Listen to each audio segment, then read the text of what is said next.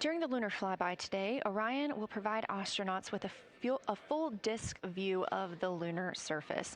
They'll have a higher vantage point, much farther than Apollo's lunar orbits on average. And these astronauts can observe both holes and large-scale geologic features in a single view. And due to our April 1st launch date and current illumination conditions, the Artemis II astronauts have become the first humans to directly observe certain far-side regions of the moon with unaided eyes.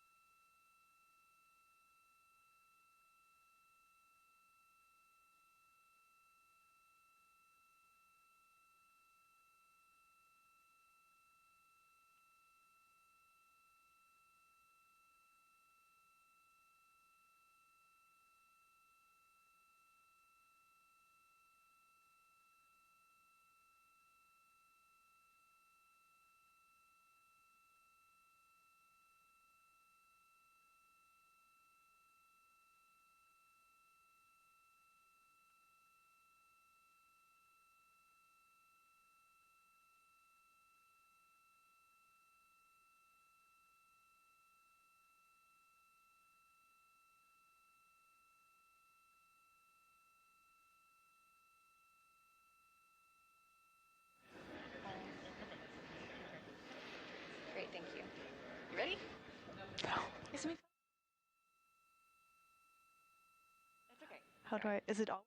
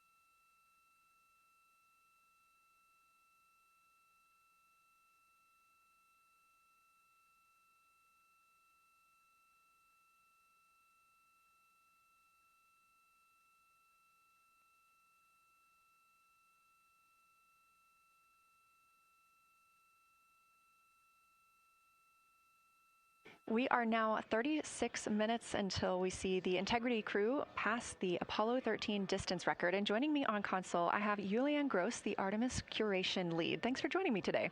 Thanks for having me. I'm very excited to be here. We're very excited to have you. So can you tell me about your role as Artemis Curation lead and what that entails? Yeah, so for the overall Artemis campaign, I'm the Artemis lunar sample curation lead. That means I'm helping NASA to return the next set of lunar samples from the lunar surface. And for Artemis II specifically, I'm one of the science theme leads, and specifically I'm responsible, or the voice, for impacts, poles, and landing sites. Fascinating. So what helped us select the targets that the crew is going to be photographing today? So we had a plan coming in where we basically made a list of all the available targets during the April launch window, because before you launch, we wouldn't exactly be sure which targets would be visible. And so once we launched, we then were able to cut down on that list and prioritize our targets. And the 5 theme leads came together and really discussed and talked through which the long lens configured for lunar flyby. Which targets we could then see and prioritize. And so that made it into our plan. We worked then with timeline to make sure that all the targets are visible. Some targets are time dependent, like Earthset or Earthrise, and some targets will rotate out of view when integrity starts going around the moon. And so we put these in early so that the crew has a chance to describe those to us. Fascinating. I cannot wait to hear what they have to say. So we just heard them say that their long lens is configured. That's very exciting. And for us, when we look at the moon from Earth, what features are we seeing that the crew will also fly by today? Yeah, so I really hope that people on Earth who are in nighttime will look up into the moon tonight. The features that the crew will see that we can also currently see is Aristarchus Plateau. Grimaldi is another feature. They're going to be sort of on our limb. And then Oceanus Procellarum, that really dark, large area on the near side that we can see. The crew is going to see that in the beginning. The more they fly around, the less of that they will see. So those are targets we will hear them describe early on in the flyby. Fascinating. Well, and the crew has been training for years for this day. And so we're going to hear them make a lot of calls about what they are seeing on the moon. And they're going to use a lot of interesting terms that I myself need some brushing up on. So could you walk us through a few of the things that we'll hear them use to describe the moon, like albedo, exosphere, ejecta, just some of those major terms we expect to hear from the crew? Yeah, of course. Albedo is basically a term of a reflectiveness of the surface. And so high albedo usually for the moon means bright areas, and low albedo means like darker areas. And so when you look into the night sky, you can see the high albedo areas are the white parts and the low albedo ones are the darker areas. Ejecta is when you have an impact and it ejects or throws out material that then ends up on the surface, and you can see that as sort of rays or ray systems. So you might hear them describe, I can see Ohm, for example, with its rays. It has an asymmetric rays coming out, and so we are excited to hear them describe that. You might hopefully hear stuff about color or color hues, and so if they can see any changes in those color hues from like white to gray to maybe brownish, we're excited to hear about that. Exosphere is the almost no existing atmosphere of the moon. It's barely there. But there is dust on the lunar surface that can get lofted up through electrostatic forces. And when the sun goes behind the moon, it can scatter forward on those dust particles and sort of like create a little glow on the horizon. And so we're really excited to see if the crew can actually see that. This is so exciting. Thank you so much for walking through all of that with us. Julian Gross, Artemis Curation Lead, we really appreciate you joining us here today, and good luck to your team. Thank you. I'm really excited to be here. We are now MET 4 days, 18 hours, and 49 minutes into the flight of Orion. This view of the moon from the Orion spacecraft as we get closer and closer.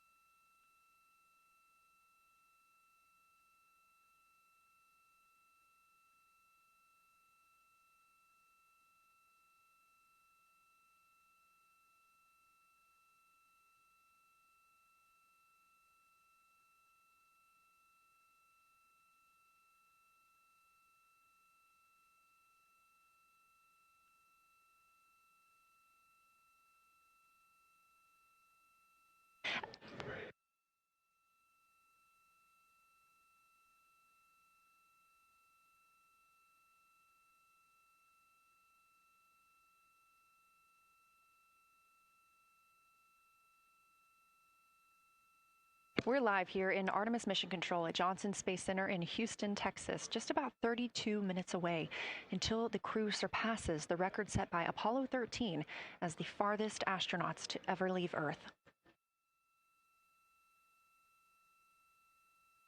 This view coming from a camera mounted on the tip of one of Orion's 4 solar arrays. Each array has a camera on its tip, and so we anticipate getting views throughout the lunar flyby. Of course, except during the point of loss of signal when the spacecraft flies behind the moon.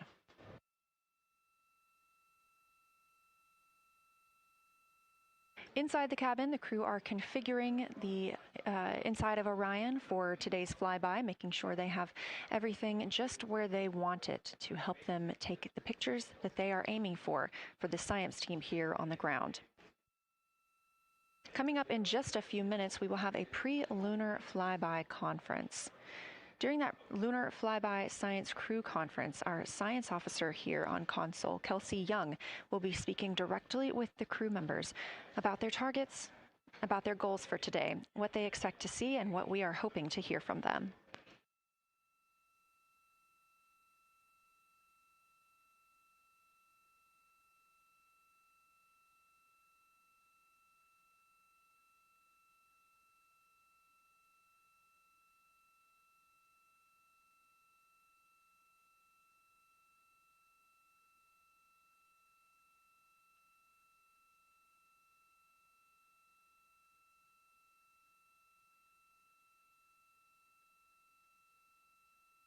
We have a lot of milestones coming up today, so make sure you don't miss them. The first coming up again at 1:56 p.m. Eastern Time, the crew will pass the distance from Earth record set by Apollo 13 in 1970.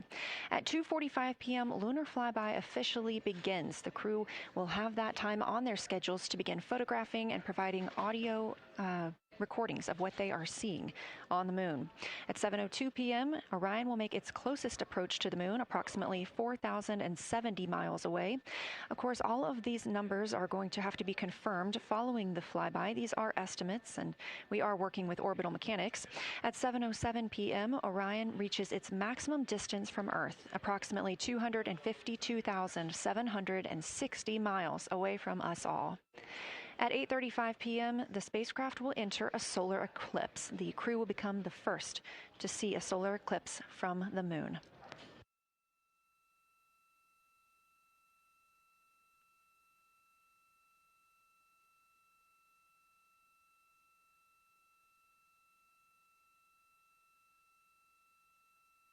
Ahead of the official beginning of flyby today, Kelsey Young, Artemis Science Flight Operations Lead, will be conducting a pre-lunar flyby crew conference. She will give information on camera setup, remind the crew of their intended targets, answer questions from the astronauts, and more. Young will help the crew set their targeting timeline, which counts down the time they have to image each target and what they'll be capturing next. She'll also remind them that the ground team will be calling for science sit reps, also known as situation reports. Those are essentially call-downs to report what they've been observing. They'll continue to do this even through their LOS, their loss of signal, as those communications will come down later on after they reconnect with us on Earth.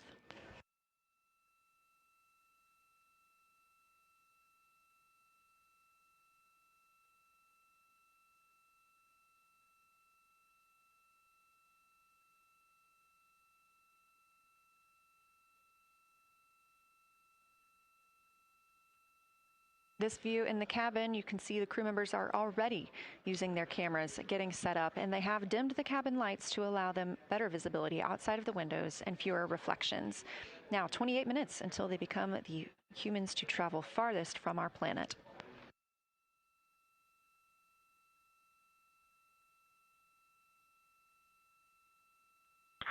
Houston Integrity, we are ready for the conference on your call.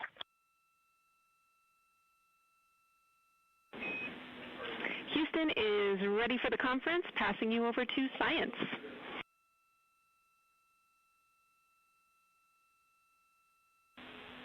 Good morning, crew. This is Science. We couldn't be more excited for a full day of lunar and planetary observations today, the first one in over 54 years. How do you hear me?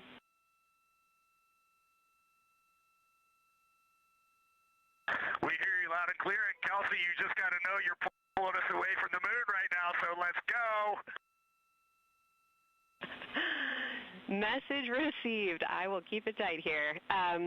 I did just want to start with a thank you on behalf of the Lunar Science team and the entire lunar and planetary science community, of which you are absolutely a part, for what you've already done in this mission and what you're going to do today to inspire the next generation of scientists. I have to say Moonjoy is the new term that's already become our team's new motto, so thanks for that. In this conference, we'll cover hardware and config reminders, and then I'll just briefly, as you said, cover today's science plan. I'm assuming you already have your LTPs up. Confirm that, and I'll jump quickly into the cabin config reminders.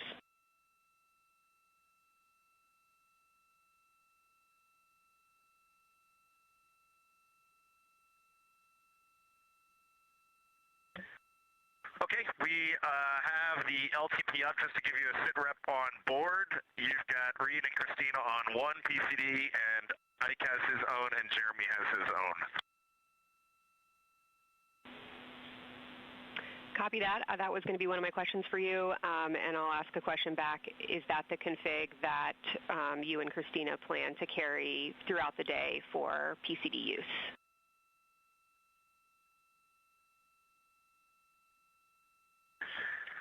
Negative, Kelsey. Our plan for PCD use is we have run the power cables to Windows 2 and 3, and we are going to leave one PCD, the yellow PCD will be in window 2, and the green PCD will be in window 3, and we will do that the whole day, and then the red PCD will be a rover. Understood. Super helpful. Recommend when you guys switch in and out of PCDs to add your initials to your OneNote annotations, just so we can keep track of whose is who. And then given that you have 3 PCDs instead of 4, for the data transfer at the end of the day, recommend making a new subdirectory entitled For Science for your own photos, or with your initials, that we can keep track of which pictures came from which flashcards.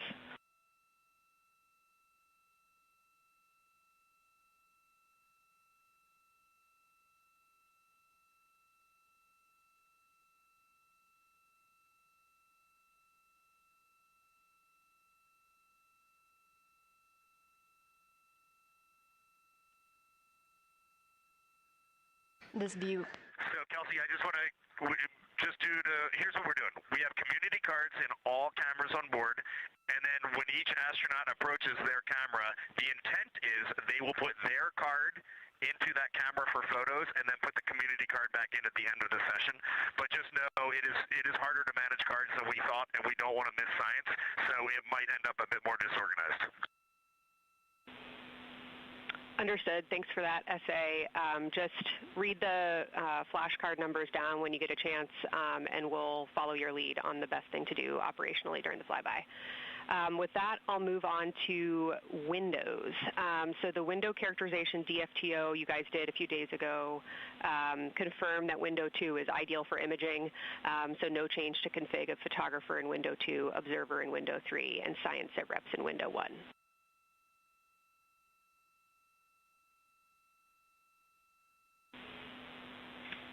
Coming up on the handover. Be back. Hang on, Kelsey. The way we have it configured, tell us if this is going to be wrong.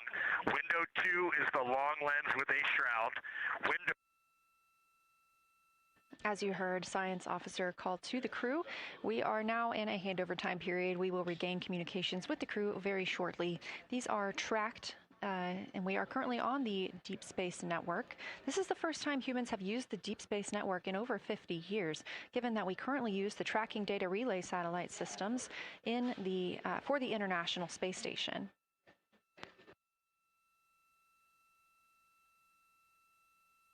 This view from Artemis Mission Control on the right is Kelsey Young. That's who you hear speaking with the crew. Young is the Artemis Science Flight Operations Lead, and we also look forward to speaking with her here today.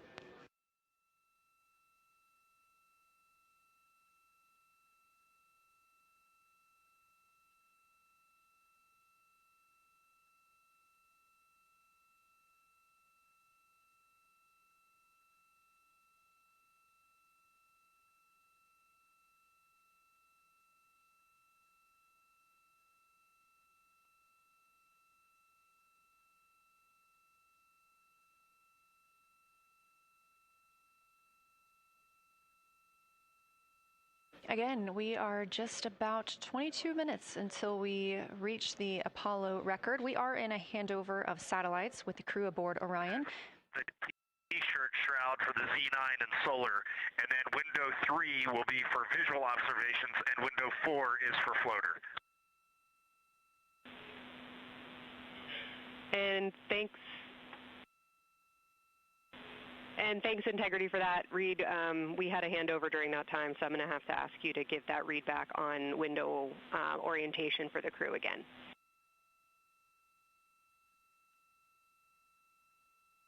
Okay, we are happy to change it, but the way we have it configured right now is window 1 has a T-shirt shroud for the Z9 for solar. Window 2 has the shroud for the long lens for both lunar and solar. Window 3 is for visual observations. Window 4 is for floater. And then the docking hatch window has had a great view, so we've done a lot of mapping through that as well. All right, copy all, Reed. A note just on the window 1 T-shirt shroud that you can remove that for the lunar observation block if you want to, if you want that extra view for another floater, but defer to you guys on that. You are go to use the full 400 millimeter zoom on the long lens, but where possible, try to keep the end of the lens flush with the window to prevent imaging through the multiple window panes at an angle. And if you have to take an image at an angle, recommend you limit the max focal length to 200 millimeters or simply acquire the images at multiple focal lengths.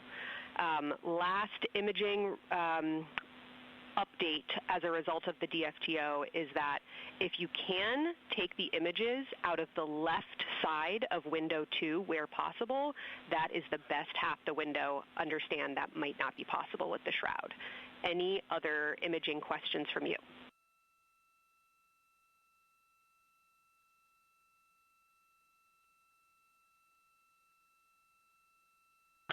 Okay, copy that. Okay, last couple reminders. Don't forget the ability to take the wave files to tag imagery that you are wanting to follow up on using the FN3 button on your camera. And then a couple quick notes on your LTP. We have refined your precise flyby timing since generating the LTP. Optimus has the correct timing for the LOS and AOS, but the LTP identifiers for LOS and AOS are roughly 2 minutes later than they will be in reality. Final LTP timing update is that the green line on your LTP should start automatically 45 minutes before the flyby. If it doesn't appear, let me know and I'll have troubleshooting steps for you.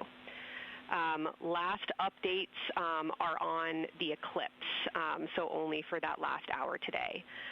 Of course, remember if the sun is in view to use your eclipse glasses. And reminder that we will have a few activities for you prior to the eclipse to reconfigure all 3 cameras for corona and deep sky observations. These activities, some of which will occur during the forward link LOS, so we wanted to flag it for you now. Any questions before I cover the last 2 reminders?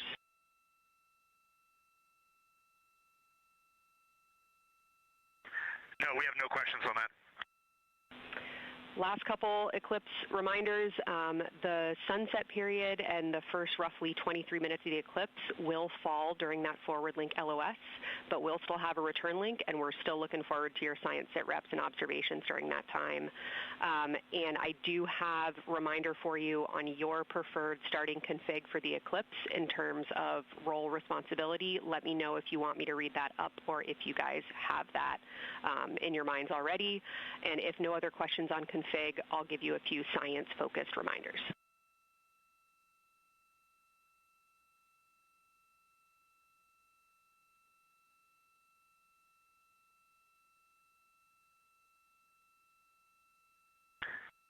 Give us a quick high level, but we see it in Optimus, and I think we got it squared away. But give us your quick Kelsey high level. Okay. A couple changes from the first LTP you studied is that Glushko is the only feature that the same pair will view twice. That's Reed and Jeremy. That's why that's the only target you see that is marked as 1 of 1 and one of two and two of two. So Ohm and Oriental are in there twice, but they're by different pairs, which is why you don't see them marked accordingly. A note from feedback on your observations so far over the last couple days, a reminder that if you note structure and texture as well as color and albedo, please note any correlation between the two, and also a reminder that negative observations are still valuable science. So a lack of color or a lack of structure associated with color is also valuable. A reminder also that your observations so far indicate it will likely take some time for your eyes to adjust. We especially heard that around your terminator observations and your color observations. So reminder to know that your eye adaptation is going to kind of come in throughout your shift, and let us know when you start to see that nuance. Last reminder is around Earthset and Earthrise. When you're viewing us back here at home, you'll be looking directly at Asia, Africa, and Oceania. So I'm sure people watching from those places here on Earth will want to give you all a wave as you take their picture. Any other questions for me?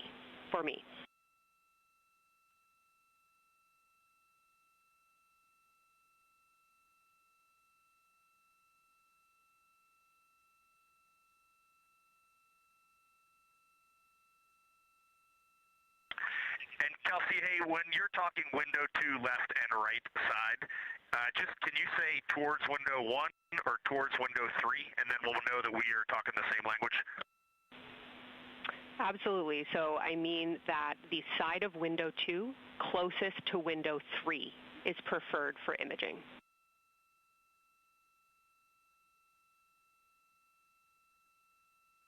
Okay, the side of window 2 closest to window 3 is preferred for recording. Stand by, we'll talk to the crew.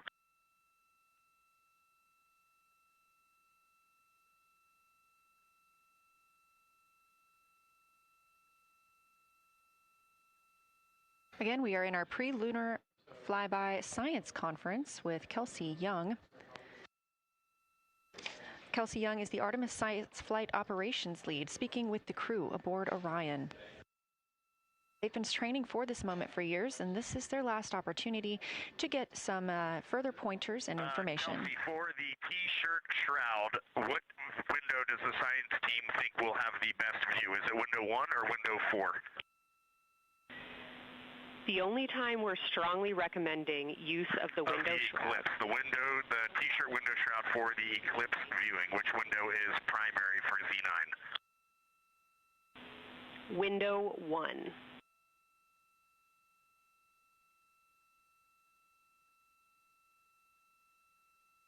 Okay, awesome. So we have got that all set up. And just to be 100% sure, window 1 is the most port window by the food warmer. Window 2 is right in front of seat 1. Window 3 is right in front of seat 2. And window 4 is on the starboard side by the side hatch. Do you agree with all that? We agree on the ground. Good readback.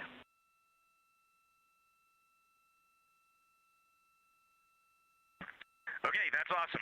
Kelsey, we're going to close with happy words. It's just incredible. I wish you were up here to see all the smiling faces, to hear all these terminologies being thrown around, and we are just fired up to get started on this day. Let me pass the mic around if anybody has anything to add.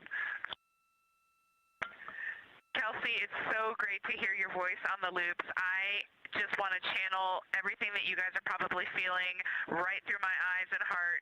It is awesome to see the side of the moon. You guys made us excited for this day, and we couldn't appreciate it anymore.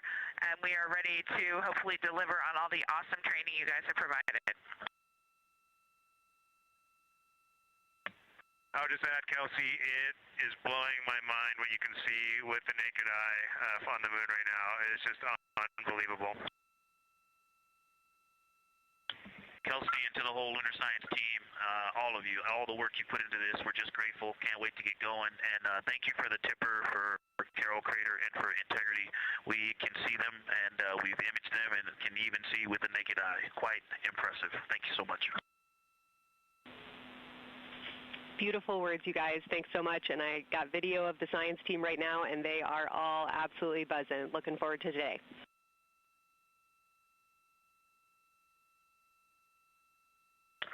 Okay, we're heading into the timeline. Cheers, guys.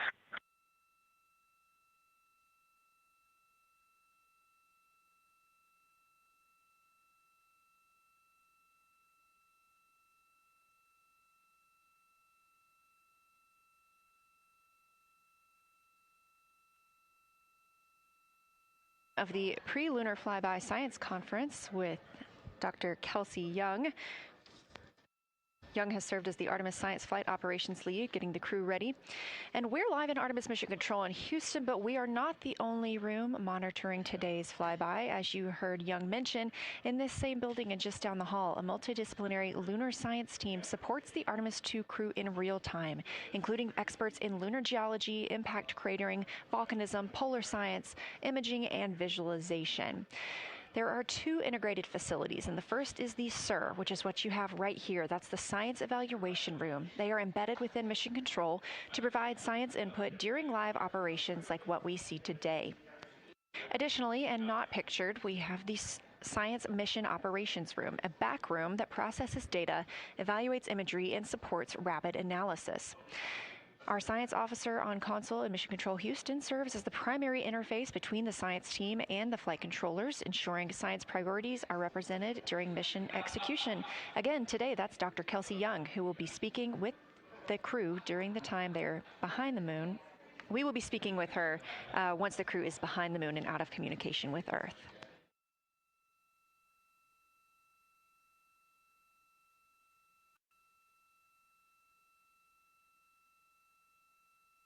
Back inside the Orion spacecraft on your left, closest to the camera, NASA astronaut Christina Cook. To her left, NASA astronaut Reid Wiseman. To his left, Canadian Space Agency astronaut Jeremy Hansen. And all the way in the back, NASA astronaut Victor Glover, our Artemis II crew.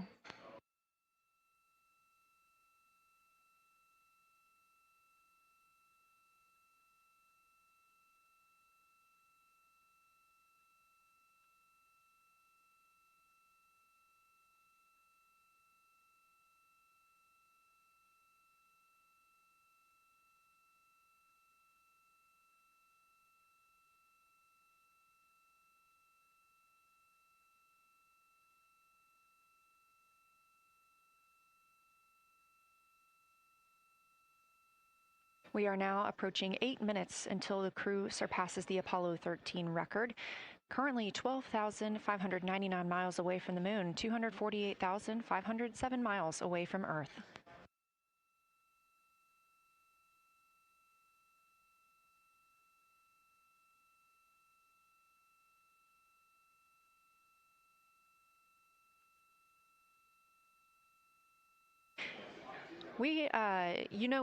You may also hear the Orion spacecraft referred to today as Integrity.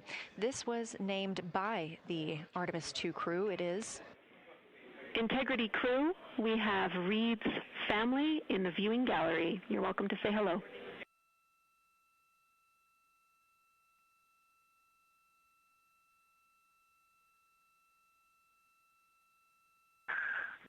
Well, whether you're being serious or you're kidding around, that is awesome to hear. Thanks, Jenny. And hello to Ellie and Katie. I don't know who else is there, but it's great to know that you're in mission control right now, following along. We are having a blast up here, and the view of the moon is absolutely amazing.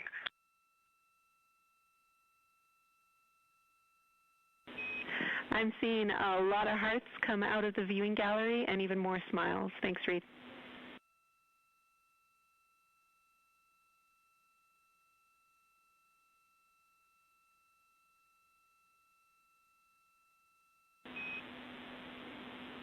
Copy heart, copy bracelet.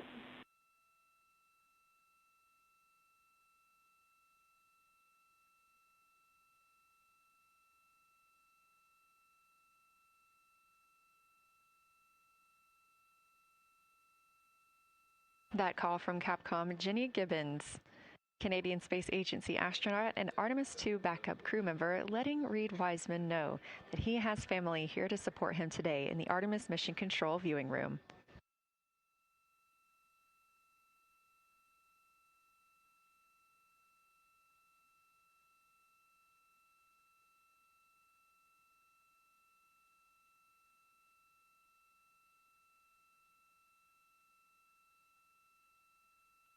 As I was mentioning, we have the Orion spacecraft flying today. However, the Artemis crew members named their Orion spacecraft Integrity, so you will hear calls to this entire crew with the name Integrity. They say that the name Integrity embodies the foundation of trust, respect, candor, and humility across the crew and the many engineers, technicians, scientists, planners, and dreamers required for mission success.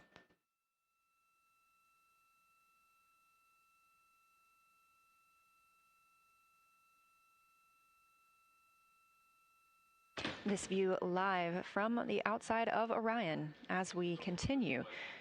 Preparing for our lunar flyby, now less than 5 minutes from surpassing the record set by Apollo 13 astronauts for the farthest humans to travel from Earth. This will not be the farthest that Integrity travels today. They will continue until they reach approximately a distance of 252,760 miles. That would be about 4,105 miles farther than Apollo 13. However, these numbers are our targets, and we will get confirmation on those numbers as soon as we possibly can and share them with you all.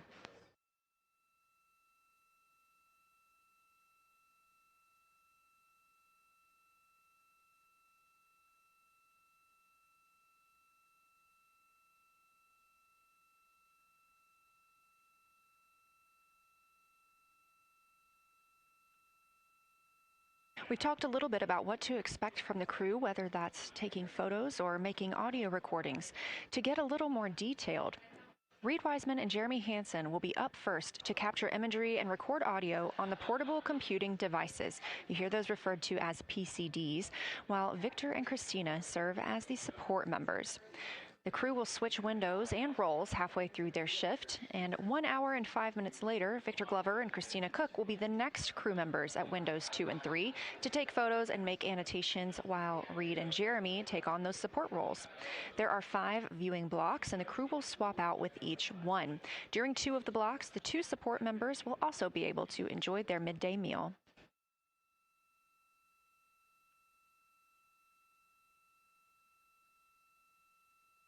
At least 3 times per block is a science sit rep. Again, situational report. This is partially an operational status, reporting back if they missed any targets or gotten any specific ones, if they have issues with their camera or any other operational items.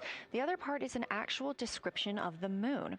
This task is done by one of the support team astronauts, so that's not the crew currently taking photos or making annotations, but they do have windows 1 and 4 that they can float up and provide that information from.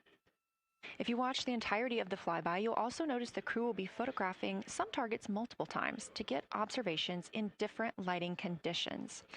This is due to Orion changing their location throughout the flyby.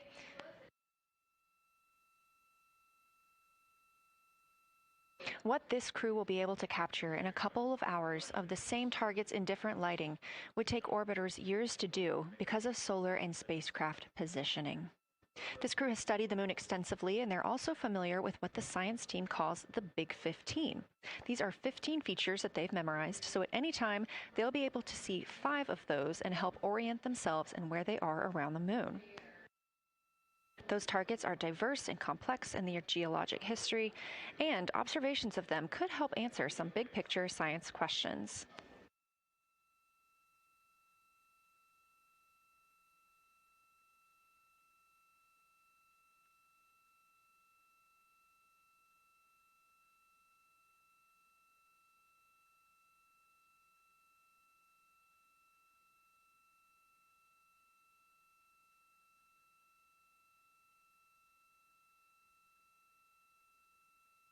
If you've been following the mission, you can see that the configuration of the cabin is a little bit different than what it looked like on launch day. After ascent, the crew were allowed to reconfigure their spacecraft, and you can see that they've taken down seats. They have also taken away footrests. This gives them more opportunity to move about the spacecraft.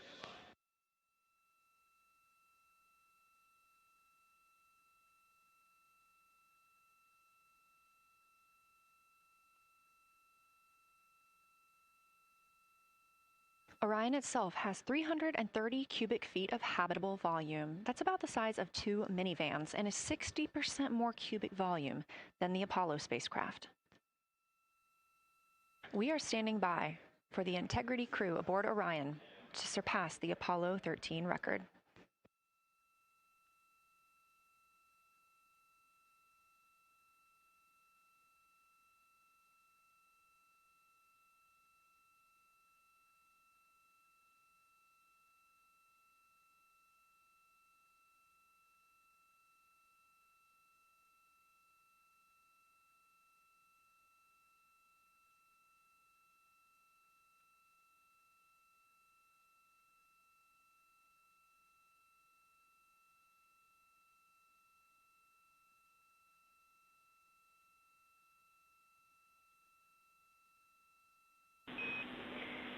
Integrity crew, on April 15, 1970, during the Apollo 13 mission, 3 explorers set the record for the farthest distance humans have ever traveled from our home planet. At that time, over 55 years ago, Lovell, Swigert, and Hayes flew 248,655 statute miles away from Earth. Today, for all humanity, you're pushing beyond that frontier. Integrity, over to you. Yeah,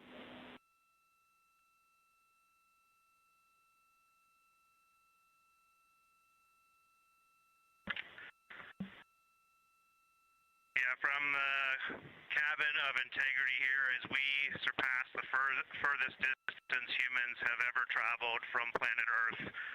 We do so in honoring the extraordinary efforts and feats of our predecessors in human space exploration.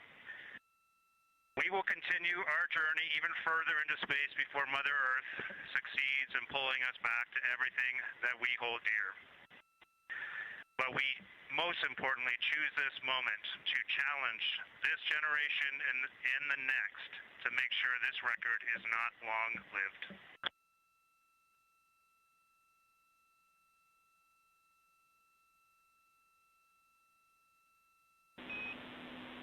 Thank you, Integrity, and congratulations to you and the rest of the Artemis II team.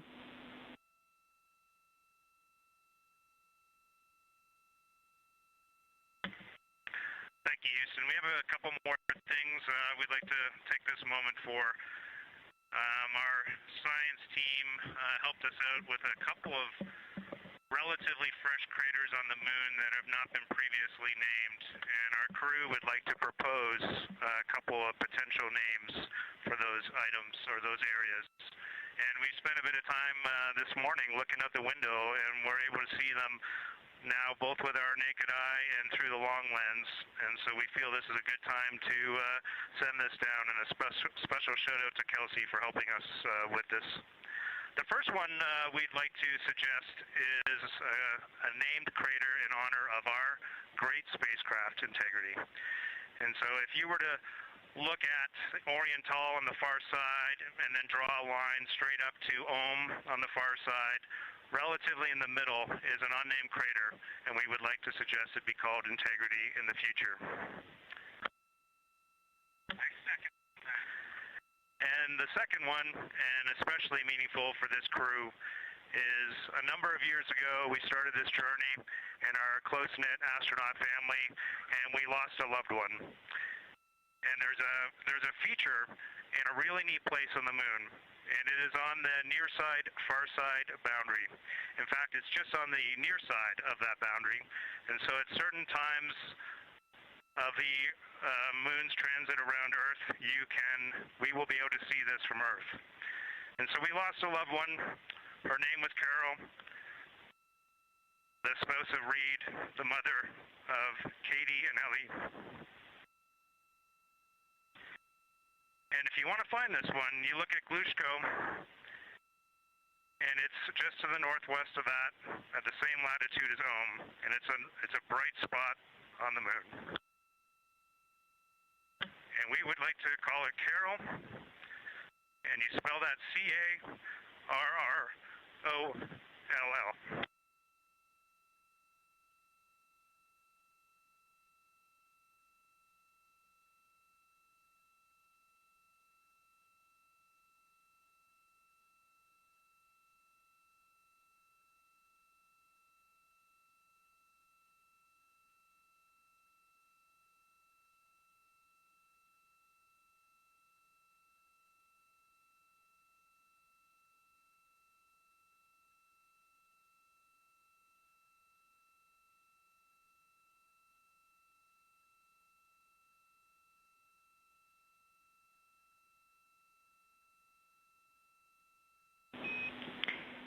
Integrity and Carroll Crater. Loud and clear. Thank you.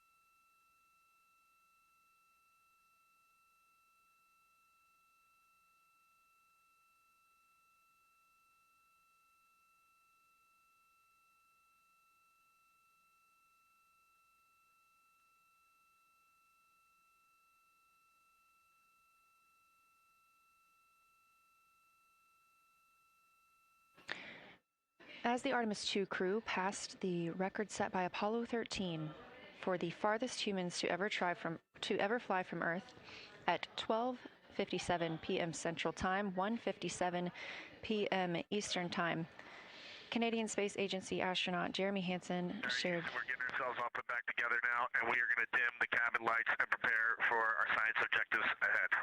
Thank you. Sounds good. We're doing the same down here, and you are maneuvering to your observation attitude.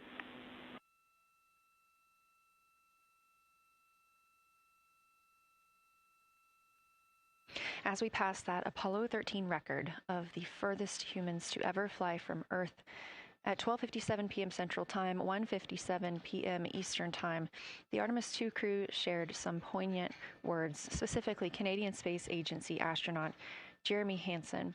The crew also called down 2 craters not yet named that they would like to name. One, Integrity, in honor of their spacecraft, which they have named.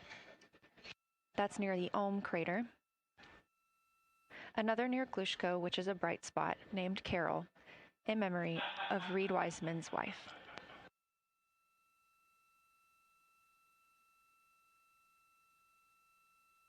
There was a moment of silence here in Mission Control Houston. And now the team and the Artemis II crew are ready to begin their lunar flyby.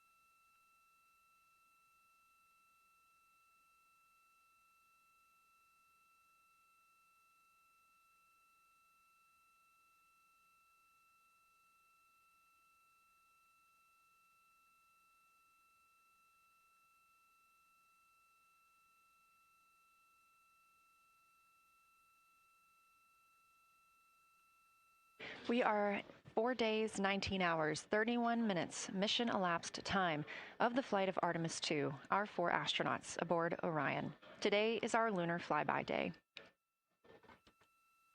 The spacecraft is currently about 12,000 miles away from the moon, and you can keep up with the distance from Orion to the moon and Earth by visiting nasa.gov/track Artemis. Or you can just stay with us here because we're going to be telling you throughout the day. They are currently 248,834 miles away from planet Earth.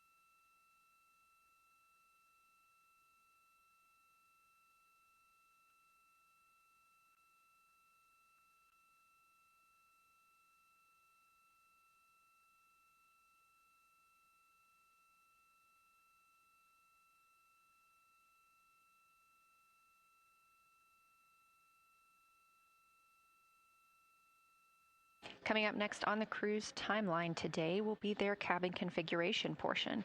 You heard some calls down to Science Officer Dr. Kelsey Young earlier about how they have configured the cabin so far. This is just a little bit more of timelined activity for them if they need to further do so. On flight day 3, the crew had time on their schedule allotted for configuring the spacecraft cabin for how they intended to arrange it today. Of course, they had to take down that configuration for another test yesterday of their Orion crew survival system suits. But configuring it on flight day 3 allows them the opportunity to get a chance to see what works for them now that they are in the microgravity environment.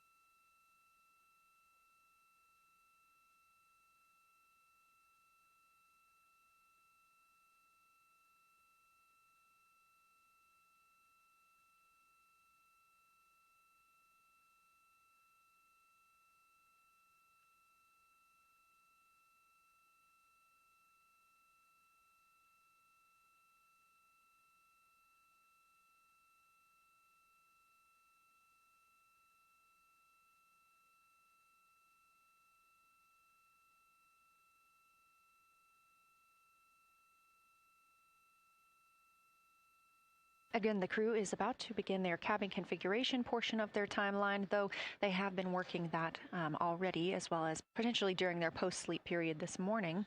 The official lunar flyby observations are slated to begin in just about 40 minutes. That's when we'll have the crew at the windows photographing the moon, as well as making calls down about what they are seeing.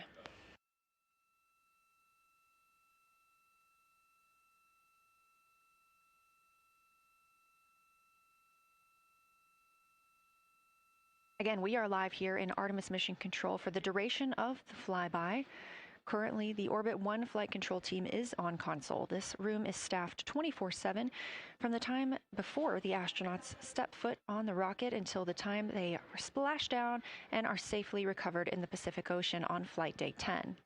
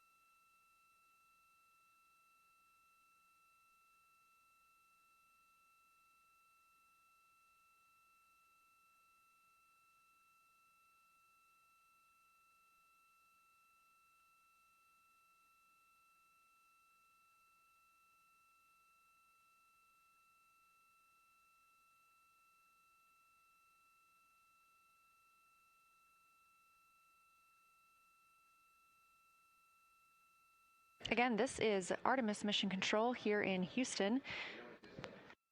We are now 11,777 miles away from the moon. We did pass the Apollo 13 record of farthest humans away from Earth at 12:57 p.m. Central Time, 1:57 p.m. Eastern Time. That distance, 248,655 statute miles from the Earth, continuing to be exceeded by the crew.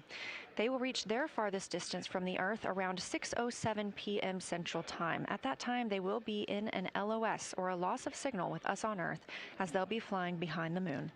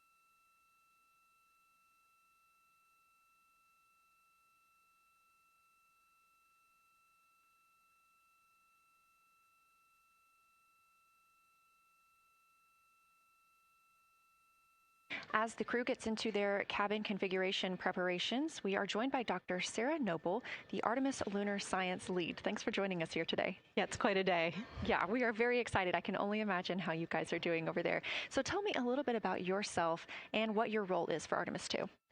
Sure. So I'm the Artemis Lunar Science Lead, so over the entire campaign, and my job is basically to make sure that as we have this big adventure back to the moon, we actually learn new things about the moon. Fascinating. So why is the moon such an important destination today? Yeah, so the moon is a pretty amazing place. It is a great place to learn about basic fundamental processes that happen on like all the planets, like cratering and volcanology. And also it is, part of our Earth-Moon system. And, the Earth recycles its rocks pretty well, right, through plate tectonics and weathering and whatever. Most of the rocks on the Earth are geologically young. But on the moon, we have the entire record that goes back 4.5 billion years since we formed. And so if we really want to learn about what was happening in that period, like the moon is really the only place we can go. We're also thinking about going back to the moon, and we want to go to the lunar South Pole. So what makes that such an interesting destination? Yeah, the South Pole is cool, right? It's far away from the places we went during Apollo. It's different kinds of rocks there, some of the oldest rocks on the moon. It's also a place where we think there might be resources like water. There are craters that really never can see the sun because of the low sun angles there, and they get very cold. And we think that water and other things can build up in those craters, and so we're very interested to see what that might do for us. I'm very interested as well. So for some of our viewers who might be new to this, what does lunar science look like during an Artemis mission? Yeah, it's pretty exciting for us as we have really sort of built this from scratch to try to understand how we can best use the crew to support our science. And so, we've developed a system. We've got a team in place. We've got a back room here in this building called the SIR, the Science Evaluation Room. And there's a back room to that back room over in another building here at Johnson Space Center, where we've got our teams of scientists working really hard. They're actually speaking to this room through our science officer. This is now the first time we've ever had a science officer in flight control room, so we're pretty excited about that. So we have a really voice out and up to the crew. I know, it's been so exciting to hear Dr. Kelsey Young speaking directly with the crew today, now so close to the moon. And we have a live view here of the science operation, or the science evaluation room. So this is where the majority of your team is today, is that right? Yeah, that's right. This is a big chunk of our scientists. You can see them in there now working hard, trying to get ready for the day. And then again, there's a second room where we have a lot of our data folks, where the data will first come down and they'll sort of sift through the data and get it ready for this team to take. What's the mood like right now in the SIR? It is, I would say, giddy. I think we've worked very hard for this. They have done simulation after simulation. They have worked really hard over the last couple of years to get ready for this moment, and I think everybody's just really excited to see. Even already we've had some descriptions from the crew coming down, and it's so great to see their joy and our joy, our love for the moon, come through. Yes, we are in for a real treat today, if it's been anything like their observations the past couple of days. So how are the lunar science teams using this test flight to prepare for future missions to the moon? Yeah, absolutely. This is the way that we are building our foundation for the future, from everything from, how do you train a crew to be a geologist, right? And so, working through that, getting them classroom training, field training, building the science team, building these physical rooms that we are in, designing the software that the teams are using, and then, figuring out what happens to that data. They're going to take this data and it's going to come down, and how do we get it out to not only our team, but out to the world and the rest of the science community?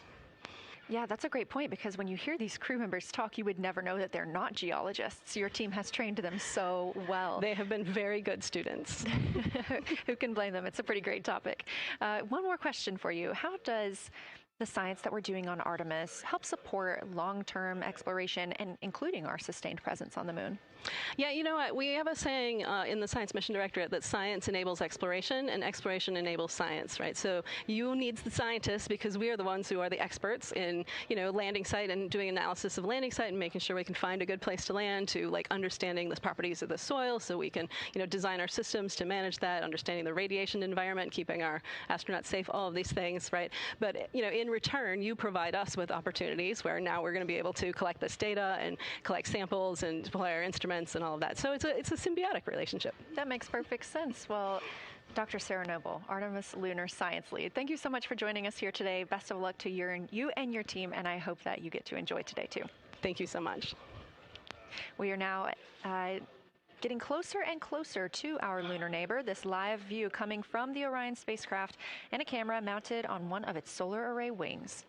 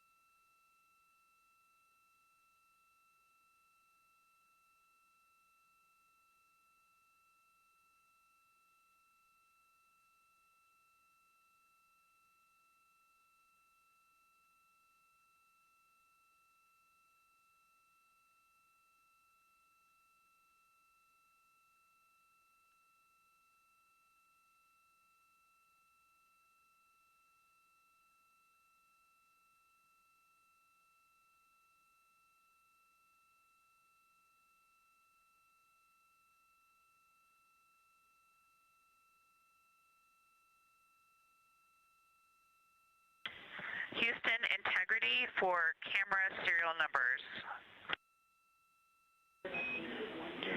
Ready to copy.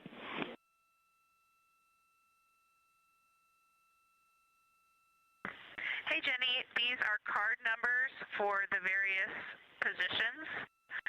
For the long lens on the D5, we will have individual cards. Victor's 1008, Jeremy 1019, Reed 1012, myself 1015.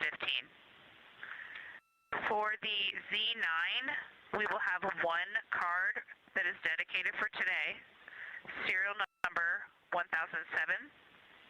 For the cabin camera D5, we will have one dedicated card for today, serial number 1022.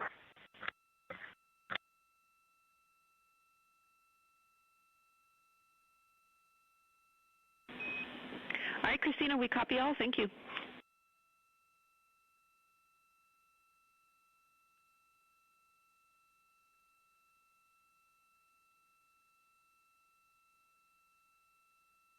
We just realized that we have Earth out window 1 and Moon out window 2, and Earth out window 4 and Moon out window 3, and it gives you the best idea of scale we have had yet. The Moon is about 3 to 4 times the size of the Earth, and it is almost full, and the Earth is just a small crescent out there. It's magnificent. I got a picture of it with the wide lens. Such a majestic view out here. Amaze, amaze, amaze. Thank you, Reed.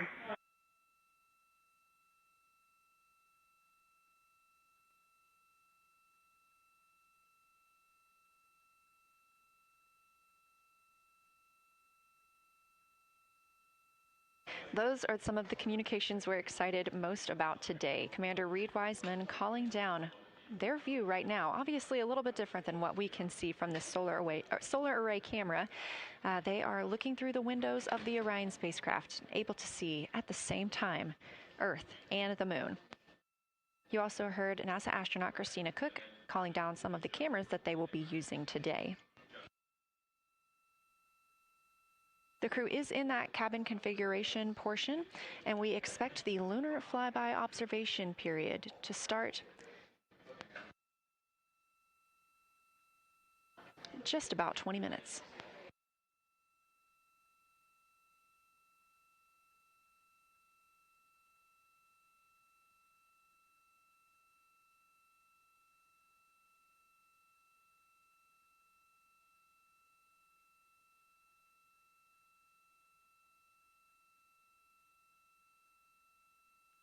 Checking in on Orion's distance and speed, they are currently traveling 1,071 miles per hour, 249,159 miles away from Earth, 11,293 miles away from the Moon, and continuing to grow closer.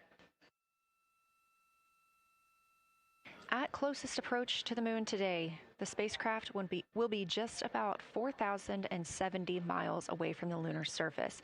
This will be during our loss of signal with the crew as they travel behind the Moon, and we will await their return to get the official number for you for how close they come to our lunar neighbor.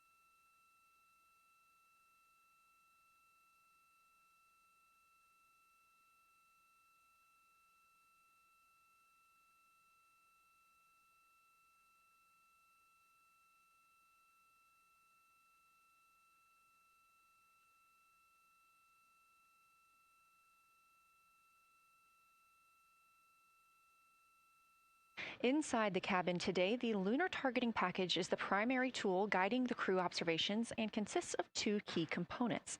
The Lunar Geography Review helped the astronauts study major lunar features in advance and help learn how to orient themselves during the flyby. Because, of course, the moon is not actually labeled like it appears here when we look at this map. The Lunar Targeting Plan provides a detailed timeline of observation targets, background science context, and specific instructions for the pictures the crew should take, as well as the verbal descriptions that will be helpful to the science team reviewing them later. This is a screenshot from their lunar targeting package, and a screenshot specifically of that lunar. Integrity for attitude. Go ahead.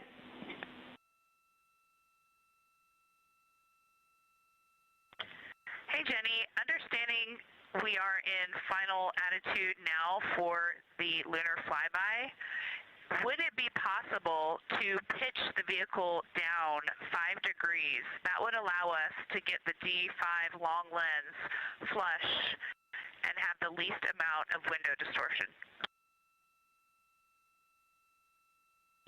We're checking. That call from Christina Cook, NASA astronaut and mission specialist on Artemis II. Copy. The Orion spacecraft is positioned in a specific attitude to allow the crew to best see the moon outside of their windows today for this imaging opportunity. That call was a request for a potential attitude shift just slightly, another 5 degrees, to give them a better view and to give them a better opportunity to use their long lens camera. They'll also be using that lunar targeting package we were discussing. I am following along with that real time, so I'll be able to share with you exactly what targets the crew is looking at and when. They also trained with a lunar science passport. It's a little reference guide used on Earth to reinforce recognition of key lunar features. It is not on the flight, but it was a significant study tool for the crew to get them ready for launch. The apparent size of the moon will change throughout the flyby, and it'll appear roughly like a basketball held at arm's length at the crew's closest approach. That reinforces the need for careful planning and practiced observation techniques.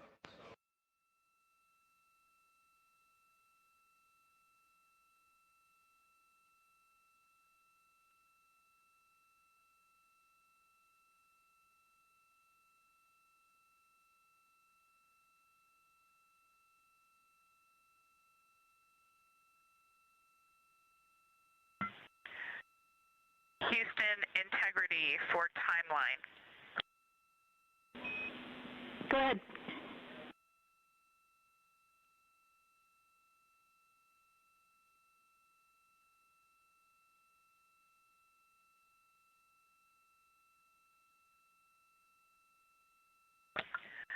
Hey, Jenny, just to make absolutely sure that we start observations when expected, we are showing in Optimus that observation time starts in about 15 minutes, and in LTP that our first target, discussion 1, starts in about 29 minutes.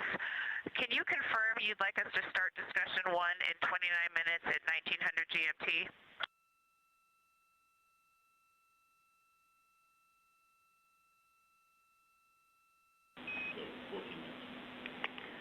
Christina, we are tracking that discussion 1 should start at 18:45. That's 15 minutes from now.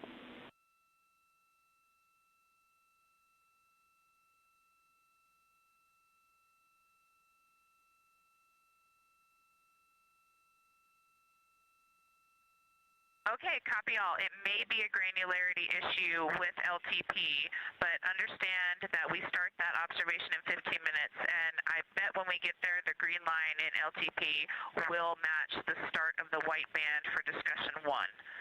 I think it's just a matter of the labeling and the granularity. Thanks for confirming.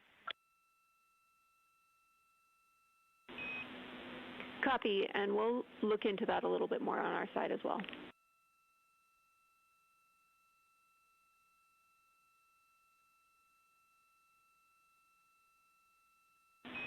Christina, can you verify for us that your green line is moving on the timeline page of your LTP?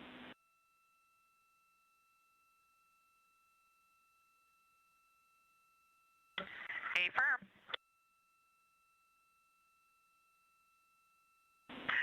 Jenny, I do think we're good. Looking closer, I see the labels are just not aligned with start or end times of the white visible bands. It fully makes sense now, so I think we are all set. We'll look forward to starting some observations in about 13 minutes. Copy. Thanks, Christina.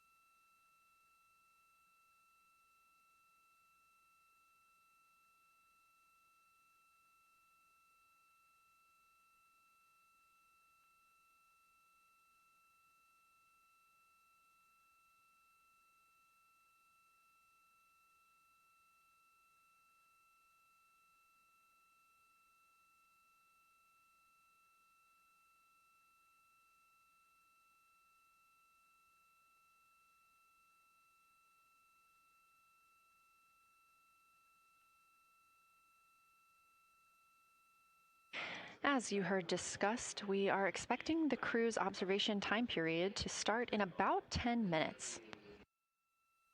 First, they'll be conducting a warm-up, warming up to their science observations of the moon.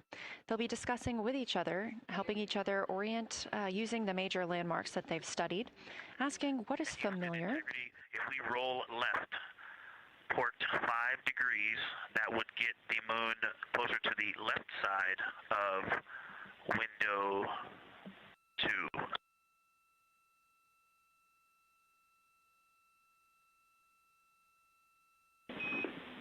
Copy, Victor. We'd like to know if it's pitch and roll or one or the other.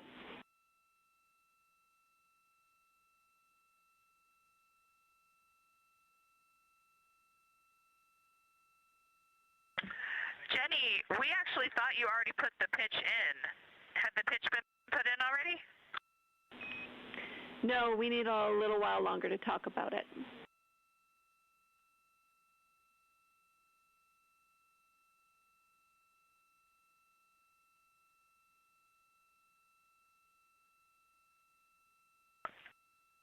So, Jenny, I guess what's happening is just as our orbit's changing, where it is in the window is changing, so maybe these fancy little adjustments aren't worth it. It's going to continue to move in the window. Or is the spacecraft going to keep the moon at the same point of the window if we adjust the attitude? I assume the previous.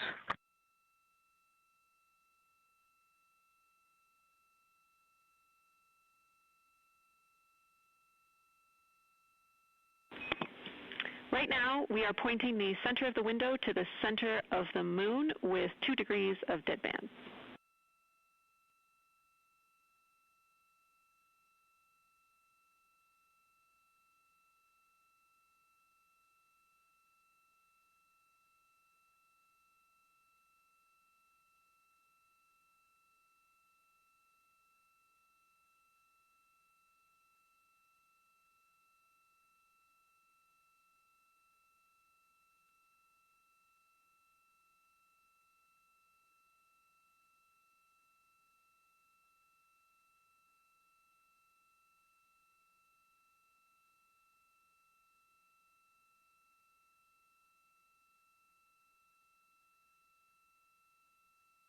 The conversation you hear happening now between the astronauts aboard Orion and Artemis Mission Control here at Johnson Space Center in Houston, Texas. They are in the center of your screen, seated at the CAPCOM, or Capsule Communicator Console.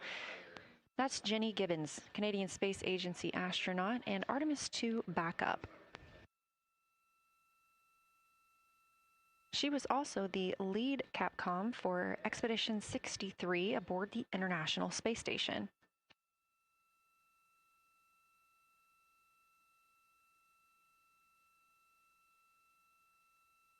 The crew is requesting some attitude changes to the spacecraft to allow them to better image the moon, our priority for today. Of course, those have to be discussed on the ground before they are put into work aboard the spacecraft, so the team is taking some time to do so. You also heard Gibbons reference that we are into dead bands. Dead bands are essentially keeping us in the lane in which we're traveling. If you're familiar with lane assist in your car, very similar in this case.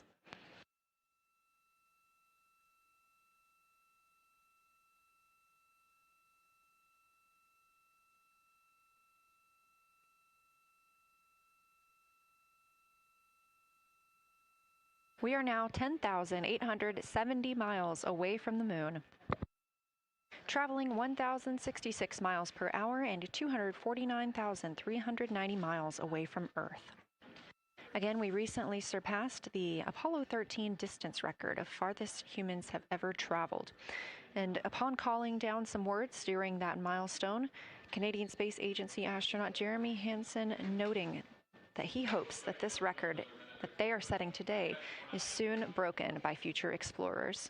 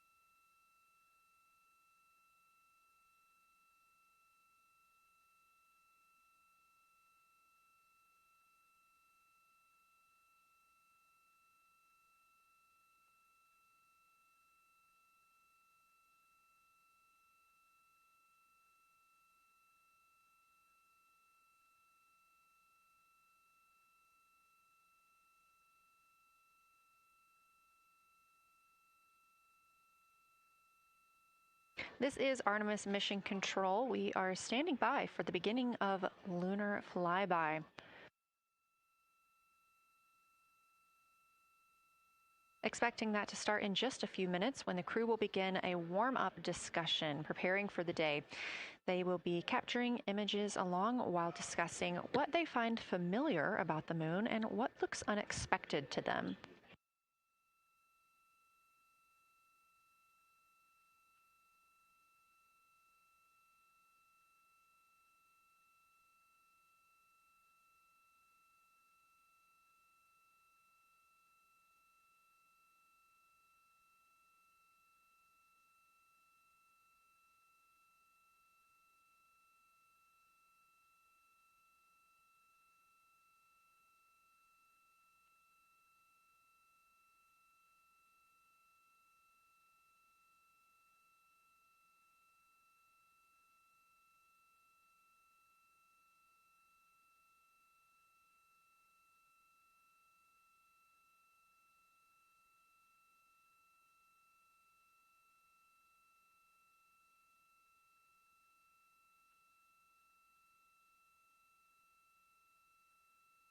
Again, just minutes away from the official start of lunar flyby, or when it is timelined for the crew. We are currently 10,726 miles away from the moon. This view on the left side of your screen coming from the camera on one of Orion's solar arrays.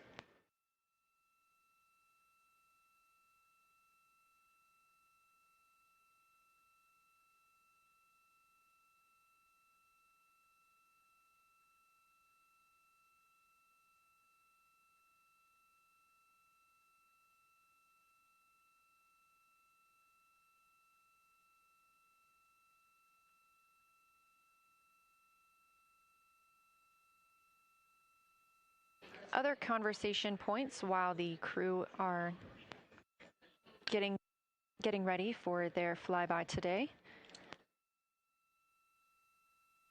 They'll be looking to orient themselves using major landmarks and annotating their observations along with their discussion. They'll have 10 minutes for that warm-up discussion.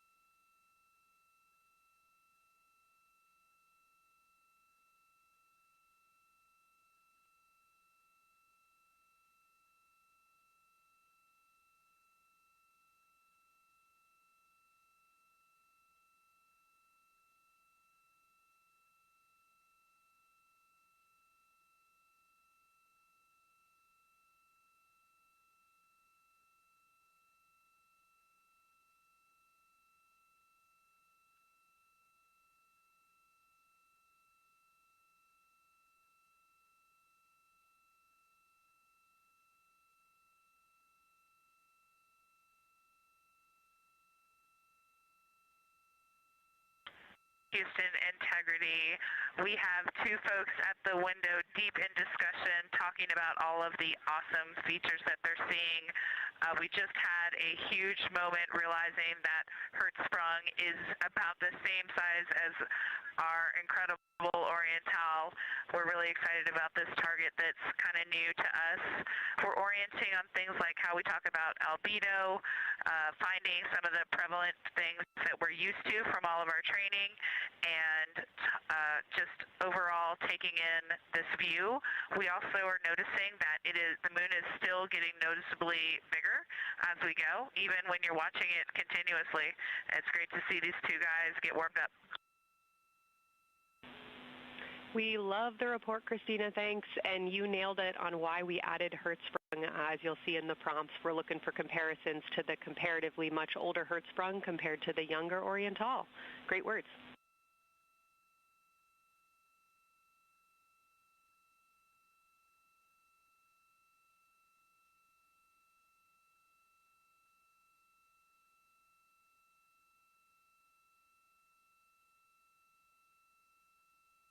This is Artemis Mission Control. That was the voice of Dr. Kelsey Young speaking with the astronauts aboard Orion as they begin their observation period and lunar flyby.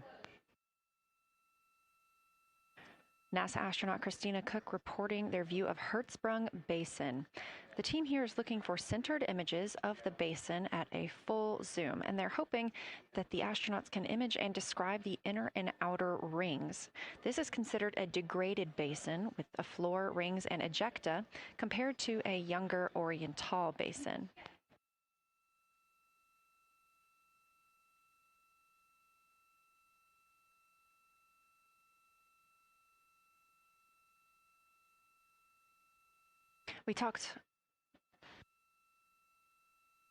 We spoke earlier with Julian Gross, the Artemis Curation lead, about some of the terms we will hear the crew use today. One of those just called out, that's albedo, looking at surface brightness, or the amount of light a surface reflects.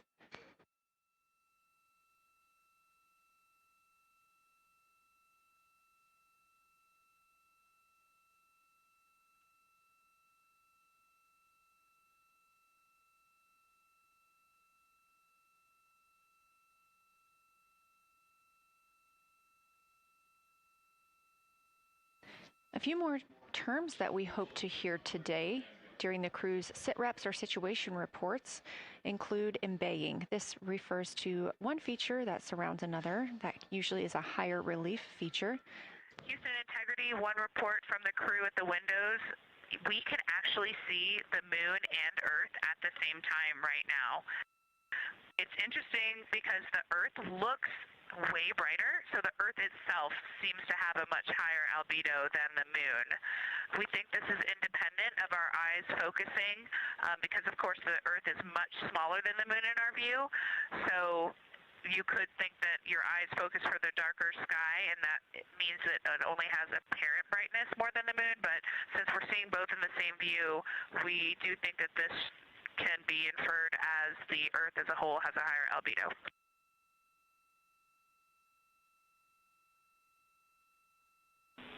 Great observation, Christina, and reminder that as you're starting to look for those subtle color and albedo variations on the moon, the relatively bright albedo Earth might make those a little bit difficult, but as your eyes continue to adjust, we expect you to start to see more nuance on the moon. Thanks.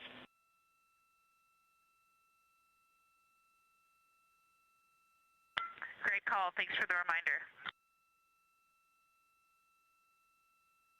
We're all going to be experts in lunar terminology by the end of the day. Another one we expect to hear is mare. These are dark regions paved or filled by volcanic deposits. You also can hear them called seas, oceans, lakes, or marshes, or other bodies of water.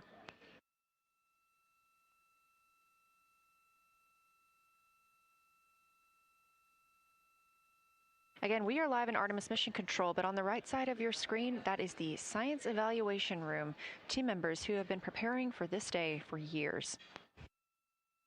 The crew has significantly darkened the cabin of Orion.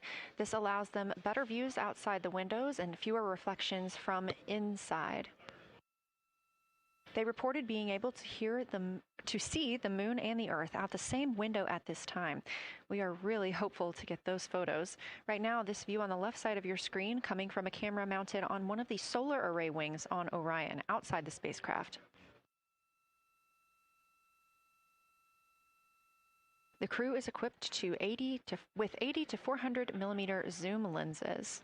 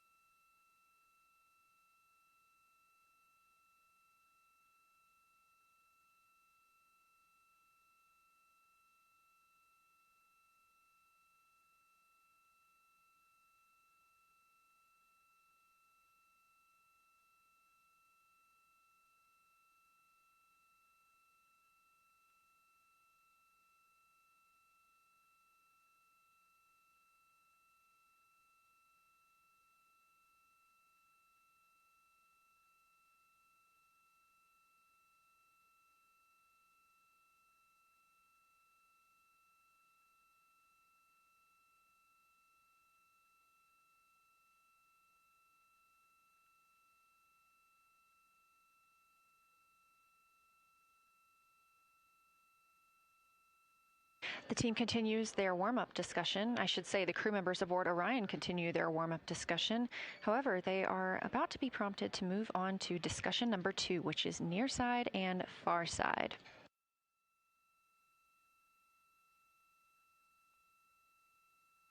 Some of the things that they are looking to capture, the ground has prompted them to photograph anything that stands out to them and to compare the near side versus the far side mare in color, albedo, topography, and texture. They also want the crew to compare the appearance of rayed craters in the near side mare versus in the far side highlands. Of course, a reminder that some of the items that the crew, or some of the landmarks the crew are seeing today, is the first time that humans have ever laid eyes on those portions of the moon.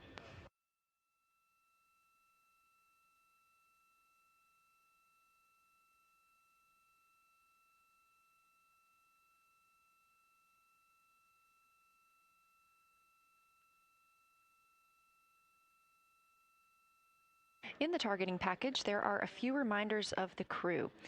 For the crew, there are time-sensitive observation reminders and science sit-rep reminders. Integrity. We have a sit-rep. The targets that are being discussed right now, it's the far side, near side comparison, and hearing some great discussion of browns and greens in the Aristarchus Plateau and how those disappear as you go toward the North Pole, and then over to the far side, you lose the color. You've got Jeremy in window 2, Reed in window 1, having a great discussion. Christina's under window, Reed is in window 3. Christina's under window 1, documenting the discussion. And we've got the lights completely off in the cabin. There are some LEDs that we cannot put out that do provide some light scatter. But we have all of the internal lights off. And are letting our eyes adjust as best we can. The window 4 view, you only get about a third of the moon. Tycho is going to go over the horizon soon, and you can see Aristarchus, and then you start to lose the view as you go to the west in Oceanus and Procellarum. So far, the team is on the plan, and the long lens is being put to good use, and recordings are being made, and internal documentation of the configuration and the observations is ongoing. Science, do you have any questions for us at this time? Integrity Science. Victor, very glad that you provided the first formal science sit-rep, as these were indeed your idea. One follow-up question, any relationship between those browns and greens you described? Do you see them blending into one another, and do you see any topography associated with either color?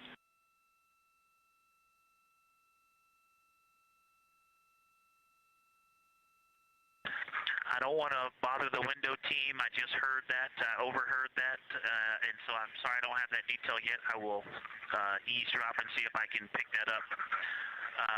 I will try to answer that at some point. I also heard a comparison of the albedo in Aristarchus, that crater, the very high albedo spot you can see on the near side. There is a feature called, I believe, Burgess Alpha, that is equally or maybe higher albedo.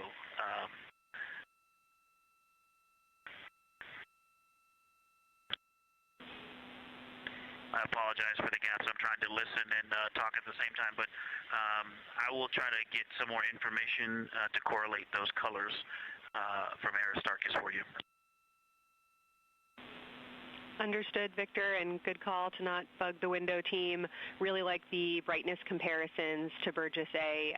Really helpful for the science team. Keep them coming. Thanks.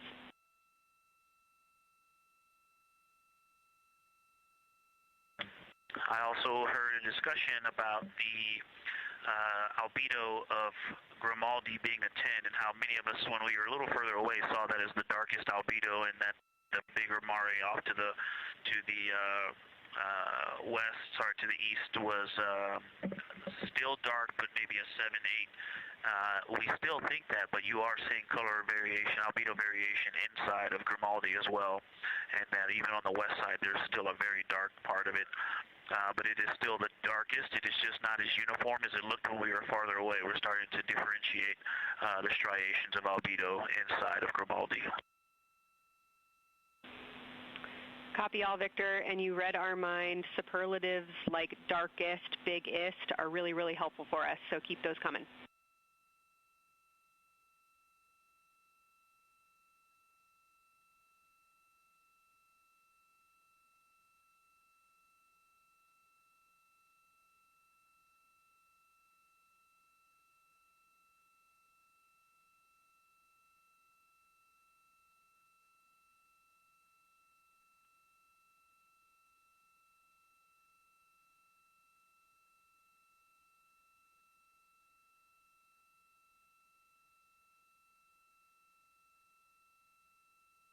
As we were just mentioning, the crew is slated to perform these science sit reps. They are prompted to do so by an icon in their lunar targeting plan. That one coming down from NASA astronaut and pilot of Artemis II, Victor Glover.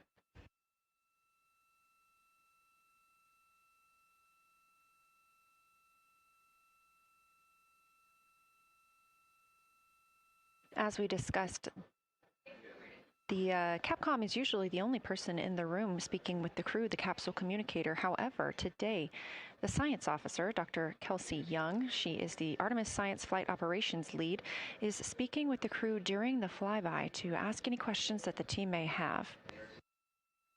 To her right is Trevor Graff. He is one of 3 science officers. Those would be Kelsey Young, Trevor Graff, and Angela Garcia, who will also join us later for an interview.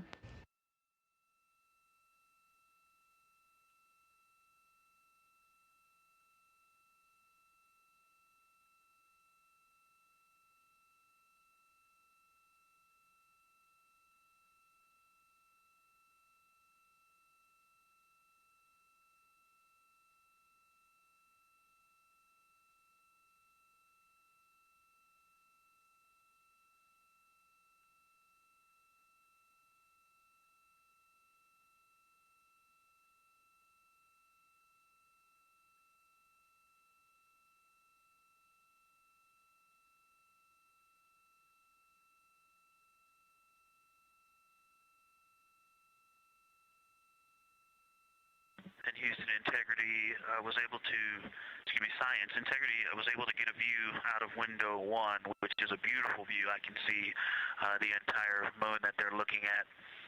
We left the T-shirt up there, so I was kind of peeking through the opening in the makeshift shroud there. And once I was able to get 2 eyes on it, what jumped out at me was Vavilov. It's just peeking out of the Terminator. It's clear of the Terminator now, but it just really jumps out because it's still got the low light, the low sun angle.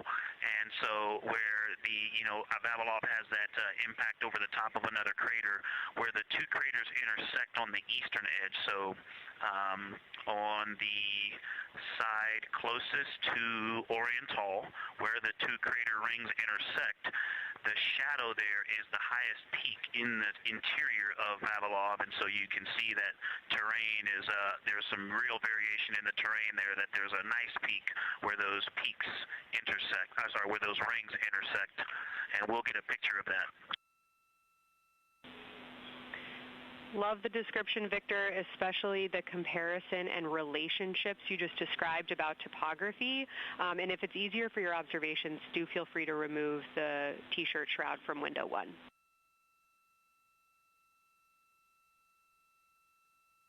Yeah, absolutely, we will do. Thank you.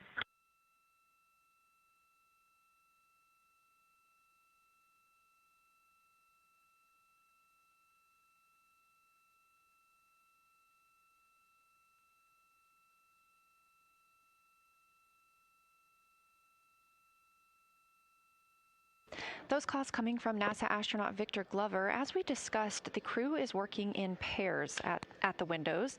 Right now, taking photos are Commander Reed Wiseman and Mission Specialist Jeremy Hansen. Serving as their support team are pilot Victor Glover and Mission Specialist Christina Cook. You're hearing those calls from Victor Glover, as he is on that support team, and he is tasked with providing the science sit reps, while the two crew photographing and making annotations of the moon are in Windows 2 and 3. Windows 1 and 4 are available for the support crew to fly up to, obviously look at the moon themselves, and provide these science situational reports. The view on your screen is part of the lunar targeting package, and it's something that the crew can reference as they are flying by, but this is an animation.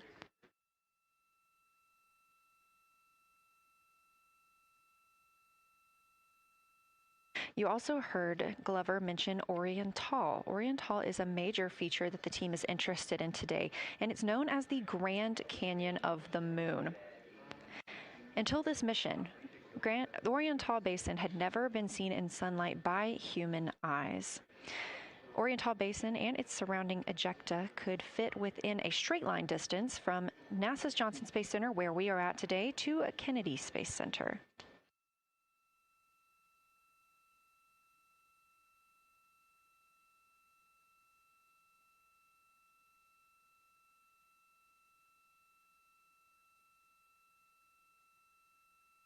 This a live view in Artemis Mission Control in Houston, Texas, where the teams are monitoring all systems, not just for today's flyby, but on the spacecraft themselves. Again, this is a test flight, our very first flight of humans on the Orion spacecraft.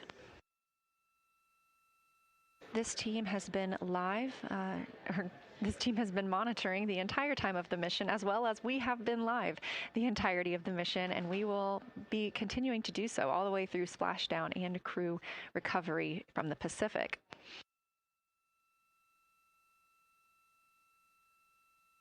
This is a visualization from ARROW, the Artemis Real-Time Orbit website that you can also access at any time by visiting nasa.gov/trackartemis, showing us that we are now under 10,000 miles from the moon, 9,948 to be specific, and continuing to count down.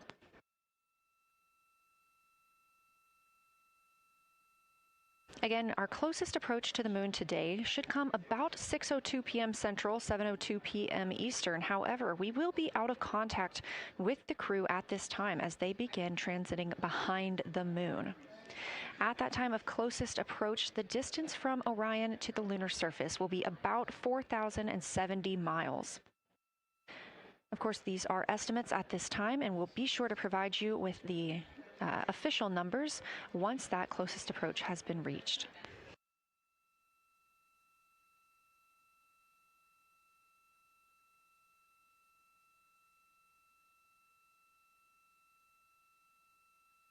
This shot live inside the Orion spacecraft, where our 4 crew members are continuing with their lunar flyby activities.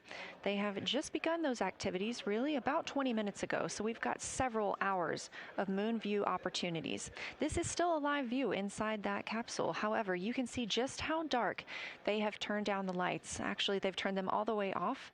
There are a few LEDs that they cannot power off, but turning down these lights gives them better views outside of the spacecraft's windows while they photograph the moon.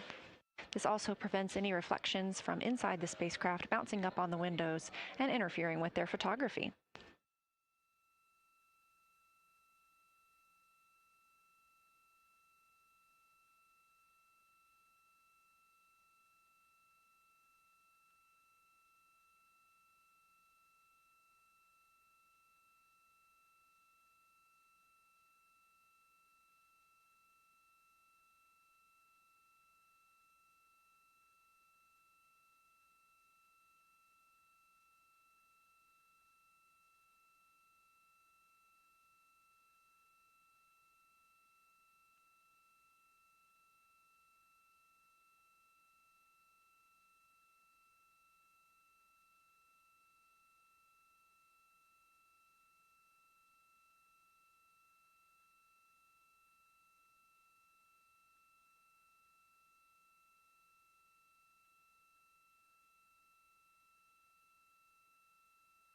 As we were previously discussing, the crew members are serving on teams, the first team being Commander Reed Wiseman and Mission Specialist Jeremy Hansen at the windows photographing what they see. We heard reports earlier that they could see both the moon and the Earth in the same view, and we are looking forward to seeing the moon and the Earth in the same view as well.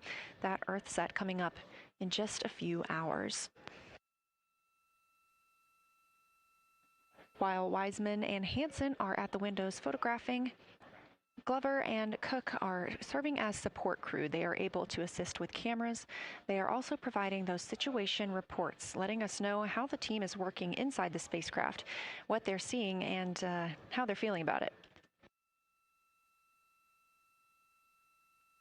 Those first blocks of teams will last about an hour, and the crew members are approaching the halfway point into their first observation block. A reminder, we have 5 of those blocks today.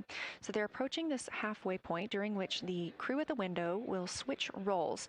One will begin taking pictures, and the other will be making annotations on their PCD, that's portable computing device. Both of those crew members at the windows are recording audio of what they see. They are putting on headsets and recording audio into their portable computing devices. Obviously, we are not hearing this right now. This is going to be sent down to the science team, and they will be able to analyze that at a later time.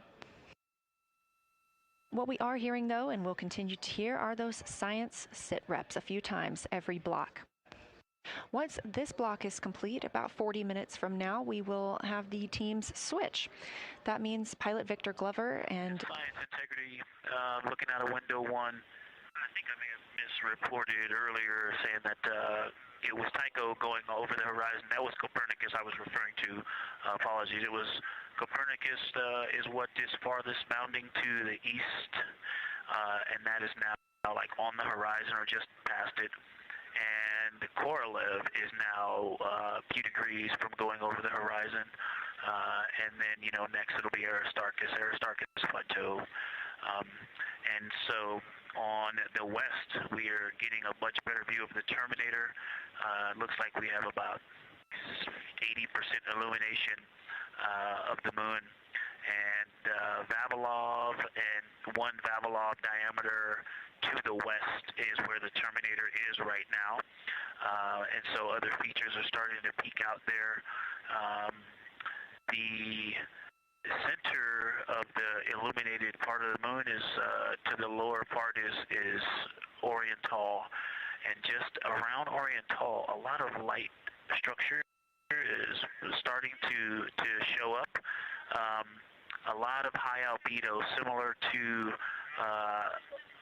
the feature, I cannot remember, Burgess Alpha and Aristarchus type high albedo in the ring. So when you look at the interior ring and the external ring, it's almost as if the edges are starting to dry up and turn white. If it was something that was wet and got dry, the edges would be the part to dry first. You just kind of outline all the topography in the interior of that wall is like it was dusted with chalk or is starting to dry, or maybe dusted with snow. If this was the Earth, I would say there was snow dumped on some of the ridges on the interior of the rings of Oriental. Also, an interesting part of the discussion that I heard between Reed and Jeremy is that from Glushko to Grimaldi, there are 2 dark features there that look like commas, but in the wrong direction. But there's also a lot of interestingness, just a lot of geometry and squiggles and dots and lines that are starting to stand out as more small features come into view. And there also is a lot of variation in albedo. And some of those, the 2 dark features, for example, have on the southern edge of the larger one, the one that's further to the south, there's a very dark, the 1 albedo, like the southern and western part of Grimaldi. And the one to the north, closer to Glushko, is also that same dark albedo. And then around them there are some very high albedo spots just to the north of the southern one, and just to the west of the smaller one to the north. Very high albedo, almost approaching the 10, a 9 or a 10, like Aristarchus. and lots of little bright spots are just starting to pop up on in this view. To the north, as you look up at the North Pole, there is a very distinct crater with a lot of a very defined central peak that is also 3 in albedo, and all of that area past it, going to the horizon, gets lighter and lighter, and is very, very high albedo. And I will go look and find the name of that feature if I can look that up. And then to the south, really getting some interesting geography and topography in the South Pole Aitken Basin. And the view of the South Pole is quite amazing. We've got some Terminator there, as well as the limb view, and there is a very distinct crater right at the South Pole. And I'm going to go look up, I don't believe that is Aiken, but I'm going to go look up the name of that one because it's also giving a lot of good topography due to the shadows that I'm seeing. But that's, I was trying to bound the view that I'm seeing for it and got distracted by all of these interesting albedo variations that are popping up in the interior. But that's the view that we see just a Vavilov diameter to the west beyond is where the Terminator is. Just beyond, I think Copernicus is the easternmost feature that we can see. A very nice ringed, very nice structure crater to the north with a great high albedo central uplift to the north, and the south is dotted by a very characteristic crater with a lot of terrain, shadow features, and I will go try to find some landmarks to put names with those. Any questions for the observation team? Integrity Science, love the descriptions. You're definitely looking odd up there. Appreciate seeing the training being implemented. Especially interested in your descriptions of the dark patches. You compared the comma-looking features to the albedo you see in Grimaldi and noticed that you're starting to see those color differences popping out. Any observations you want to make, especially when you get on, the PCD in a little bit, would really help us tease out the differences in those dark mare deposits. Great description, Victor. Keep them coming.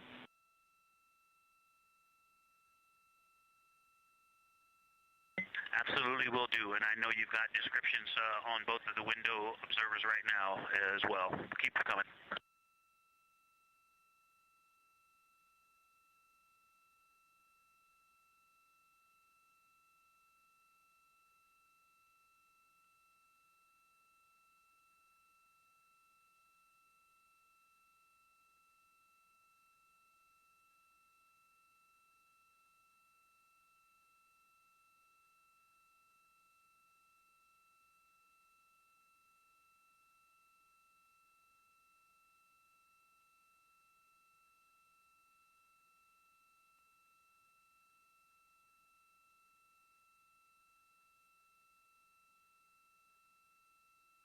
Great evidence of how well trained this crew is by the science team.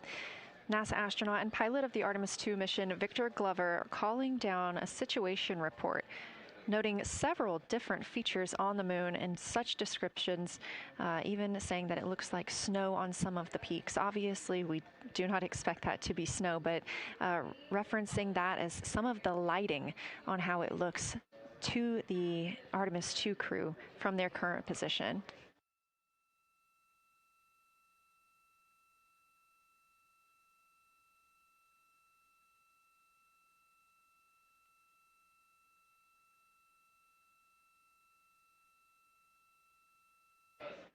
The team is slated to be switching their positions at the windows now. Both Reed Wiseman and Jeremy Hansen have been at windows 2 and 3, one taking photos, one making observations and annotations on their portable computing device. At this time, we also anticipate that they are looking at a crater duo. One of those is Glushko, and the other is Ohm. The team is looking to know the extent of Glushko's ray system and how its rays differ in the Mare versus the highlands. They also want the team to compare the ray systems of Glushko to Ohm.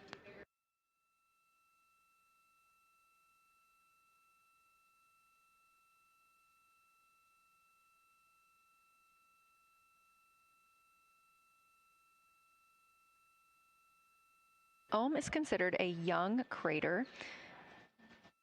And if you've ever seen a photo of the Richat structure, it's also known as the Eye of the Sahara. It's 40 kilometers in diameter, and that could fit within Ohm's interior.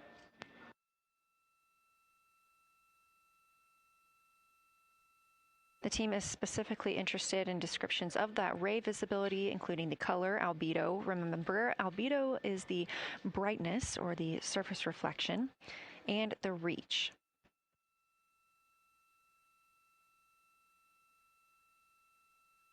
Again, I am using the same lunar targeting package that the crew is referencing on board right now. This helps keep them on time as well as prompt them for when they need to make a call down to the science team and report what they're saying. It also gives them reminders of when they need to swap positions at the windows.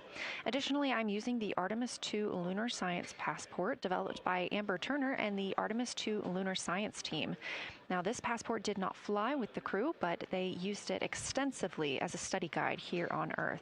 So a lot of the descriptions and comparisons you hear today are developed directly by the science team.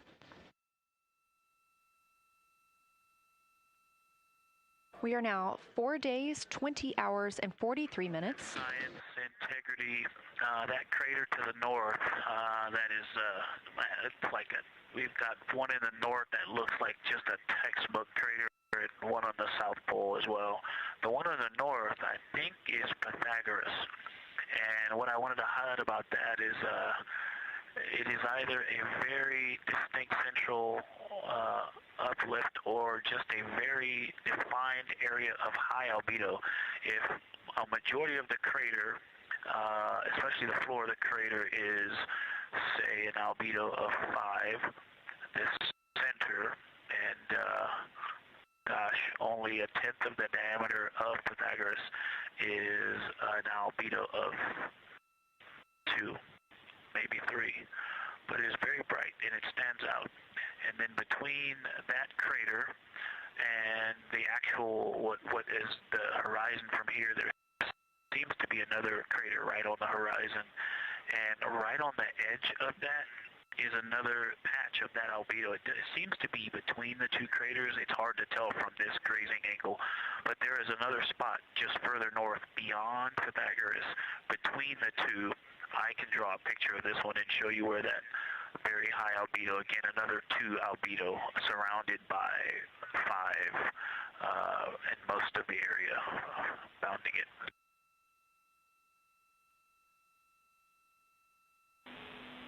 Integrity science, thanks for that. We agree with the Pythagoras assessment.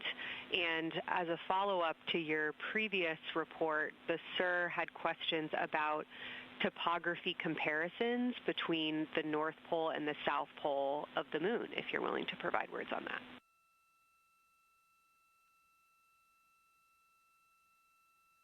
Topography comparisons, absolutely. And if you have any idea what...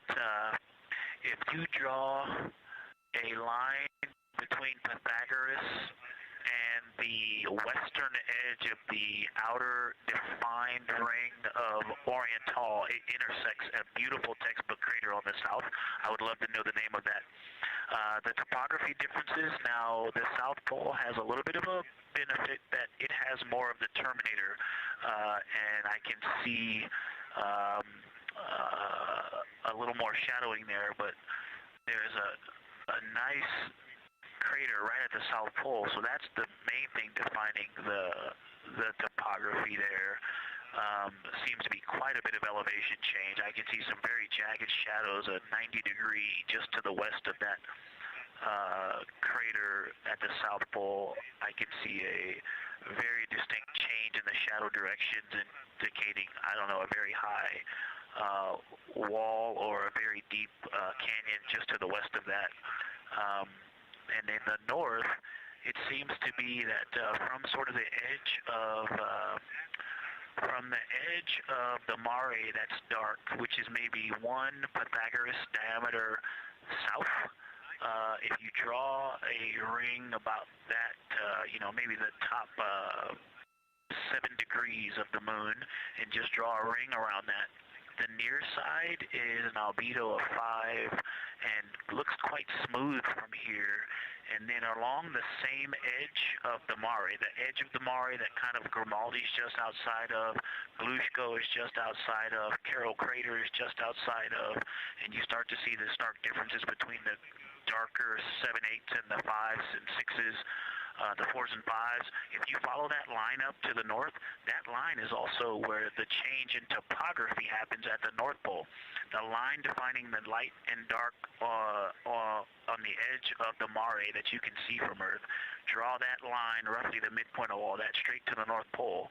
And on the side facing the Earth, you see smoother topography and dotted by Pythagoras and its next door neighbor crater.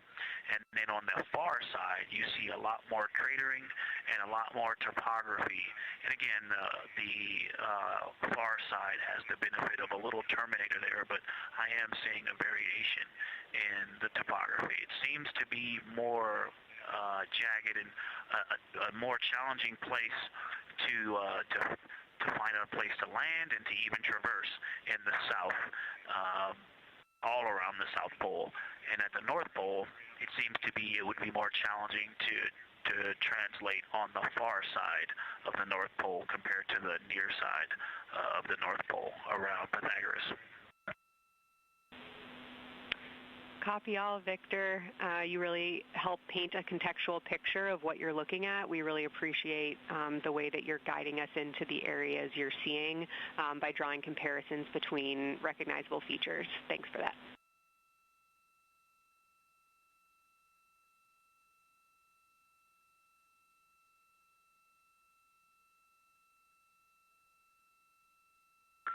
And Kelsey, another little science sit rep moment, something I just heard from the window team is the more I look at the moon, the browner and browner it looks. I thought that was an interesting observation.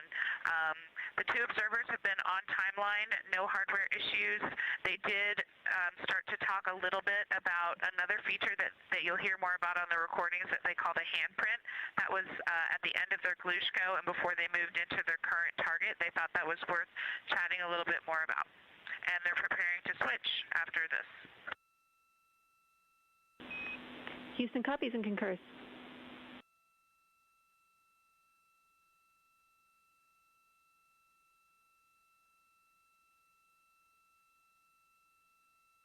Hey, Houston and Science Integrity, another just observation from the human.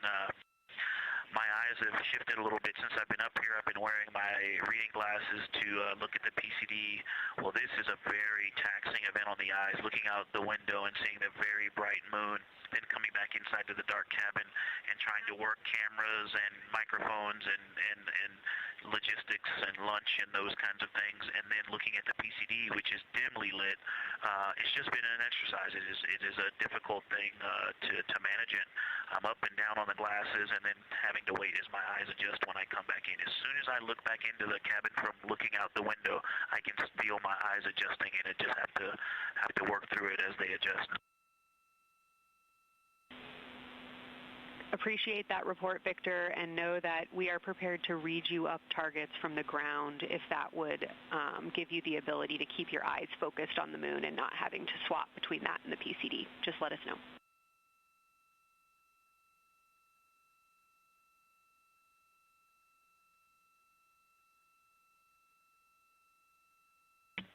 Yeah, we appreciate that, Science, and we will also do that for the window teams, and we'll back each other up that way as well. But we appreciate that. We may take you up on that. Thanks.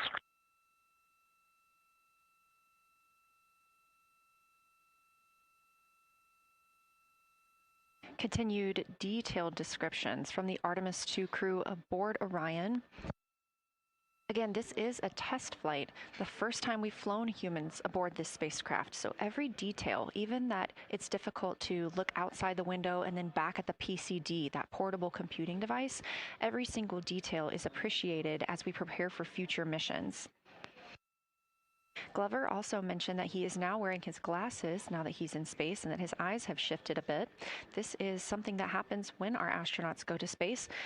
There is a fluid shift from the lower half of your body up into your head, and that can cause changes in your eyes. It's something that we have seen over time for some crew members, especially now that we have been living and working on the International Space Station for over 25 years.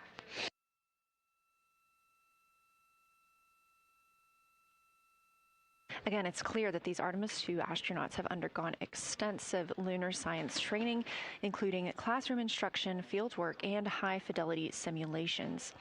Training expeditions even took place in analog environments like the Icelandic highlands and the Kemasassen impact crater in Labrador, where crews practiced identifying and describing geologic features under varying conditions.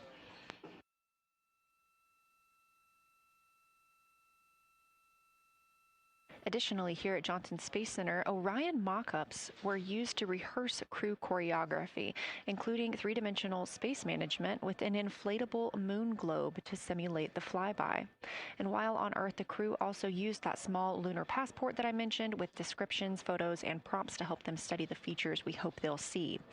Now, this is a view from their lunar targeting package at this time, helping them determine what they're seeing on the moon, as well as on the left, keep up with what their next target will be. As you can see, we have got a long list and an exciting day ahead of us.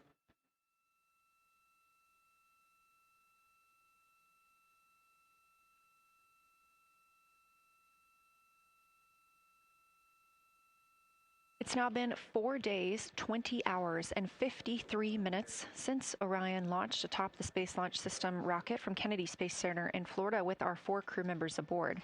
NASA astronauts Reed Wiseman, Victor Glover, and Christina Cook, and Canadian Space Agency astronaut Jeremy Hansen.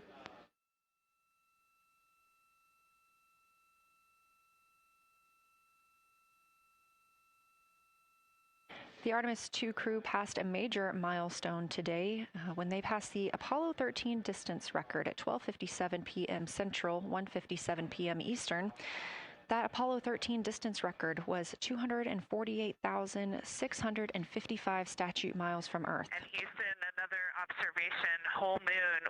When you look at the moon, something I've never seen in photographs before, but is very apparent, all the really bright new craters. Some of them are super tiny. Most of them are pretty small. There's a couple that really stand out, obviously. And what it really looks like is like a lampshade with tiny pinprick holes and the light shining through. They are so bright compared to the rest of the moon. We copy, Christina. Thank you. Looks like you guys might be doing it, but remind you to swap positions at the window and take your SD cards with you. We're loving everything that you're calling down, so keep it up.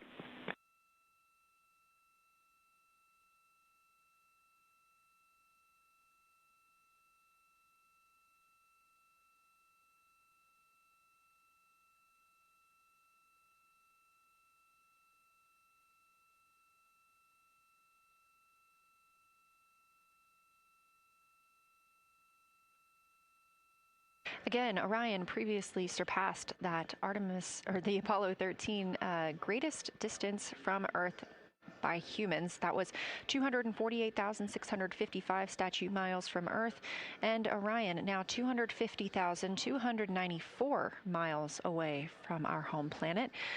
The spacecraft is 9,033 miles away from the moon and growing ever closer. At its closest approach, it'll be about 4,070 miles away, and we will make sure we confirm what that distance ends up being. This is an approximation and an estimate ahead of that moment. We're anticipating them to make that closest approach at 6:02 p.m. Central, 7:02 Eastern, when they are in a loss of signal, transiting behind the moon. They will be the first humans in over 50 years to fly behind the moon and lose contact with Earth. We will regain that contact about 40 minutes later as they reconnect to the Deep Space Network, emerging from behind the moon, and we will look forward to seeing an Earthrise.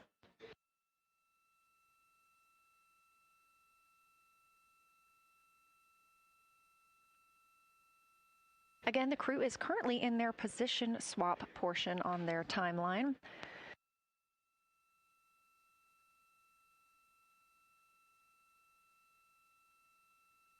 This allows crew members the opportunity and the experience of all roles necessary during today's flyby. Right now, those two crew members at the window have swap positions.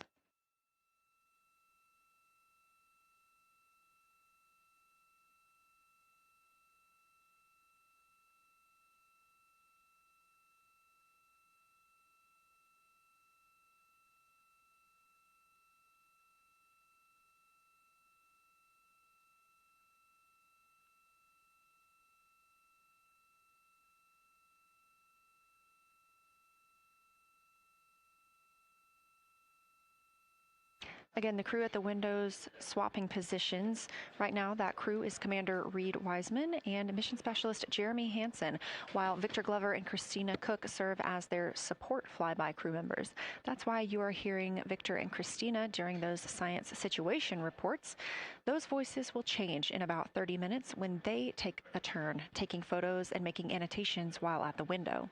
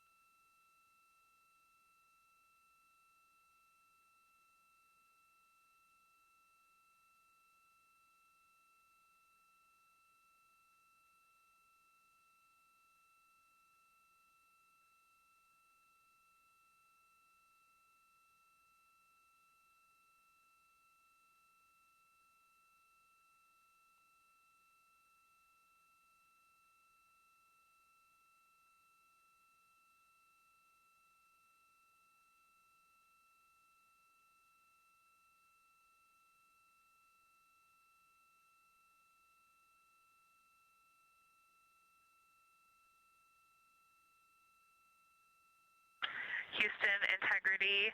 I wanted to provide an observation or a little bit of descriptive nature on something that we saw on the first day we had good moon views. This was when we saw more of the near side, and the ground helped me out with identifying Mare Imbrium. Mare Imbrium, when you have the western limb also in view, looks completely different than the normal view we have of the near side.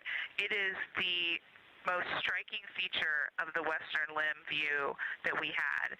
And the mountain chains that form its eastern side are very prominent, but they actually stand out more than I'm used to seeing even on the western side, and the whole thing just feels like a big bump. It actually looks like a large healing wound with a high albedo forming the mountain chain around the impact basin. And I just don't think I had enough chance to describe how striking it was on that western limb view as we were coming in a couple days ago. Christina, science, absolutely love that, especially since that's a feature that all of us here on Earth can observe from home. So I'm sure tonight everyone's going to be going out and looking for evidence of that beautiful topography you just said. Thanks for those words.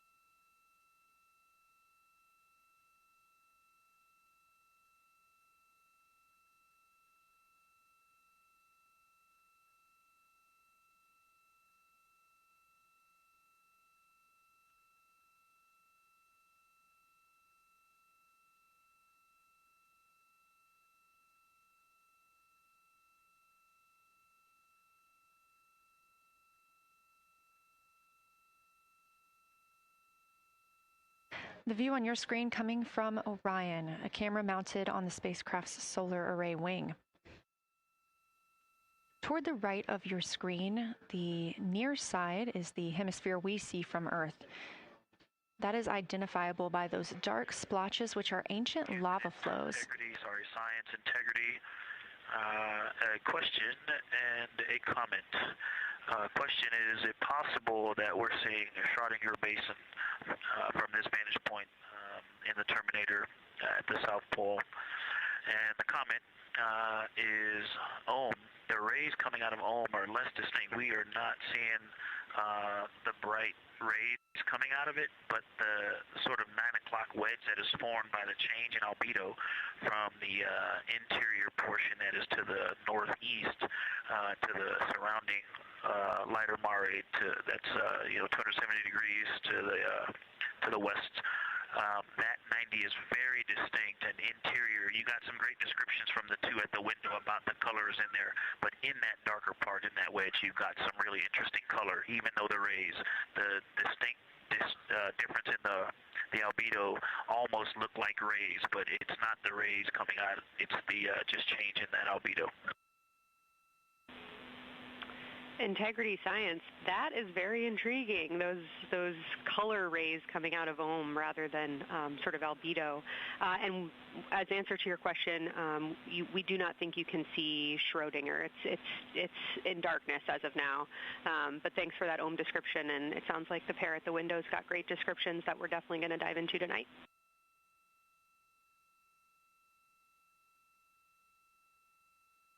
Okay. If you could help me, I would still love to know what it is. There's a very nice crater. You're going to likely have a lot of pictures of it. What would be right in the Terminator at the South Pole or close to the South Pole where it's intersecting the Terminator right now?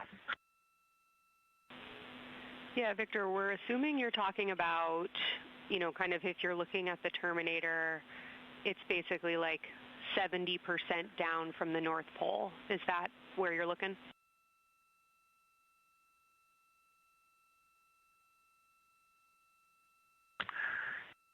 Contact, yes, that is where I'm looking.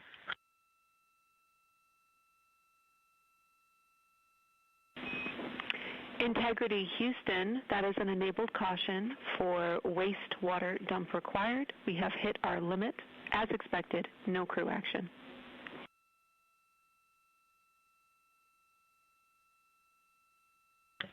Copy, no crew action.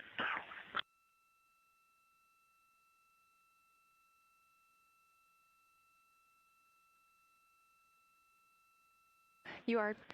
And integrity science, we're trying to figure out what you're looking at there. Is it like right on the Terminator, or is it in the eliminated portion next to the Terminator?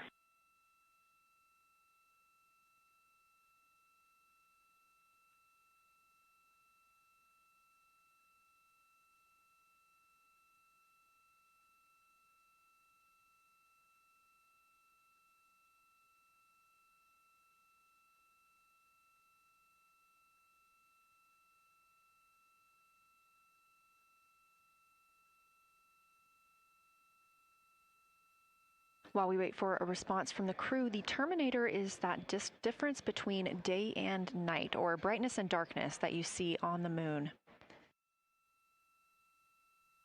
We see this from the International Space Station as well, looking down at Earth. And science from integrity, excuse my space orientation adaptation. If you draw a line between Glushko through the center of Oriental, and then another line from Glushko through the southern tangent of Oriental, that line would almost perfectly intersect tangentially the crater that I'm talking about, and it is on the Terminator. So yeah, I think I'm not looking at the South Pole. I was a little twisted.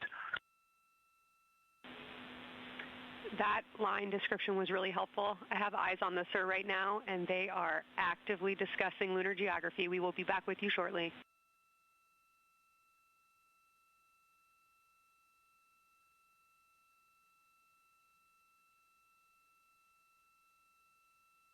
You're hearing a couple of voices today in Mission Control Houston. One of those is Dr. Kelsey Young. Integrity Science, we believe that's Zeeman Crater.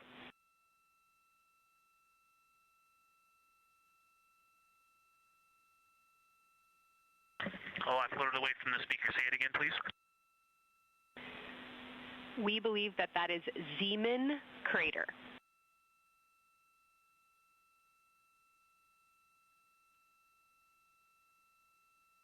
Zeeman. Okay, and can you say the first letter? I may be pronouncing that wrong. What's the first letter of that word?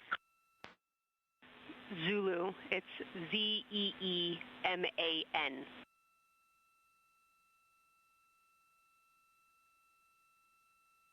Copy. Thank you for that. Yes, we've got a great view of that. And when I went back to the window just now, the view has completely changed. Our trajectory is taking us to a new view, and I'm looking more into Vavilov. I've got a nice, great view into Vavilov. I'm actually away from the window right now, so I'm going to go try to give you some bounding words on the view that we're seeing. But I've got to get back to a window in a minute. Understood, Victor. You're defining new views of the moon in more ways than one.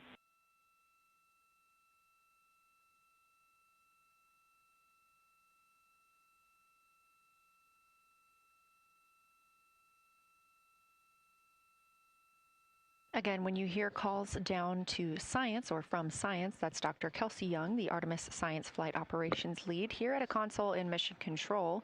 You also hear communications with the crew from Canadian Space Agency astronaut Jenny Gibbons. She is the Capcom for today. She is a backup Artemis II crew member. Those calls from pilot Victor Glover asking about a feature he was seeing, specifically a crater on the moon.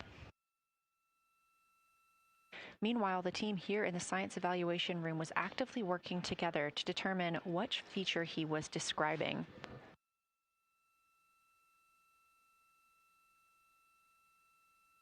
The teams at the window have continued to move through their targets, including Ohm, Aristarchus Plateau, Reiner Gamma, and we are preparing for the cabin and window teams to swap.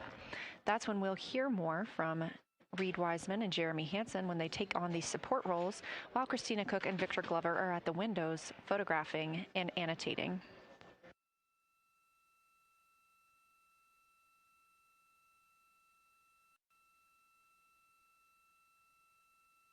As we briefly mentioned, if you look towards the right side of the moon, essentially,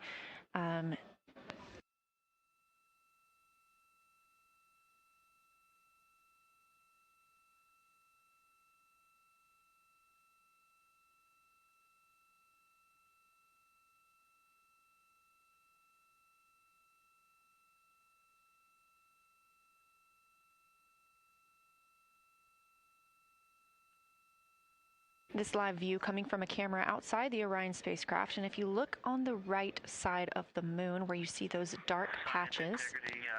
Wow, yeah, I wish I had some more time to just sit here and describe what I'm seeing, but the Terminator right now is just fantastic. It is the most rugged that I've seen it.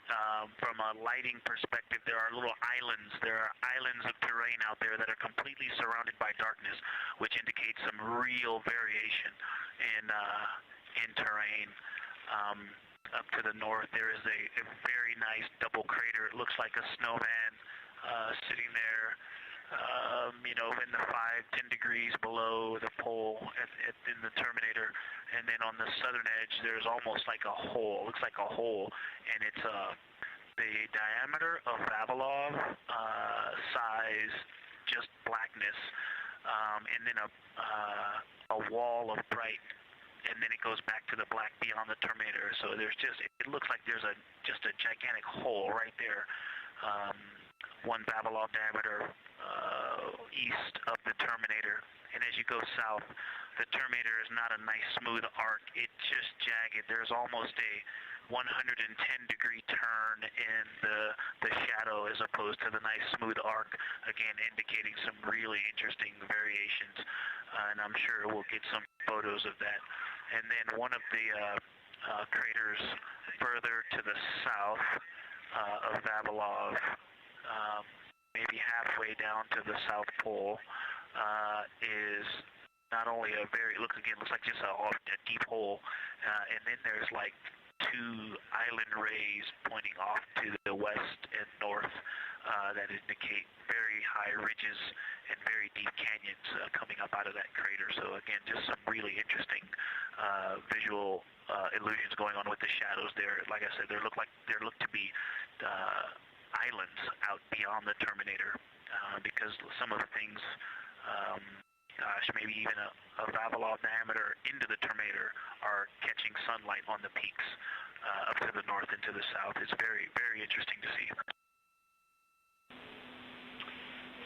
Integrity science, oh my gosh, that was an amazing picture you just painted. I glanced over at the SIR video and I literally saw fist pumps in the air. Those types of observations are things that humans are uniquely able to contribute, and you just really brought us along with you, so thanks for that.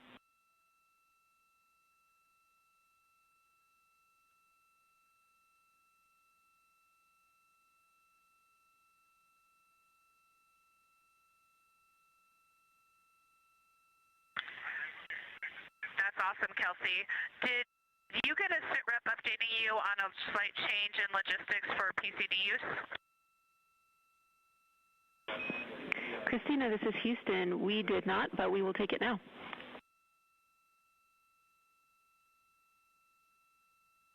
We slightly changed the PCD plan for the window observers. The two window observers kept their PCD. So in other words, the one that window 2 went to window 3 and the one at window 3 went to window 2 when they swapped rather than staying at the window. We'll plan on all observers keeping the same PCD for all observations. Copy, Christina. That makes sense to us, and good plan. We are coming up here on a cabin and window team swap. Let me know when you're ready for a quick vehicle status.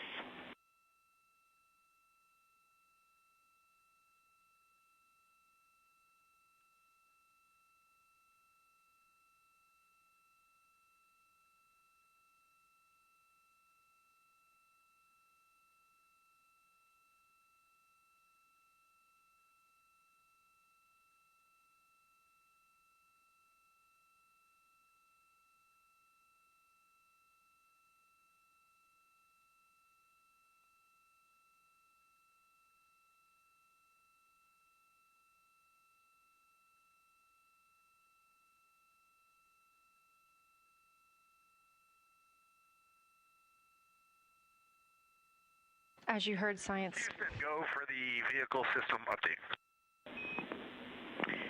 Howdy, Reed. We don't have much for you. We just wanted to let you know that toilet right now is no-go for use as we stick with the predetermined limit for now. All crew members, please use CCUs. Otherwise, Orion is looking very good. And you have 15 minutes in this handover time where we expect Victor and Christina to switch to the windows and you and Jeremy to be in the cabin assisting. Let us know if you have any questions.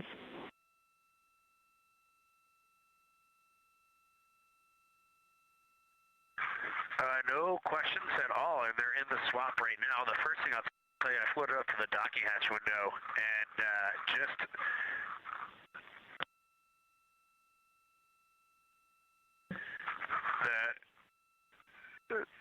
what I'm going to call the Mari around Oriental just looks so different out the docking hatch right now. It's quite a bit darker. It's the same darkness, if not a little darker than Grimaldi, but it's cool after just being in the 400 mil for the last half hour.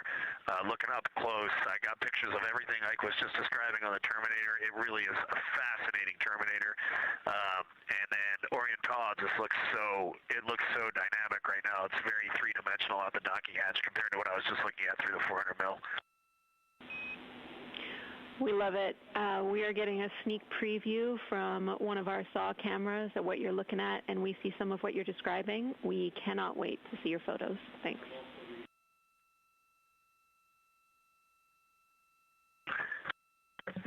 Yeah, Jenny, I wish you had some longer lenses on the solar array so you could see the whole moon, but man, it is, or the up-close moon, not the whole moon, but it is just fascinating here. It's so cool. All right, MPO and INCO, take notes. We want a zoom lens on those saws next time. Thanks, Reed.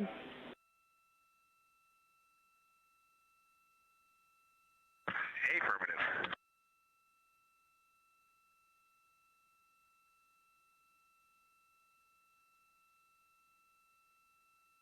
As the crew gets ready to switch positions from the window crew going back to the support crew and the support crew flying up to the windows, this view inside the room, Capcom Jenny Gibbons speaking with the crew, Canadian Space Agency astronaut.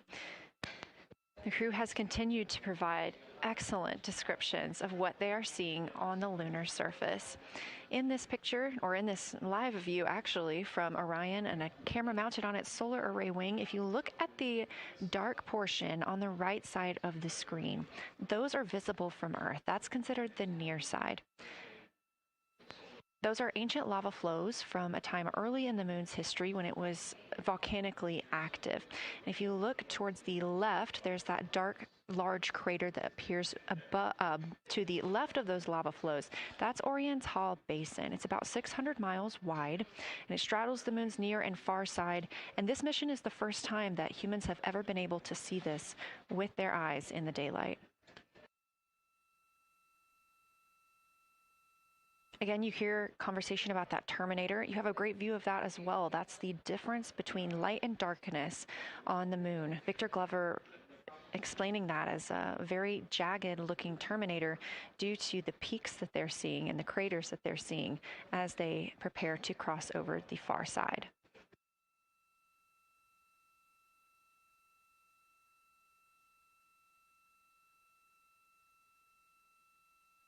You also heard science officer, the Dr. Kelsey Young, Artemis Science Flight Operations lead, sharing with Victor Glover that his responses are truly something that only human eyes can discern or provide.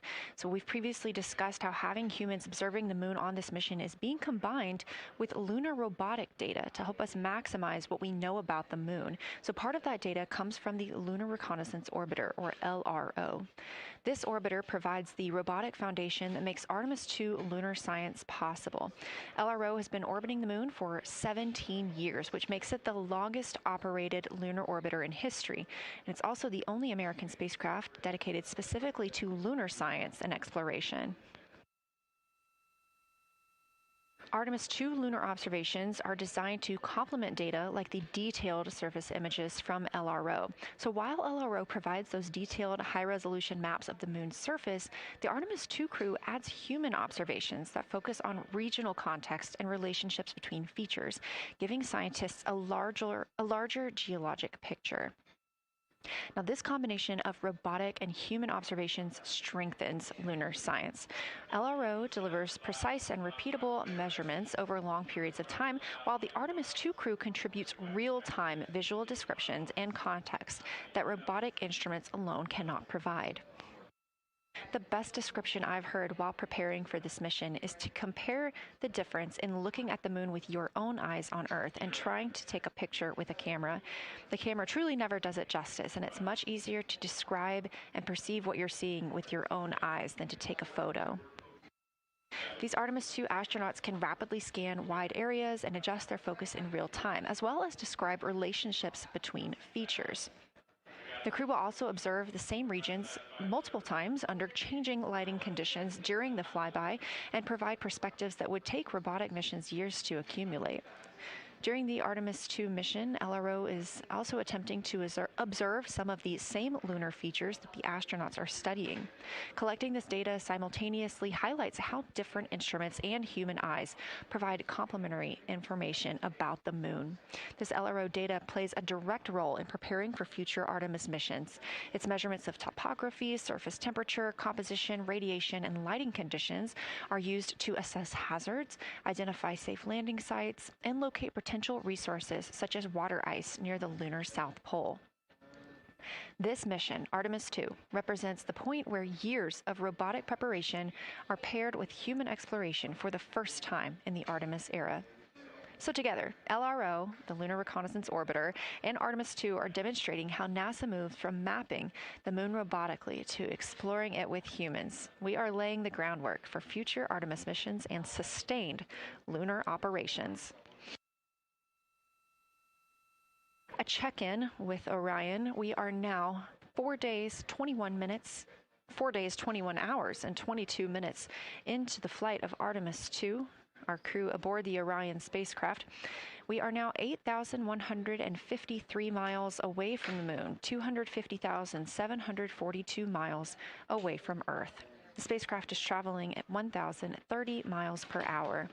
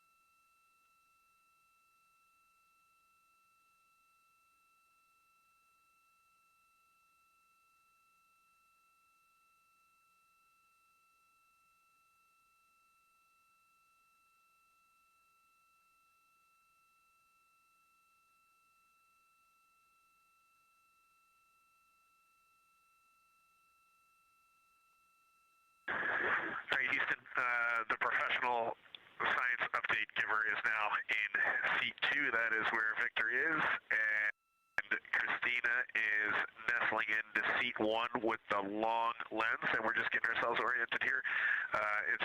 It's a cool view in the cabin. It's actually a cool view to be off the camera now and looking at my crewmates getting up to their observation posts and looking in. It's super fun.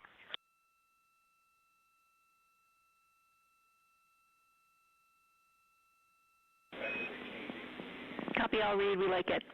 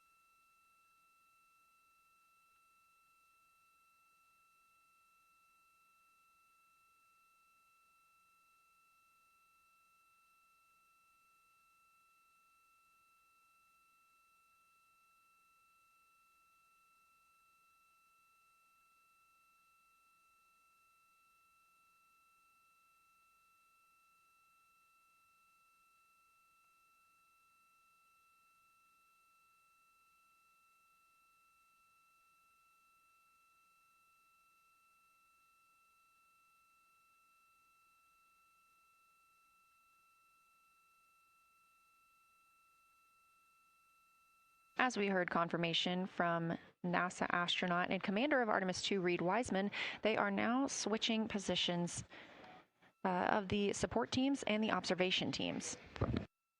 So initially, Reed Wiseman and Jeremy Hansen were at windows 2 and 3 in the Orion spacecraft, taking photos and making annotations in their PCDs, portable computing devices. They were also giving audible descriptions into their PCDs, wearing headsets with microphones and providing recordings that the science team will be able to listen to later. We were hearing from NASA astronauts Christina Cook and Victor Glover as they made observations as part of the support team. Now, as these teams are swapping, we anticipate hearing more from Reed and Jeremy as they'll be on the support team, while Victor and Christina will be at the windows taking photos and making annotations.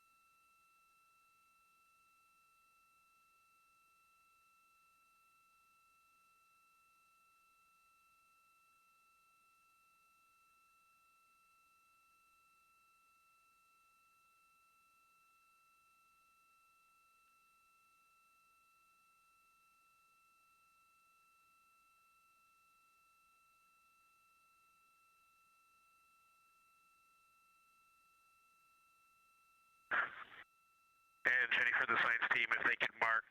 This time I just covered up window 4 to block out the ambient light from a very bright planet Earth. And it'll be interesting to see if in the data Victor and Christina see any differences from me and Jeremy with that window blocked. It's a lot darker in the cabin now.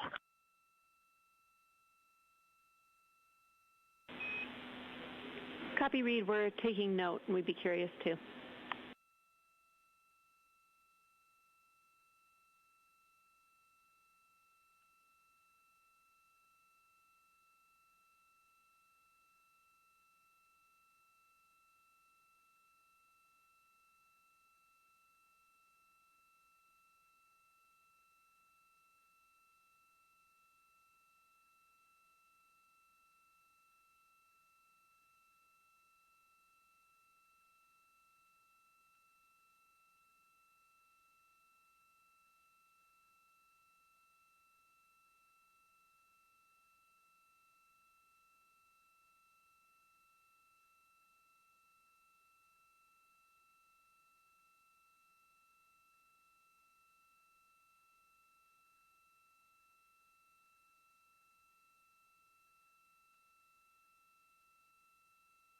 We are live in the Artemis mission control room during the lunar flyby of the Artemis II crew, the first humans to fly by the moon in over 50 years. Orion launched 4 days, 21 hours, and 30 minutes ago atop the SLS rocket, Space Launch System rocket from Kennedy Space Center in Florida.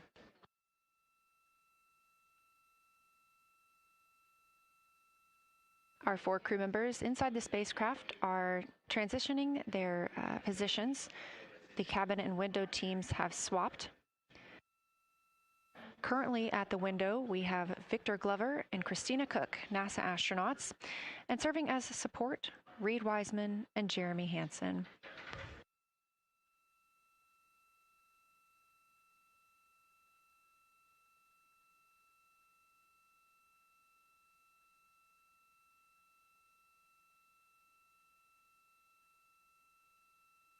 For our crews at the window, they are using handheld Nikons with an 80 to 400 millimeter zoom lens. There are also GoPros on each of the solar arrays on Orion, and that's where this view is coming from right now.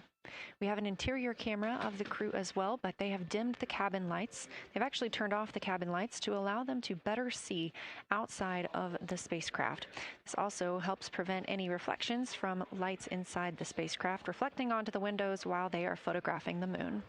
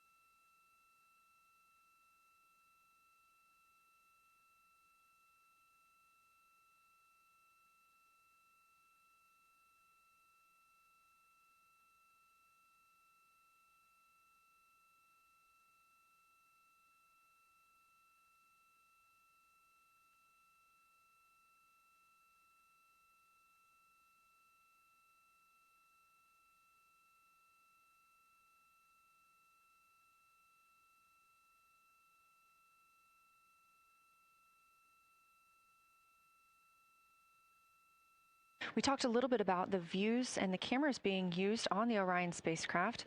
And again, we do have GoPros on the tip of each solar array wing. Now, the bandwidth is a little bit limited because having a crew on board, we do have to downlink a lot more data. That includes their environmental control and life support system. We are not the only data, this view that you see, coming down from the spacecraft, and so we do rely on sharing some of that with the other flight controllers in mission control. This helps the team monitor all systems aboard the spacecraft and ensure the safety of our astronauts.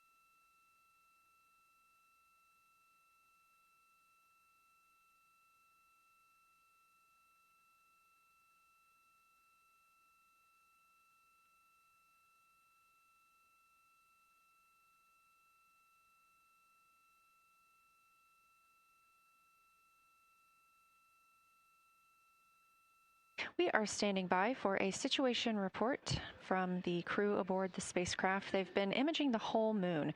There is now a new crew at the window. That would be Victor Glover and Christina Cook. And so being it's their first time since they have moved up to the window positions, they have a chance to orient themselves and describe and take pictures of any color or albedo variations across the surface. Reminder, albedo is the brightness or reflectiveness. Integrity science for a science sit rep when you're ready.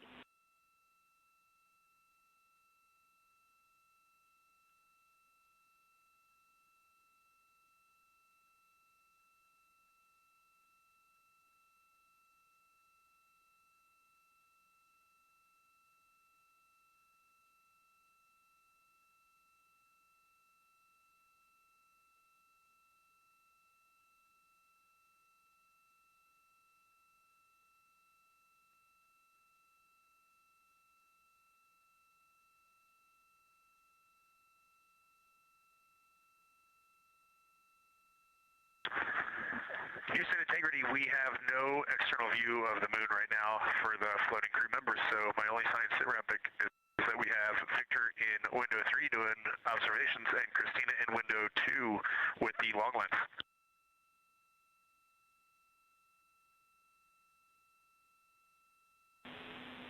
Integrity, we copy.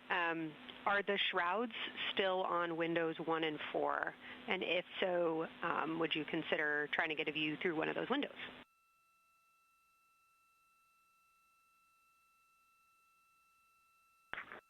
We cannot take the shroud off of 4 because the Earth is too bright and it's impacting Ike's peripheral vision. And then I can get a grazing glimpse out the docking hatch window. I can see Oriental south down to the South Pole.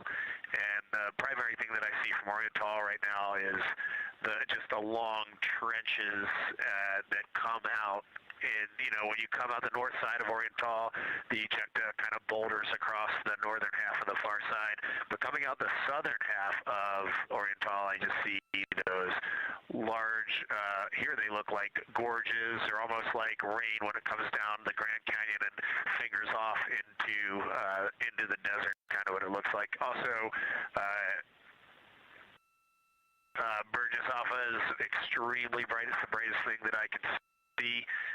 Even brighter now than Aristarchus, which is heading off to the Terminator. It's almost impossible now to see Aristarchus, the thing that Jeremy and I looked so much at. I can just barely see the crater rays from Ohm, and I would say for albedo right now, I would go back to Grimaldi is still extremely dark, especially in that southwest corner, and there are parts of Oriental and the outer ring of Oriental that reach that same level of darkness, especially the rings of Oriental reach the same level of darkness as Grimaldi. And then south of Grimaldi, Jeremy and I were noting a few other just really dark areas of cratering, mare there, and those have that same darker albedo, but Burgesshoff is the brightest, and Grimaldi is the darkest. Integrity Science, that was a great description. Thank you, and thanks for the docking window geometry to give us that description. Any comments before you go on the annular ring in Oriental?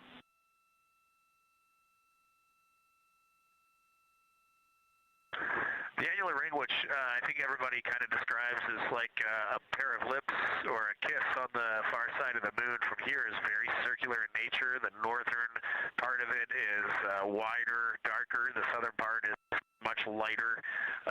It is very neat looking, and but it is far more circular than I remember it looking in our training. The darkness of the northern side of the annular ring is the same darkness from here out this docking hatch window as the center mare in Oriental. Not quite as dark as Grimaldi, but it is probably only because dust and lunar regolith has kind of impacted over time. Reed, that's exactly what we were looking for. Thanks so much. You have heart hands coming out of the SIR.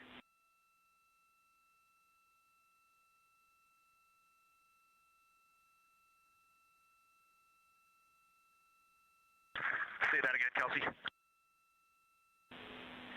Just saying that the SIR was really excited about that. That annular ring was something we were really eager to hear about, so thanks.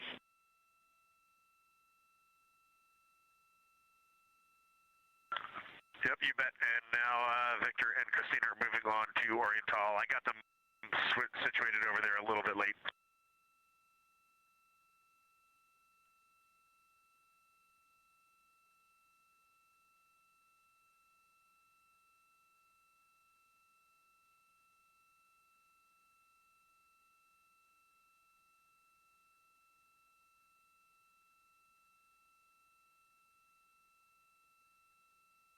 That was NASA astronaut Reed Wiseman, now providing a science sit rep as he is away from the windows most of the time. He is working as the support person along with Jeremy Hansen in the spacecraft, as Victor Glover and Christina Cook are now at windows 2 and 3, able to photograph the moon.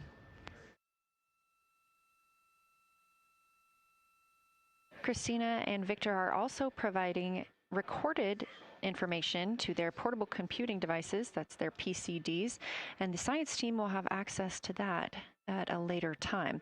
They will then review it and compile all of this data to help further our understanding of the moon. One of the items you heard mentioned was Oriental Basin. This has been a very exciting opportunity for the crew. They have all been very excited about seeing Oriental, as well as the science team has been looking forward to it.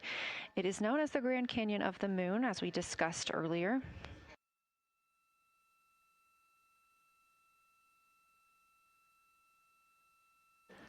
From the pictures, the science team is hoping that the crew will take centered images of the entire basin and surrounding craters in a single frame, but also use those 80 to 400 millimeter zoom lenses to create a mosaic entire basin.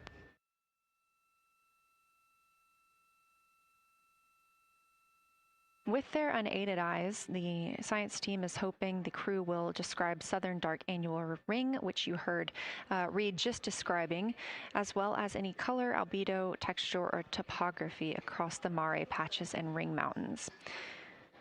The science team reports that the observations will be used to study the geologic evolution of the youngest lunar basin and to inform formation hypotheses for the annular ring.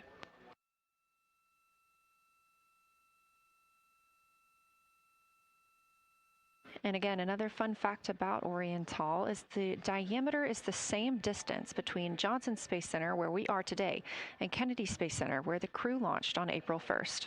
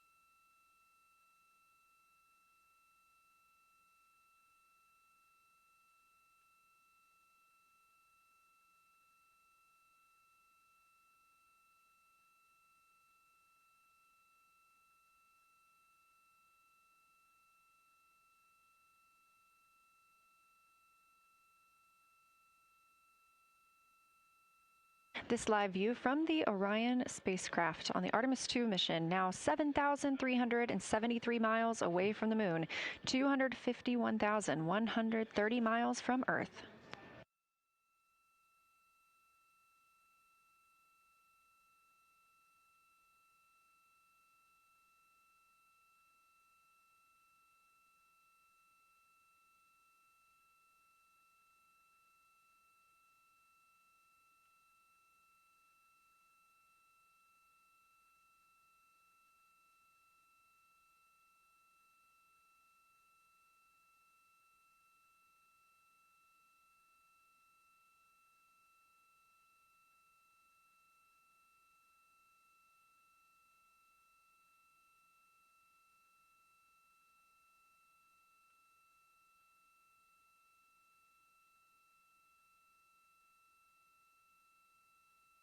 Again, the Artemis II crew passed the Apollo 13 record of the humans farthest from the Earth today at 12:57 p.m. Central Time, 1:57 p.m. Eastern Time.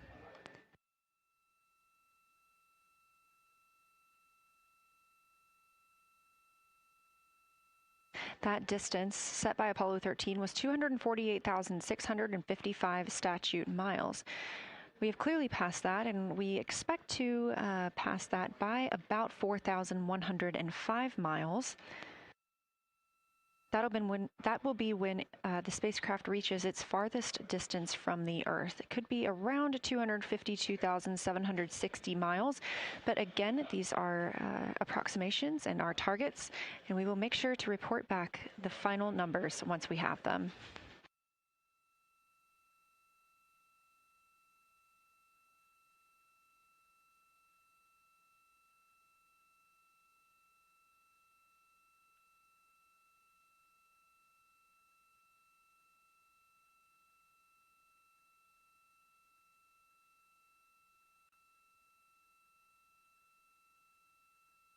We have some refined times of when we expect to have Earth set of Earth behind the moon while Orion flies behind the moon. That would be about 5:41 p.m. Central, 6:41 Eastern. The spacecraft would make its closest approach to the moon at 6 o'clock Central, 7 Eastern, and that would be about 4,066 miles. And then at 6:02 p.m. Central, and the spacecraft will reach its farthest distance from the Earth. We anticipate that'll be about 252,755 miles, which would be 4,111 miles farther than Apollo 13. We would see Earthrise again at 6:21 p.m. Central Time, and a few minutes later, regain communications with the crew.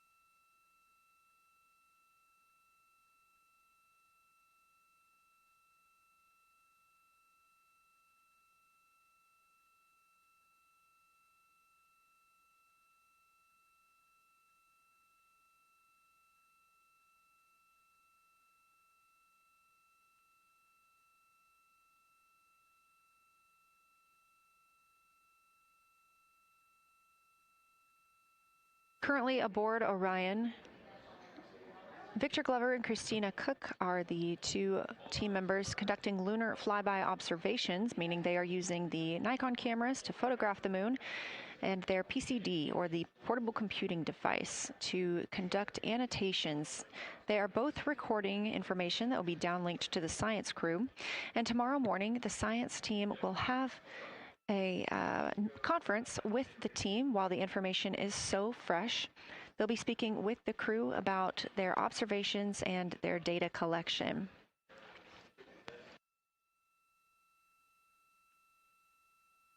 Otherwise, most of tomorrow, flight day 7, is considered an off day.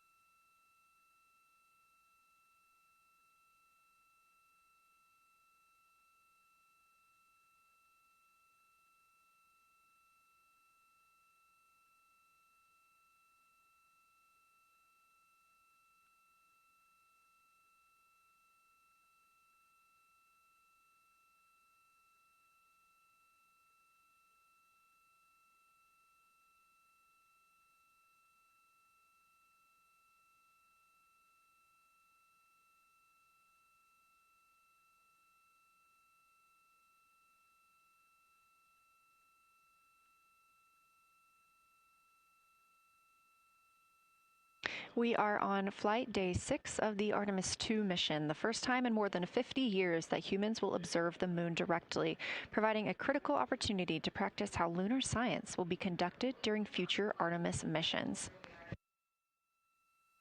If you're just joining us, the crew is well into their lunar flyby observations, and we anticipate that we will hear from them soon. A few times every hour, they are slated to call down with science sit reps or situation reports. We most recently had one from Commander Reed Wiseman. He and Jeremy Hansen, mission specialist, were first at the windows today to photograph and make annotations of what they were seeing. Therefore, we heard more from Victor Glover and Christina Cook earlier in the day during those first blocks. But now that Reed Wiseman and Jeremy Hansen are on the support side, they are the ones calling down what they are seeing from windows 1 and 4. Earlier, we heard that the Earth is so bright in window 4, they have had to temporarily cover it with a t-shirt.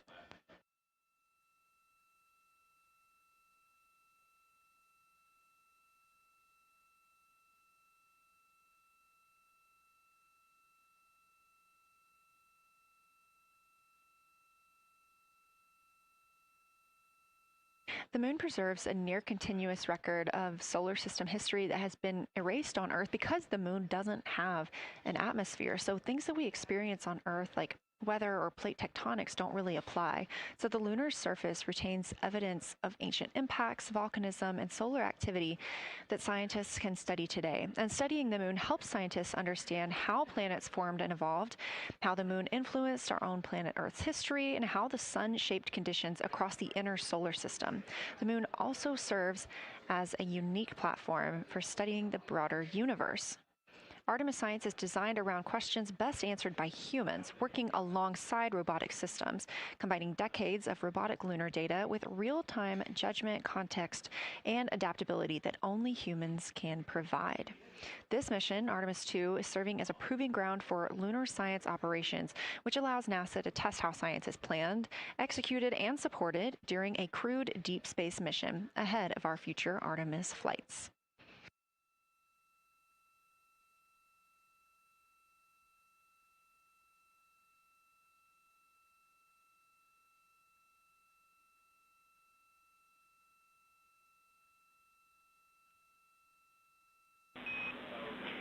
Integrity, time for a window team position swap. So Victor and Christina, please switch places if you've not done so already, and remember your SD card for the camera.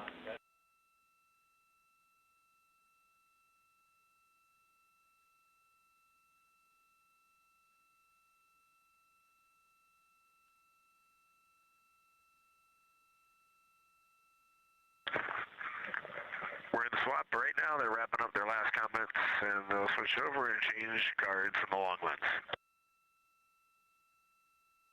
Copy.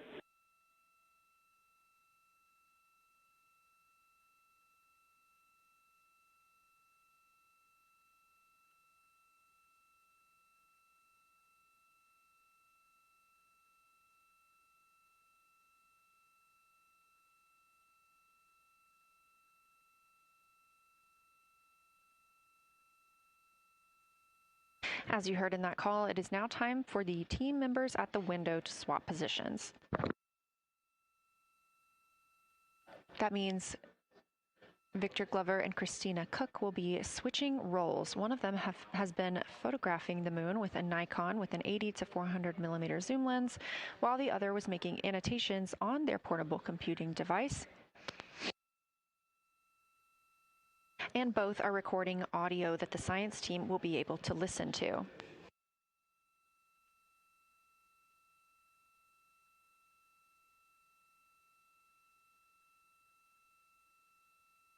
We are now 2 hours and 10 minutes until we expect to lose signal with the spacecraft as they fly behind the moon. And the next target for the crew is considered a crew choice event.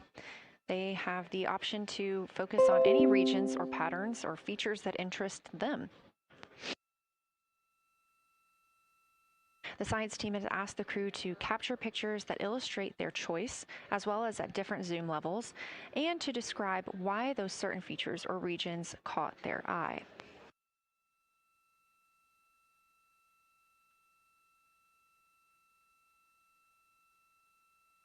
Those recordings are part of what are being saved on their PCDs, portable computing device, that will be sent to the science team for analysis.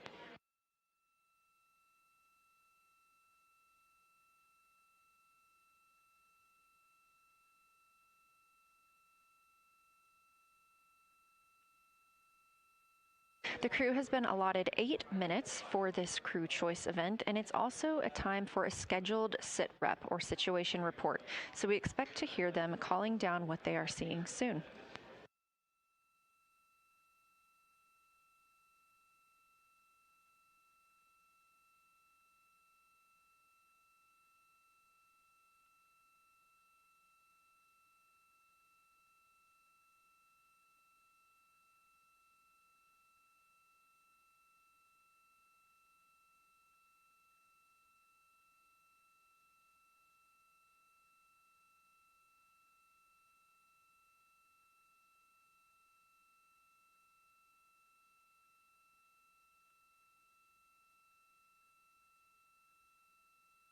Something that the crew or that the science team has used to help prepare the crew is a cue card. These ask for a feature ID if they happen to know the type or name, and if it is a target. Of course, in this situation, when they have a crew choice, they do not need to, it may or may not be a target. They want to know the location and the observation style. They've also asked for the geometry of what's being captured, the size, shape, boundary, and preservation, as well as the color and shadow. So the color tone, the albedo, that reflection or brightness, and any shadows or illumination. Next, they're interested in structure and texture. That includes slopes, structures, and textures, of course, and geologic relations, like association to other features, any contact to those features, and of course, their thoughts, impressions, or interpretations. They are interested even in emotions and excitement that the crew may be having.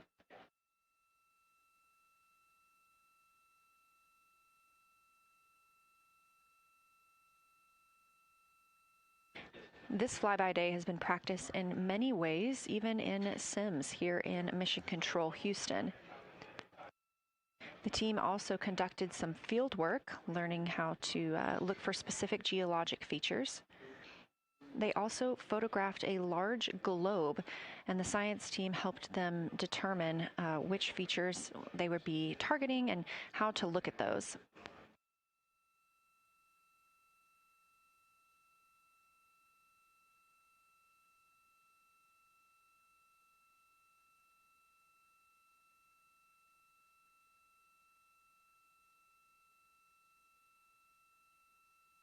We have a few more minutes that the crew would be photographing their crew choice. Again, this is NASA astronauts Victor Glover and Christina Cook at the windows.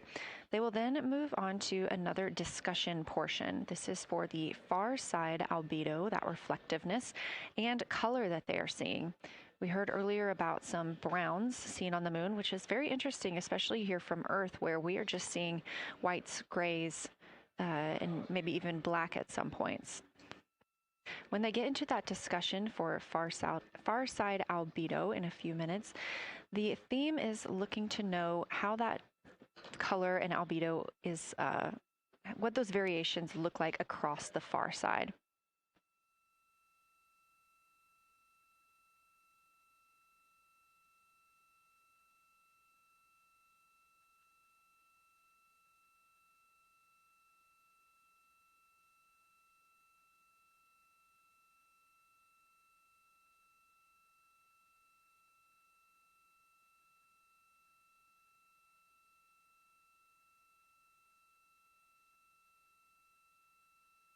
On the right side of your screen, the Science Evaluation Room, or SIR, where team members are looking real time at what the crew is seeing.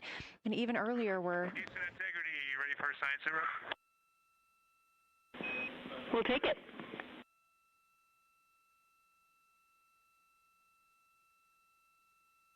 Okay, the crew has swapped positions. They're in their crew choice. element. I've been listening to both of them for a little bit, and they're really enjoying. They both decided to pick the Terminator, and they're spending a lot of time looking at the Terminator, just talking about the resolution that they can see, the depth of the craters, and the various interesting and unique excavations that they can see. So Victor is on the long lens, and Christina is just looking out the window, and I'm sneaking a peek in T-shirt window. It looks like, I don't have the best angle here, but it looks like Aristarchus is on the limb of the moon now. It's amazing how quickly it changes as we speed around the far side of the moon, stuff that's leaving our field of view, and now we have a lot of the dark side of the moon that, you know, it's missing for us right now, but it would be in view if it was lit at all. Jeremy, Science, thanks for that sit rep. Do have a question. A few times we've heard you and the other crew describe change during the course of your flyby. Would be interested in future descriptions of more verbosity about how it's changing. Thanks for the great sit rep.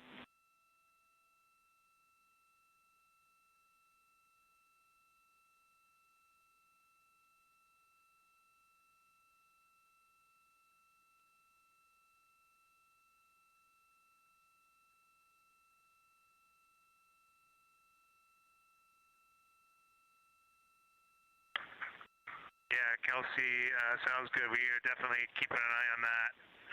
My eyes have just not readjusted. The moon is so bright when you come back to the window. I was just in the interior of the cabin. I've come back to T-shirt window, and it's just overwhelming brightness, and my viewing angle is a bit challenging, so I won't be able to give you great observations from this window. But I will talk about something that I was talking a lot about in my recordings earlier, which was we've been talking about some shades, and so we have obviously the dark and the light gray, and then we've talked about naming some colors, a brownish hue and a greenish hue. And I'll tell you, like right now, Aristarchus, the plateau is hard for me to see from this window, but that had greenish hues to me and was very unique. I didn't see anything like that anywhere else on this side of the moon. And then I see a lot of these, what I would call brownish hue areas. There's a number of them. And they, for example, in the northwest corner of the highlands, to me it looks like the brownish hue is caused by ray or ejected material landing on the highlands, and then we obviously see the ray areas as a lighter albedo, but in between the rays where the deposit would be thinnest, that is what it looks like is causing the brown to me. So I saw that in the northwest side of Aristarchus, or sorry, that dark area of the highlands, northwest side of the highlands. I saw it in the highlands to the east of Glushko, and then I see those same brownish hues west of Oriental, and I drew a contact there on OneNote, but that's a huge region, kind of like a piece of pie with the point of the pie pointing at Oriental and then going up towards the northern side of Hertzsprung. And that is an area that just looks like that brownish albedo. That was fantastic, Jeremy. We had heard rumors of the green and brown hues, and so you really read my mind on asking about those. Understand they likely didn't have any contact with each other the way that you described them, but please correct me if I misunderstood that. And then last thing, I'll make the same offer we made to Victor earlier. If it would be helpful for us to verbalize any targets so you can stay at the windows and keep your eyes adjusted to the moon, please let us know.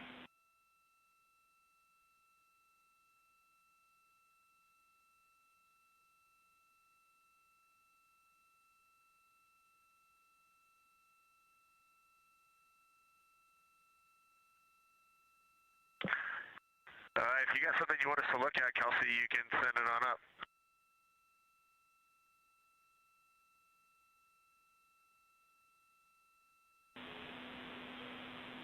definitely not looking to interrupt your flow, Reed and Jeremy, only offering assistance if you guys want to keep your eyes off of the PCDs.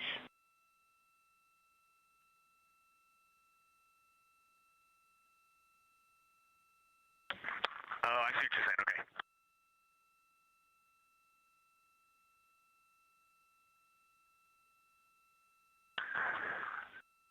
Not really science related, and we definitely learned this in Apollo, but the thing that is just most fascinating, I think, to me and Victor right now is even as rugged as the far side looks, when you look at Oriental and Home, it's rugged, but man, when you look at the Terminator, it is just like impossibly rugged, and it reminds you that the whole far side is that way, and just the Terminator is really bringing out the shadows and the hills and the valleys, and it is just, it's unbelievable. It's like no surface of the Terminator is not marked by meteor impact, and it's just, it is very impressive to look at that, and you realize that that is true across the whole far side. You just can't see it due to sun illumination right now.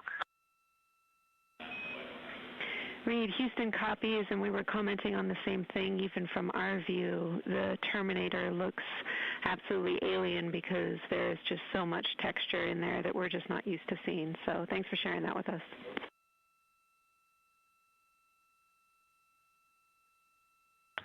There's also, I don't know the name of it, coming out the south-southwest of Oriental, right on the southern Terminator, is just a massive crater. I don't know the name of it. Maybe you can look on the solar array wing video and tell me it's right. It's the southernmost crater you see on the Terminator right now. We're looking for you.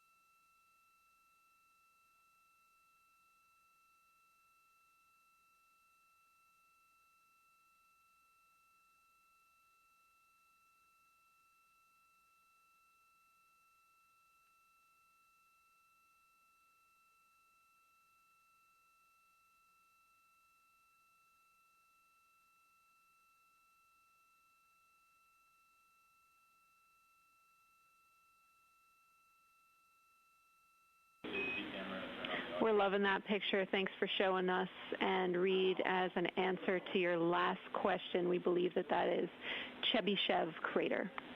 And the sir agrees with that.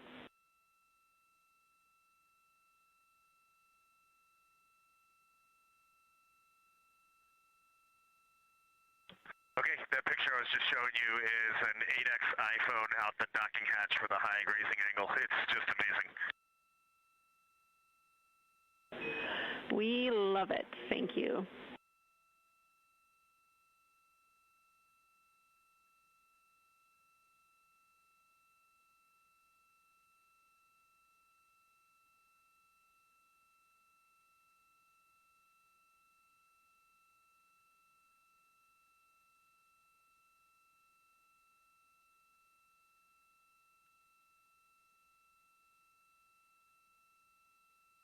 This is Artemis Mission Control in Houston, Texas. Mission elapsed time, 4 days, 22 hours, 12 minutes into the flight of Orion.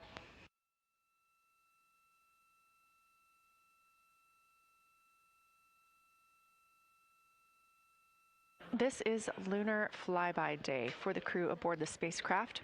Reed Wiseman, Victor Glover, Christina Cook, and Jeremy Hansen are now the farthest people to have ever traveled from Earth.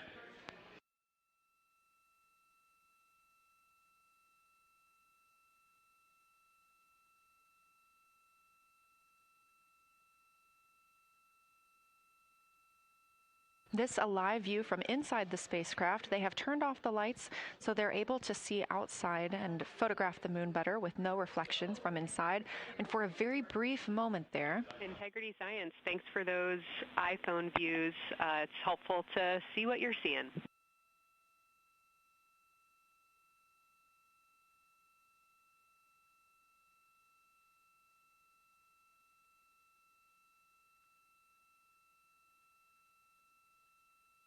We very briefly saw NASA astronaut Reed Wiseman showing a picture he took on his phone of the moon. We do expect to get all of the photos that the crew is taking today, and we cannot wait to share some of those with you. But pretty cool in the meantime, just to see one quick shot from what the crew is seeing. And this view from outside the spacecraft on Orion's solar array wing. Orion is now 6,643 miles away from the moon and continuing to grow closer. Again, their closest approach will be about 4,066 miles. The best comparison is if you held a basketball at arm's length. That's about what it would look like to the Artemis II crew at their closest approach.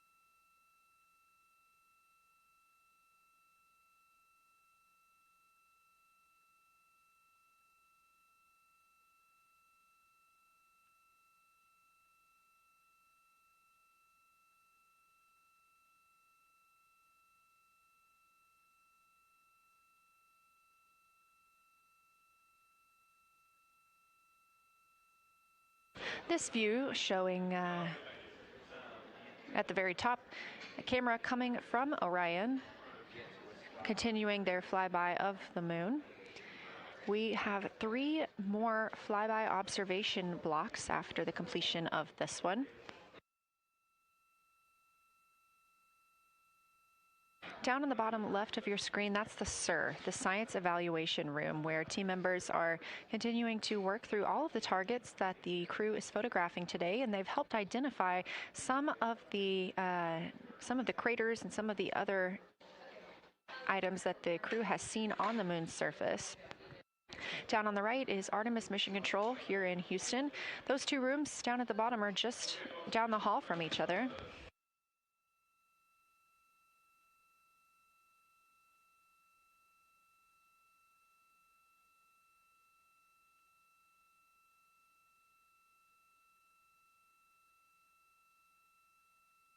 And we are just a few minutes away from the next cabin and window team swap. That means Victor and Christina, who have been at the windows, will fly to the cabin, the background essentially, and be their support crew for Reed and Jeremy. Reed and Jeremy will move back up to the windows.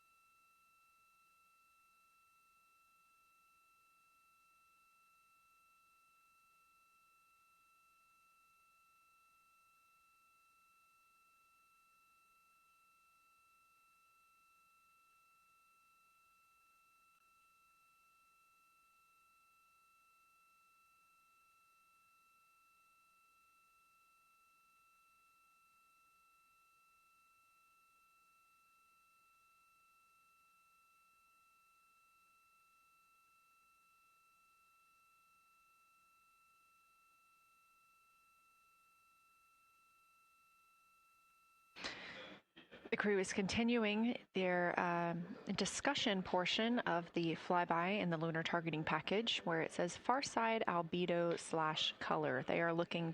The science team is looking to get a good understanding of what the crew can see on the far side at this point, and its brightness as well as any colors. We did hear earlier Canadian Space Agency astronaut Jeremy Hansen reporting that they could even see browns and even greens on the moon. I'm really looking forward to seeing those photos. And in just a couple of minutes, the teams will swap from the cabin to the window.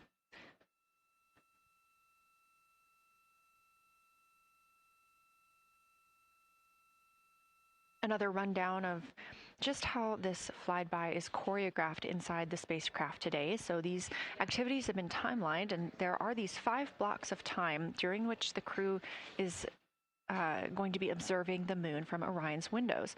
Now we are just coming up on the end of the second block, and we'll start the third soon. So at any time during those blocks, 2 members are at the windows working in a pair. One is taking photos from window 2 and has a blue shroud over the window to help prevent any reflections from inside the spacecraft. They are also using an 80 to 400 millimeter zoom lens. And the other astronaut on the window team will be in window 3 using their portable computing device to make annotations. Now, again, both of those crew members are making audio recordings of what they are seeing, and we are not hearing that right now. Those are going to be downlinked later to the science team, who will evaluate them and use that data to inform our understanding of the moon. Those 2 crew members at the windows swap roles. Integrity Houston, it is time for another swap between the cabin and the window teams. So we have 15 minutes of handover time, and then we will expect Jeremy and Reed at the windows and Christina and Victor at the cabin. I have no new vehicle updates for you, but I do have a photo location for some photos on Ike's PCD, and I want to let you know that Jeremy's family have arrived in the viewing gallery.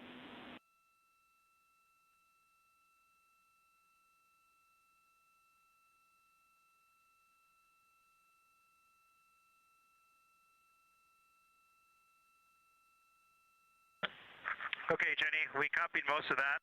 The only thing we're missing is what you meant about the photo location on Victor's PCD.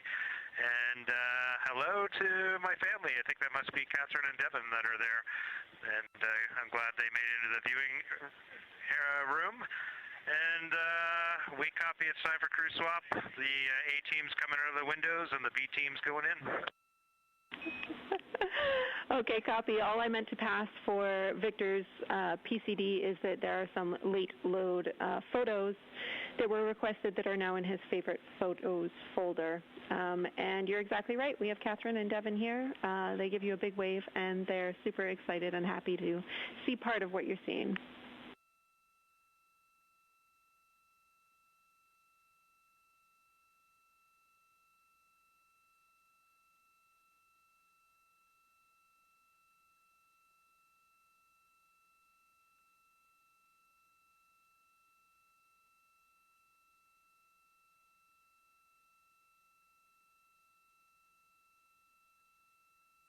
Okay, copy, Jenny. We're not sure what we're looking for in the PCD, but we're going to poke around, and we may be calling you back about that one.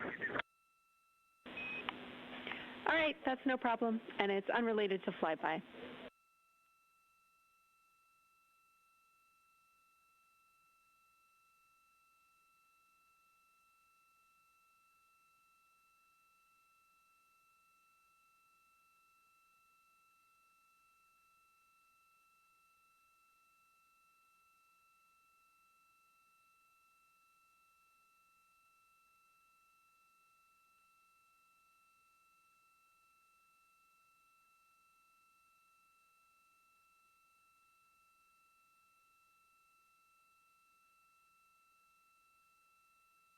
This is Artemis Mission Control here at Johnson Space Center in Houston, Texas. And as you just heard, Capcom, or Capsule Communicator Jenny Gibbons, Canadian Space Agency astronaut and Artemis II crew backup, relaying to the teams in Orion that it is time for a swap from the cabin to the window teams. We're now at the tail end of the second lunar flyby observation block. Again, we have 5 of these today. Most recently, Victor Glover and Christina Cook were at the windows photographing and making annotations, while Reed Wiseman and Jeremy Hansen were in the cabin providing support, whether that is SD card help, but also science sit reps calling down any situation reports for what they are seeing on the moon or anything about the vehicle status. With that call to make a swap, Reed and Jeremy will be back at the windows, making observations for what they see at the moon and taking photos.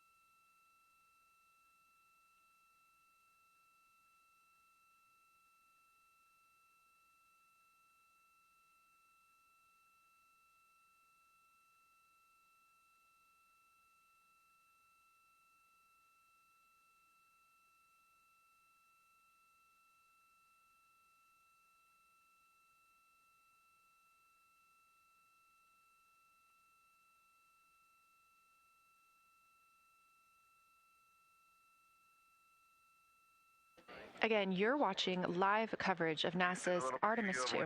But something that's really awesome up here is we now have the moon and the Earth in window 3 simultaneously, and the moon is a gibbous, and the Earth is a crescent. And I'm guessing in about 45 minutes we'll have 2 identical crescents as we change our position in the universe. That is pretty darn cool. Thank you.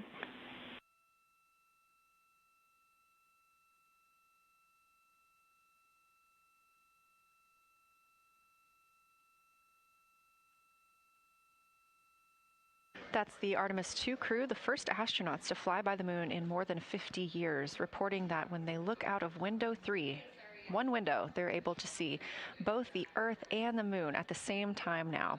Now, obviously, our view is from a camera on the solar array wing pointed at the moon, and we hope to see that view of both the Earth and the moon soon.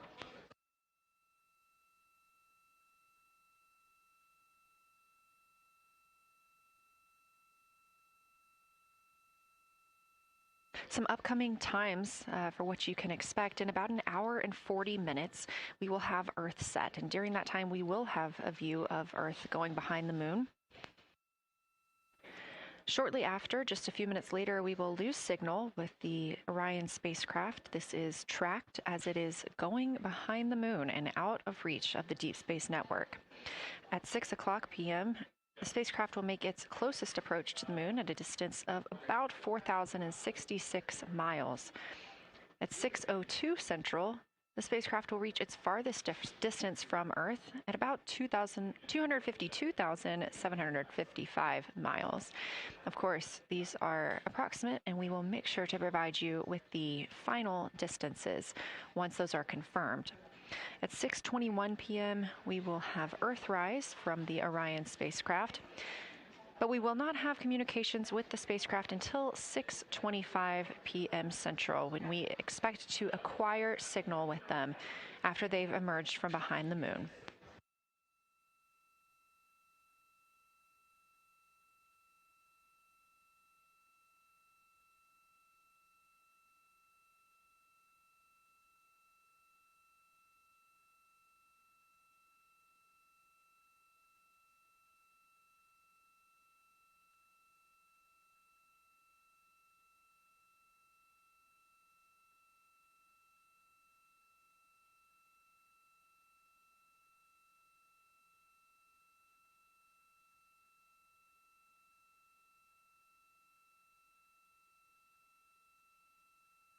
Again, you're watching live coverage of NASA's lunar flyby for the Artemis II mission, the first crew to fly beyond the moon in over 50 years. The astronauts inside the spacecraft are switching positions, 2 at the windows and 2 serving in support roles, before they start their third timelined flyby observation for today.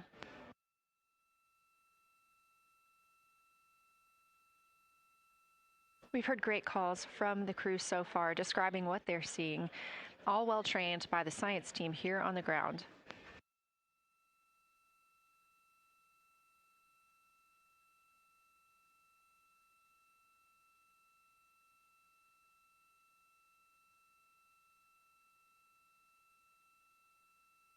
Another major milestone for the crew today will be to experience a solar eclipse from their capsule.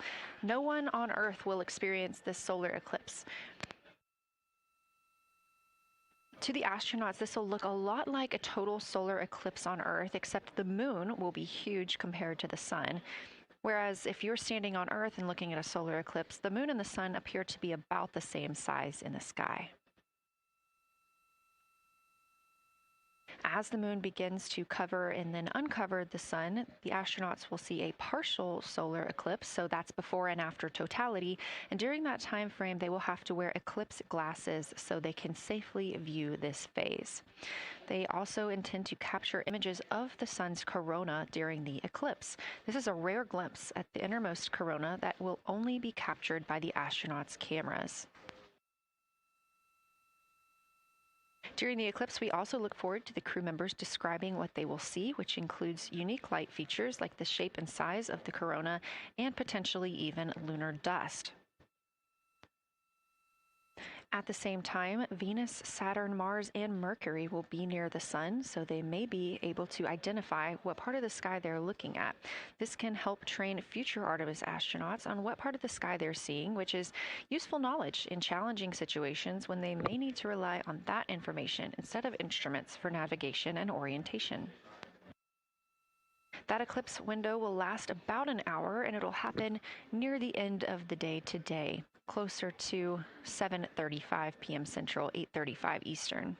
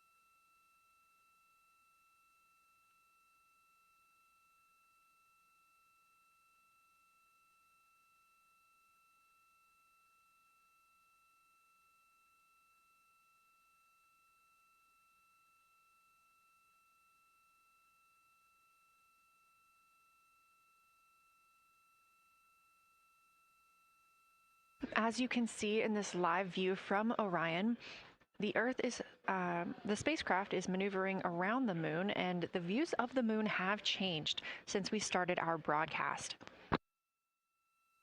The near side is now very far to the right side of your screen.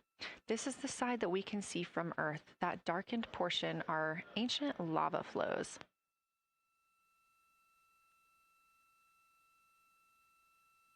The crater down towards the bottom of the moon is Oriental, and this is a crater that was previously never seen before by human eyes until this mission.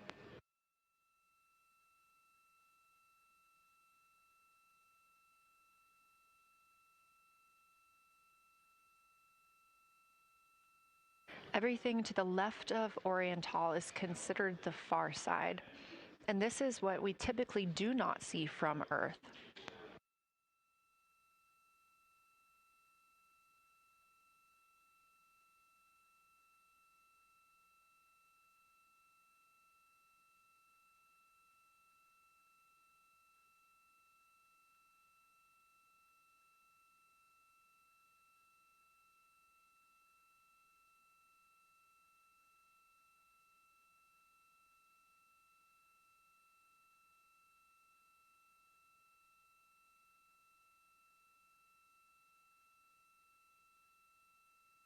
And just a reminder about this view, this is coming from a GoPro camera mounted on the tip of one of Orion's 4 solar arrays.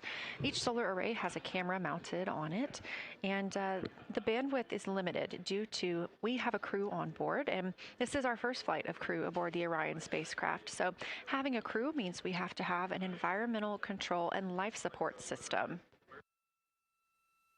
There's a lot of data around, a lot of data to bring down for the crew members to keep us up to date on everything happening aboard the spacecraft.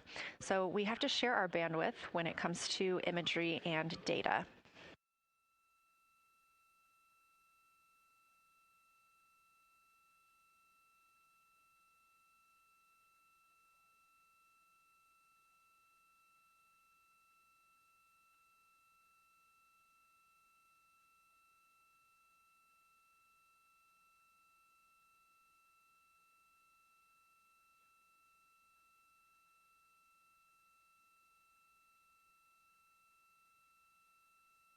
Inside the Orion spacecraft, the astronauts have completed their cabin and window team swap, meaning we have moved into the next block of lunar flyby observations.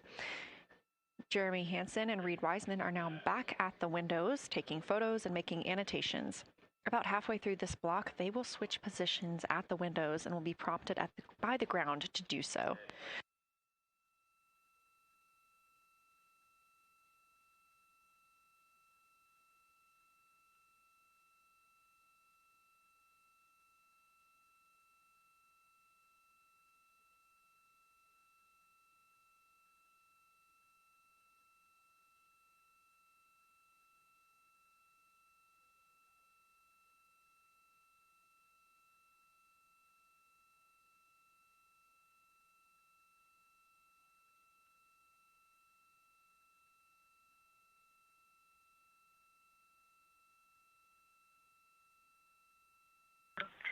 Houston integrity for SITREP. First of all, I'll just talk about the experience that I had during Victor and my observation time. It was an incredible experience. We definitely noted how much more you can see with the zoom lens. Even though we have a great visible eye image, there's just a lot of texture that just pops right out at you when you can zoom in. So almost just using it like a telescope, the camera lens. We really enjoyed our discussion time. That was a great innovation on the lunar targeting plan. We were both able to describe a lot more kind of with flow, I would say, when we were talking to each other. And it was also, we sort of were able to bounce ideas off of each other and come to new conclusions. We had, I think, a very successful talking through of some contacts between different color areas, both in the mare and in the highlands, and we identified some really unique texture areas as well. At one point, towards the end of the images of my time in window 3, I just had an overwhelming sense of being moved by looking at the moon. It lasted just a second or two, and I actually couldn't even make it happen again. But something just drew me in suddenly to the lunar landscape, and it became real. And the truth is, the moon really is its own body in the universe. It's not just a poster in the sky that goes by. It is a real place. And when we have that perspective and we compare it to our home of the Earth, it just reminds us how much we have in common. Everything we need, the Earth provides, and that in and of itself is somewhat of a miracle, and one that you can't truly know until you've had the perspective of the other. I'll switch into some logistics stuff. The Peltors, both their batteries stopped providing the active listening, but we have verified they are still recording, and so we are able to have discussion time and hear outside our recordings by just moving the ear cup off of the ear. Other than that, everything's working well technically, and we've been able to find all our targets, and we're having a really great time. Thanks, Christina. We copy those logistics for the Peltors, and also thanks for bringing us into the cabin with you with that description.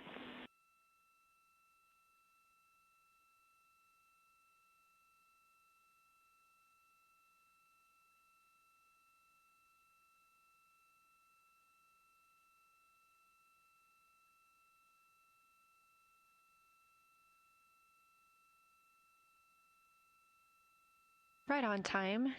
NASA astronaut Christina Cook, a mission specialist for Artemis II, calling down a science a situation report. Good news, reporting that she and her teammates have been able to capture all targets that were listed.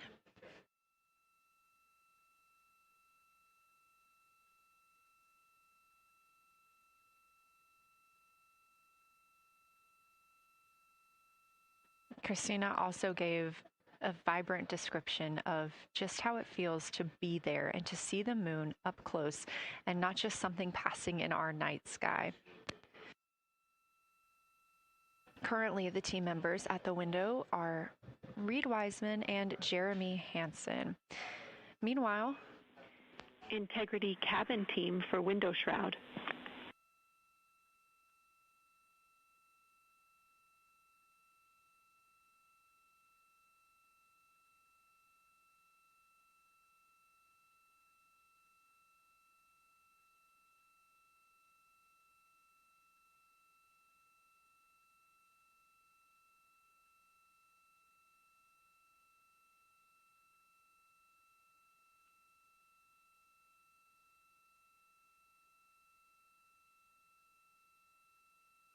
We're listening. Go ahead, Jenny.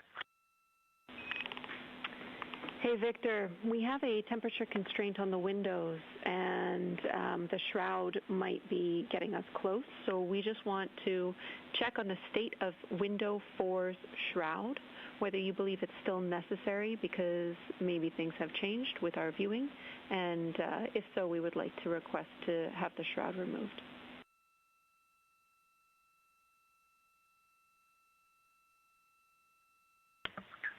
Houston, we believe it is necessary. We pulled it off just as a corner. It is very bright.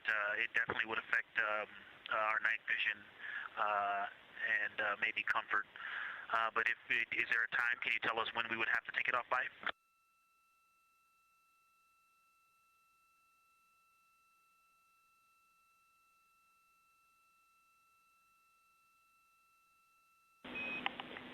Unfortunately, since it's been on for a while, we are going to have to request that the shroud is removed, and we can recommend something that could block the light but just create a bit of distance between the window and whatever is covering it. Something like a T-shirt would do the trick and help.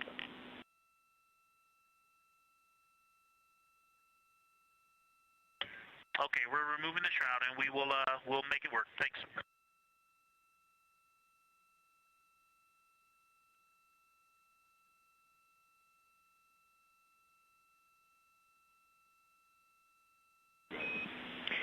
Thank you, Victor. We know it's pretty bright in there now with that window uncovered. We will also offer that airflow on the window would be helpful. So if you want, you can also retrieve the condensation hose, which should be friction fit onto one of the diffusers. And that on the window would also help.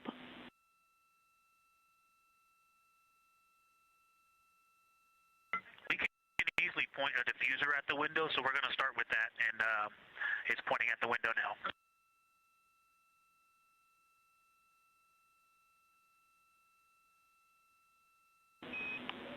Okay, we'll take that, Victor. Thank you. Please keep us updated.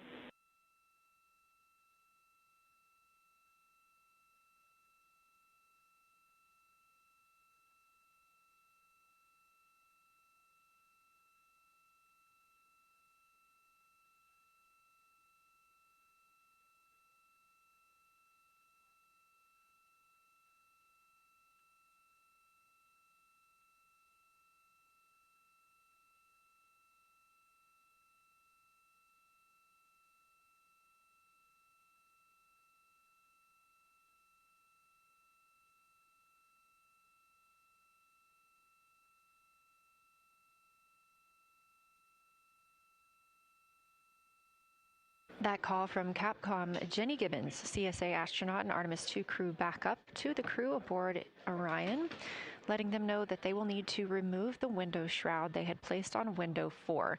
They initially placed that shroud there to block out some of the light from the Earth. It was extremely bright coming in the cabin and interfering with some of their viewing opportunities out at the moon.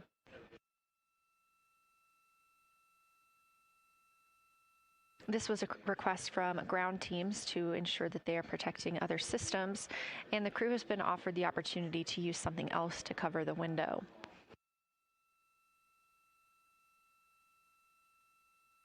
Meanwhile, Reed Wiseman and Jeremy Hansen continue with their lunar flyby observations. They have just looked at Glushko Crater. That's about when we heard that call down from Christina Cook with that description of everything she had been seeing during her observation period and what she was seeing at that time. The science team asked this crew to take centered images of the entire crater and their ray system in one frame. They're also interested in knowing the brightness, texture, and extent of Glushko's rays and how they differ in the mare, or that sea area, versus the highlands. Glushko is considered a young lunar crater, and these observations can help understand material properties of those craters.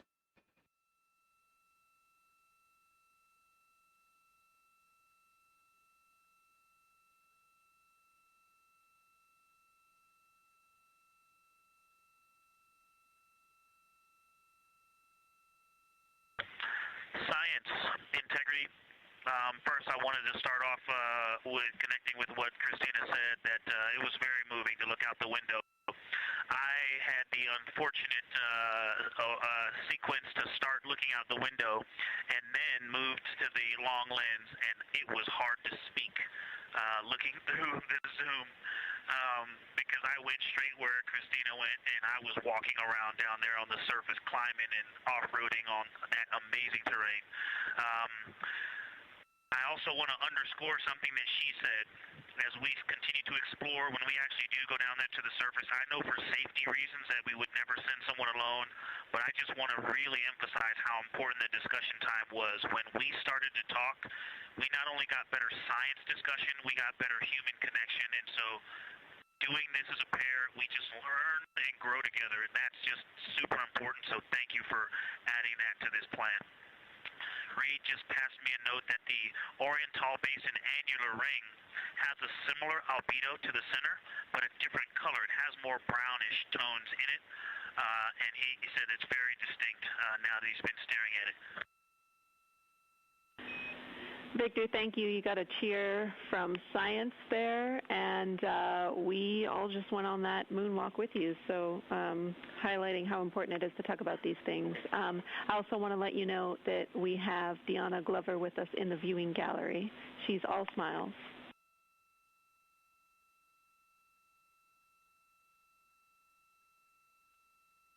Well, you just got a bunch of cheers up here. Hey, babe. I love you from the moon. We love that we got a hey babe too, and we also have one of your lovely daughters here watching you guys work.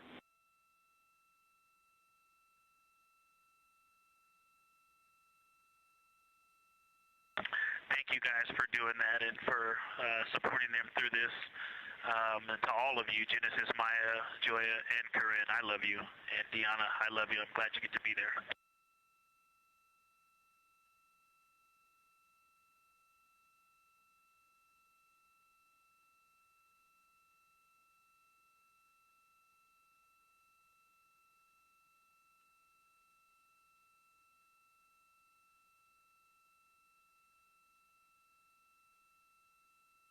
We've had some really sweet words from the crew members aboard Orion today, as their families have been able to filter in and out of the viewing room here at Artemis Mission Control at Johnson Space Center in Houston.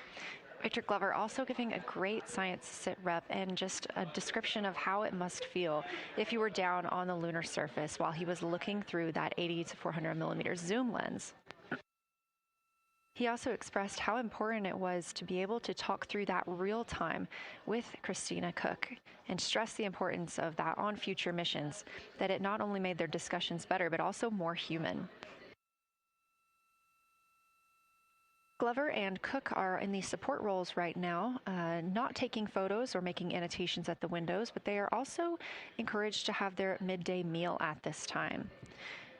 For lunch today, those two crew members have options of beef ravioli, salmon, butternut squash, sweet and savory kale, pickled beets, cherry blueberry cobbler, tuna noodle casserole, tomatoes and artichokes, broccoli, and chocolate peanut butter bar.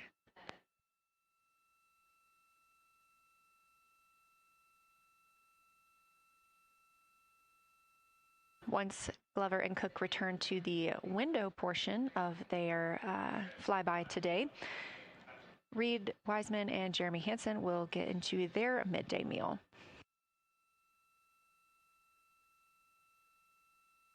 Again, this is the third of 5 scheduled blocks for our lunar viewing today, and if you were watching at the start of the broadcast, you can definitely tell the difference in the distance from the moon. We are now 5,518 miles away from the lunar surface, and again, expecting the crew to get about 4,066 miles away. They are currently 252,050 miles away from Earth, and every mile is a new record, having surpassed the Apollo 13 milestone for furthest distance earlier today.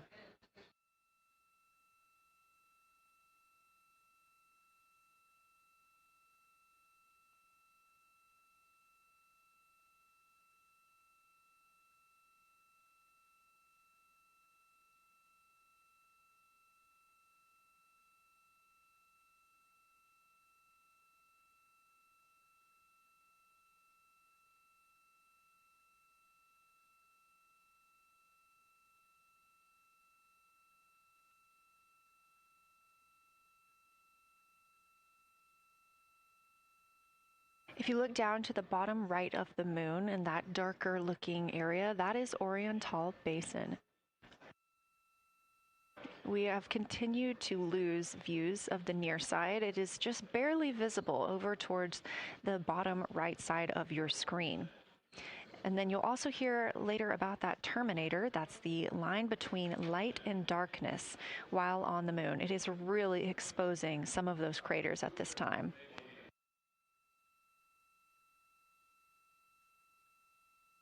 A couple of the other features in view right now are Hertzsprung Basin and Vavilov Crater.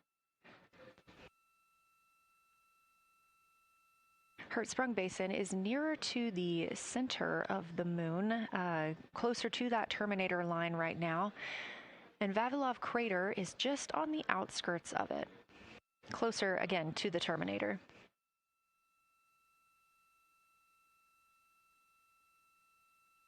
Towards the bottom of the moon and to the left of the terminator line, or currently shadowed in darkness, is Apollo Basin.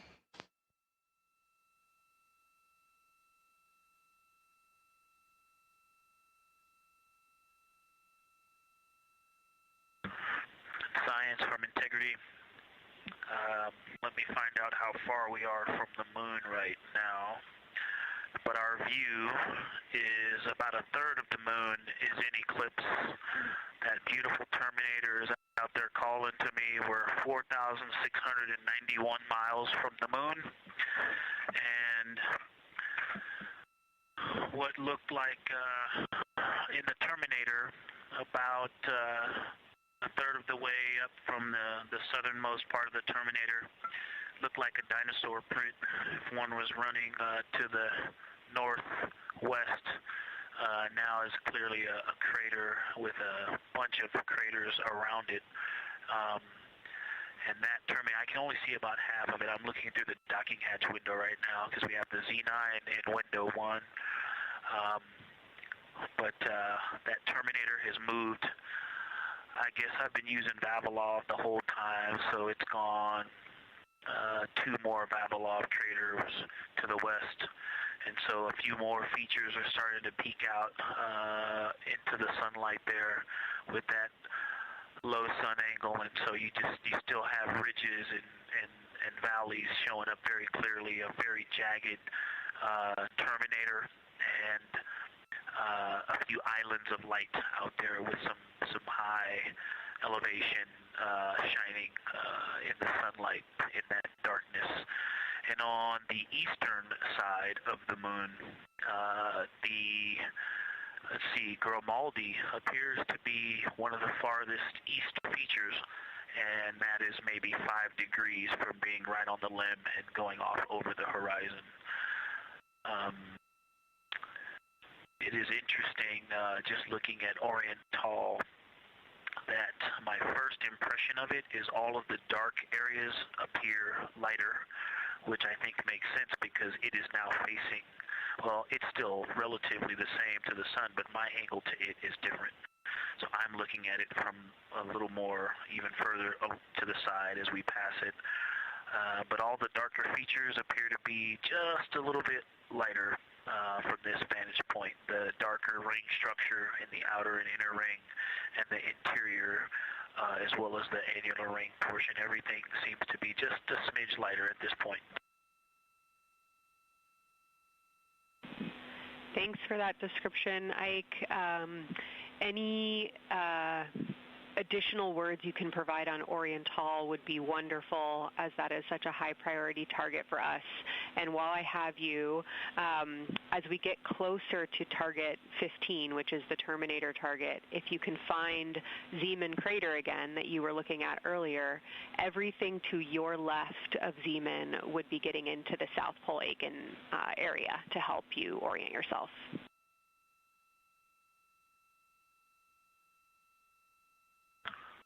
Zeeman is a great waypoint out there. I definitely see it.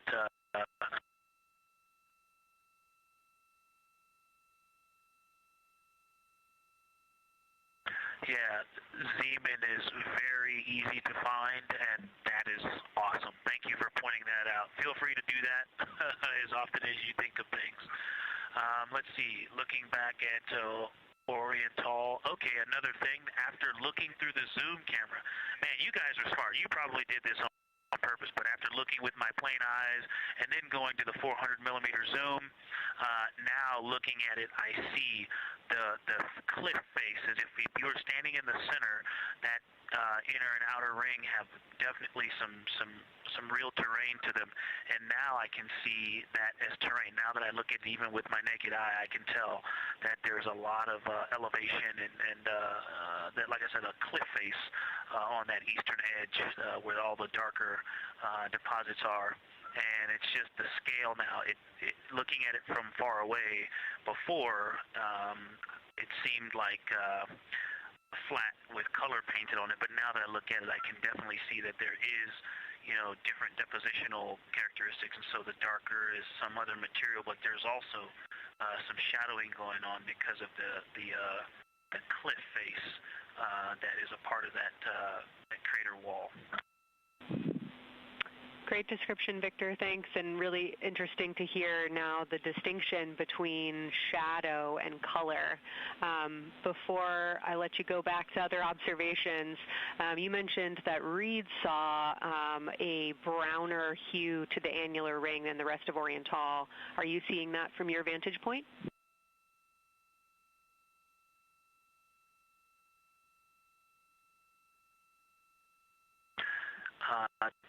The way that I'm looking at Oriental, again, I'm still in the docking hatch window.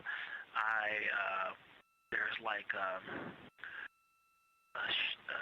thermocouple right here in the center of the window, and it is the orange Kapton tape color, and so it is unfortunately, it's like trying to look at stars, next to a metropolis. I think it's drowning out any color that I could pick up from the moon. I am not able to see that color, but I have not looked at it through one of the forward face, from one of the windows 1 through 4. I think when I get away from this Kapton tape strip that I would be able to see the variation that Reed's talking about. That is great feedback operationally. Thanks, Victor. I'll leave you to it.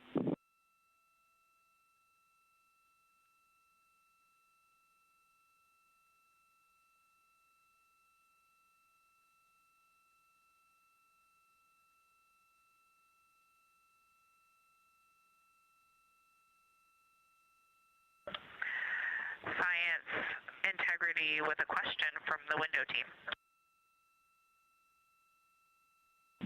Integrity, this is Science here with you.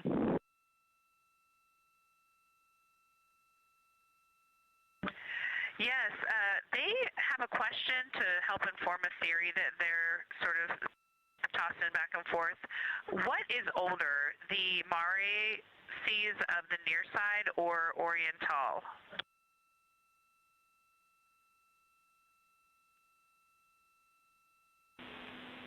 Stand by, Integrity. We're going to get you a little geologic history here.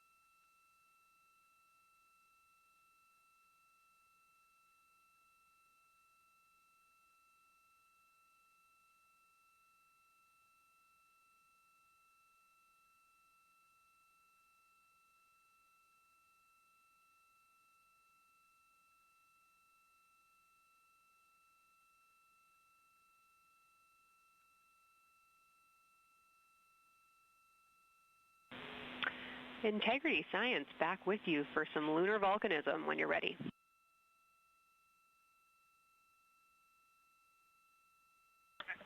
Go ahead. You're making our day down here getting to talk about lunar volcanoes. Oriental, as far as Mare go, is younger than almost all of the Mare on the near side. The exception are features like Aristarchus, which really pop out to you guys and really pop out to us here on Earth. That is younger, but other than that, Oriental is pretty young as far as Mare go.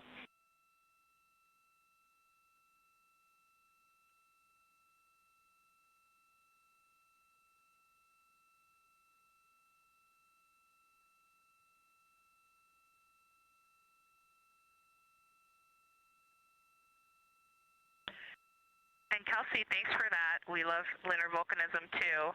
How about when the actual crater was formed?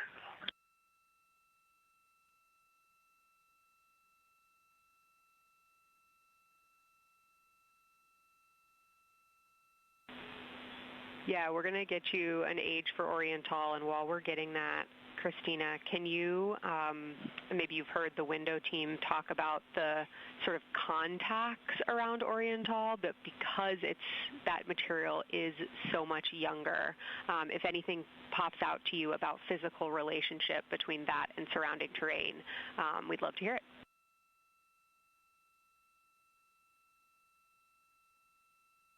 Yeah, definitely. They are discussing a contact relationship that could explain some of the color that they're seeing in certain areas. And so it was really about the ejecta of the creation of the basin and understanding the superposition of its ejecta and Mare on the near side or other features. So thank you. We'll take the insight when you have it.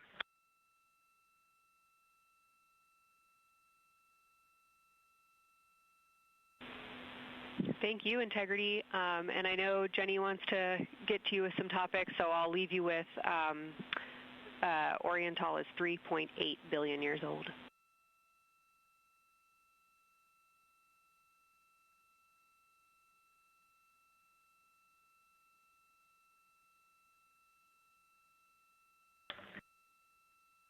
Copy that. So that's on the older side. The actual basin is very old.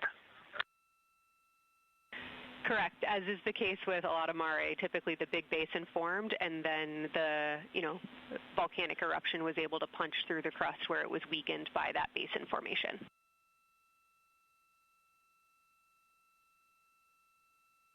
Perfect. Tracking. Thank you.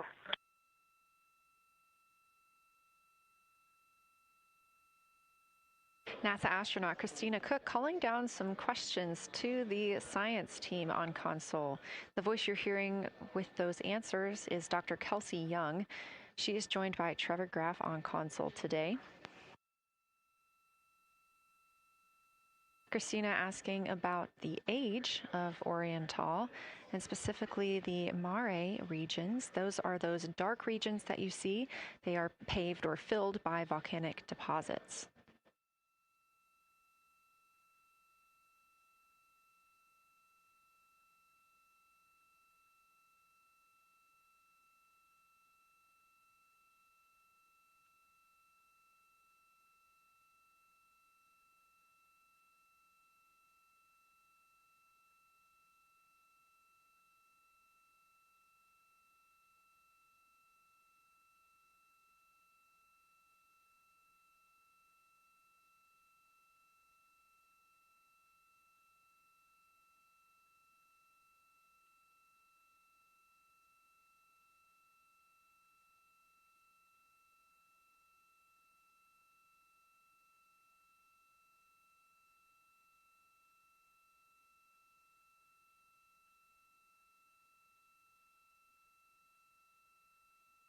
Better answer. Integrity, it's about time for a position swap at the window. So we will ask Reed and Jeremy to swap positions, and I'll remind you again about your SD cards. And Victor or Christina, I have one window task for the cabin team when you're ready.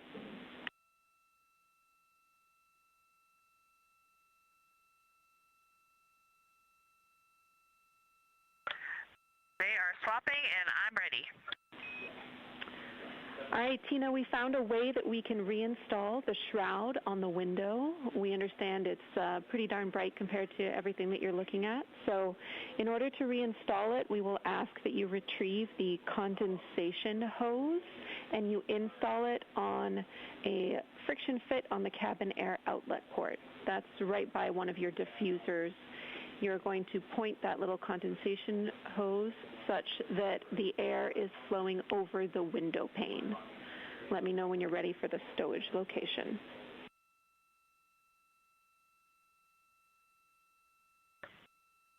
Ready.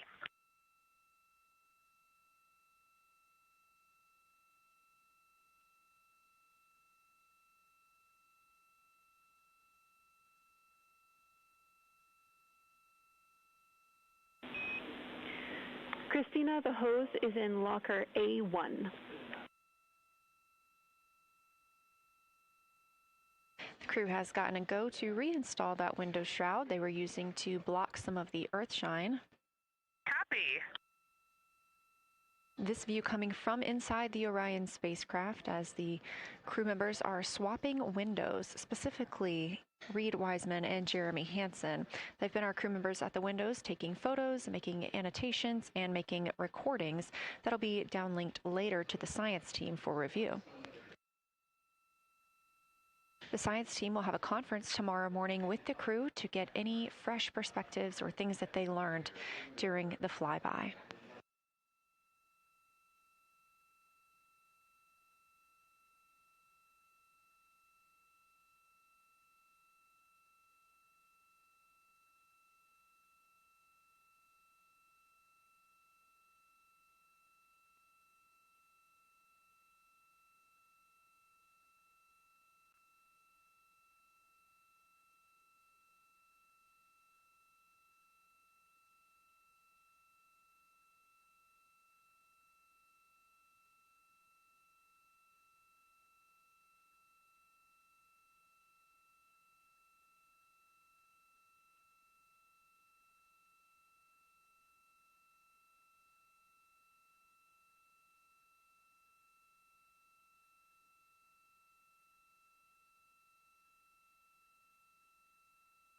Again, we are now in the third of 5 observation blocks for the crew scheduled for today. During this flyby, Orion is passing around between 4,000 and 6,000 miles from the moon and providing the crew with a full view of the lunar surface. It's a higher vantage point and much farther than Apollo's lunar orbits on average. So from this view, astronauts can observe both the North and South Pole and large-scale geologic features in one single view.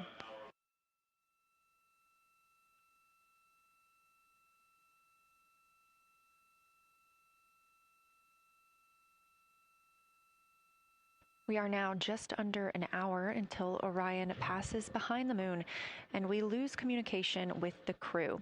They will be out of reach with any of our deep space network antennas.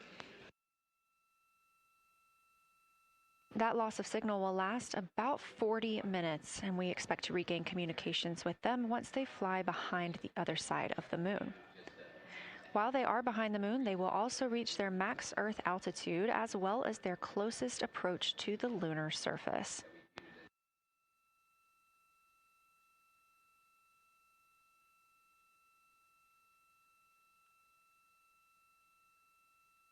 The view you have right now is a live stream from a camera on Orion's solar arrays.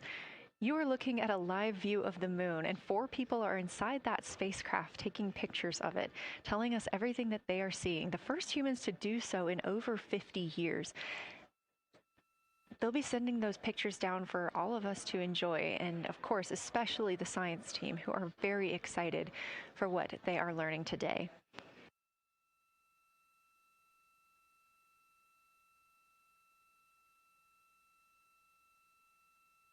It appears the Artemis II spacecraft, Orion, is now under 5,000 miles away from the moon. Again, we expect their closest distance to the moon be about 4,066 miles.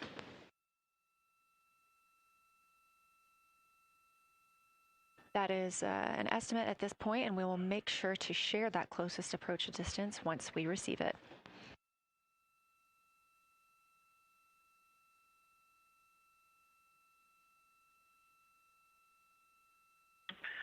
Houston integrity question, did you just want us to cool the window with the condensation hose, or did you want us to put the shroud back on and cool the window at the same time?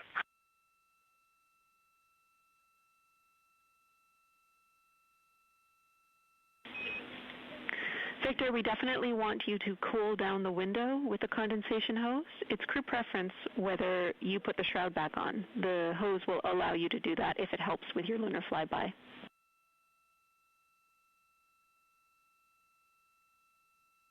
Okay, copy. We're going to do both at the same time. Thank you.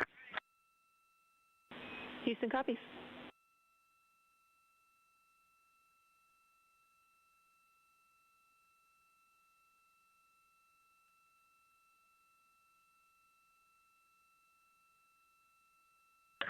Houston, thank you for that suggestion. The cabin is darkened again, and that makes a big difference for the imagery. And for science, we are now seeing a half moon.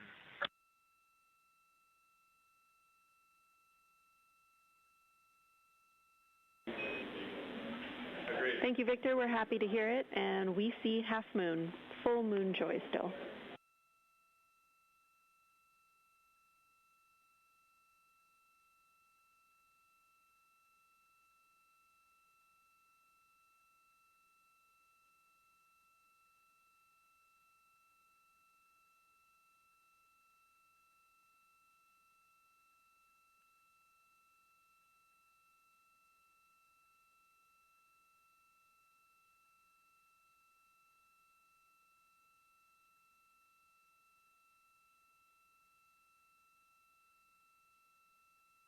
Crew reporting from Orion that they are seeing half the moon, which is about what it looks like here from this view from the spacecraft.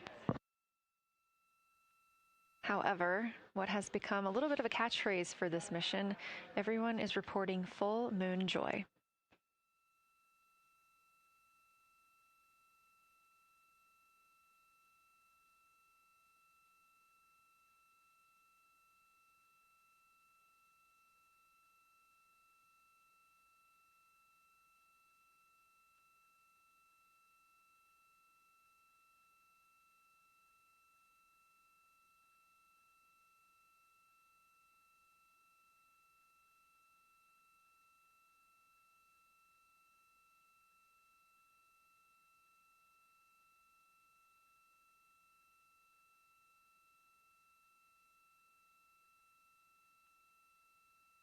We are keeping up with which targets the crew is tracking through their lunar targeting package. They are just wrapping up their second. Science integrity, another observation the window team commented on and Christina and I discussed a bit is in Hertzsprung. The solid and intact crater is very smooth. If it were a dirt road, it's very hard packed, and then you go outside of it, and that outer crater, that's the one that is older. It is a little rougher and more jagged, and starts to get into more loose-looking terrain, and the smooth interior also causes the craters that are inside of the larger crater, the smaller craters, to have really sharp edges, sharp, distinct edges. And just a general comment on that area, Hertzsprung, that whole area, the average albedo there is darker. That is, I would say, 3. And the average albedo around Oriental and between Oriental and Ohm, excluding the wedge, the darker wedge, is more on the 6-7. And that they also seem to be different texturally. Christina described it earlier around Hertzsprung, and then from Hertzsprung toward Oriental, there appears to be a frozen, a rippling pond, but frozen, or like choppy waves when it's windy out, choppy water, and then it freezes instantly. That's the texture. If you walk down there barefoot, it looks like it would be hard on your feet, like lava. After it's cooled, it would be pokey. Except for right there in the center of Hertzsprung, it looks paved, like a paved road, nice and smooth.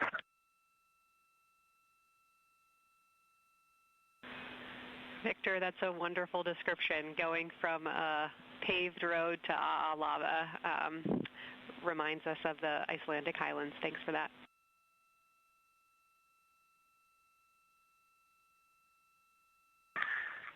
In science, another in the interior of the very intact, the interior of the intact crater at Hertzsprung is albedo variation. I think I heard one of the window crew maybe say color variation, but definitely albedo variation. There's lighter patches and slightly darker patches. It's not swirling, it's just patchy. It just has spots that are lighter, and I would say a predominantly darker average area. Great descriptions, Victor. Thanks. Not swirly, just patchy is really helpful for us.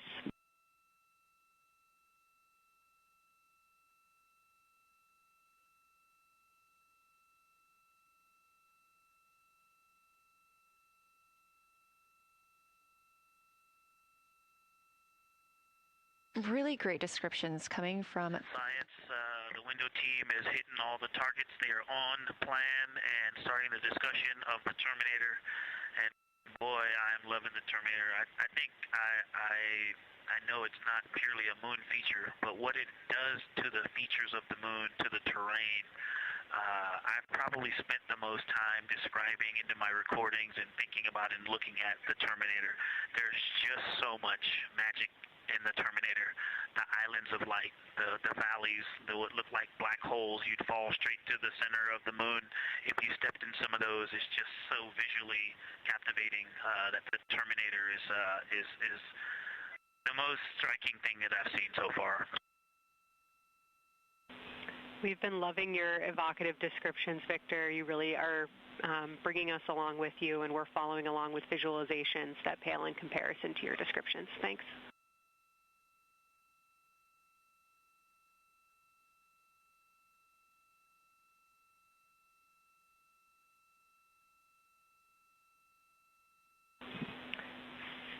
Integrity Science, one more question on a status of what the window team chose to observe for crew choice.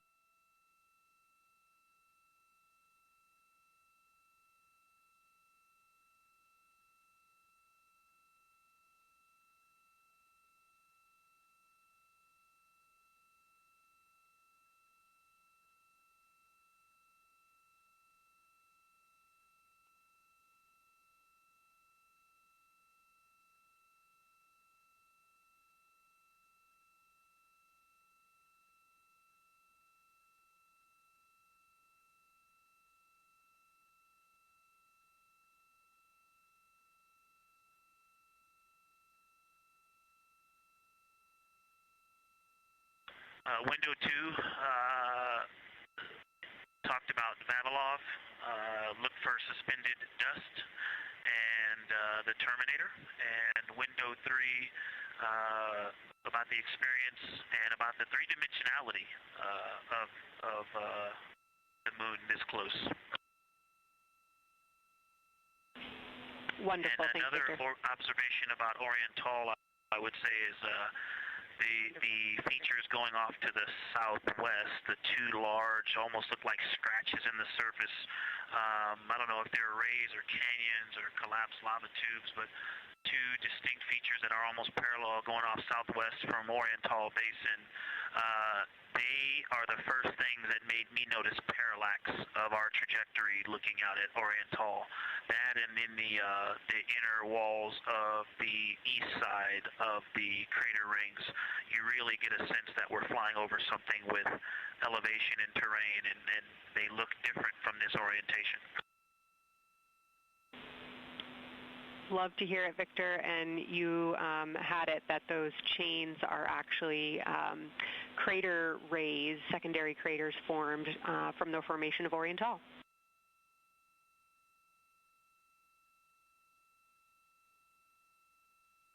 Yeah, speaking of crater rays, the crater rays that are going off to the northwest,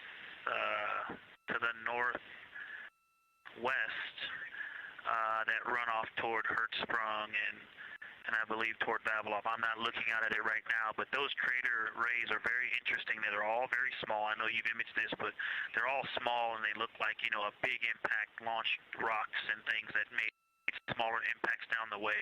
But something very interesting, and again, you can see this in imagery, but some of them are parallel, and then some of them converge toward the center of Oriental. And then I think I even saw some that maybe diverge, not diverge, but that are convergent, which indicate multiple large impacts that created a lot of secondary impact crater rays. Fantastic, Victor, and I'll note that we can infer that you're looking down at your freshly named Integrity crater, which is near the end of one of those beautiful crater rays from Oriental. Thanks for the description.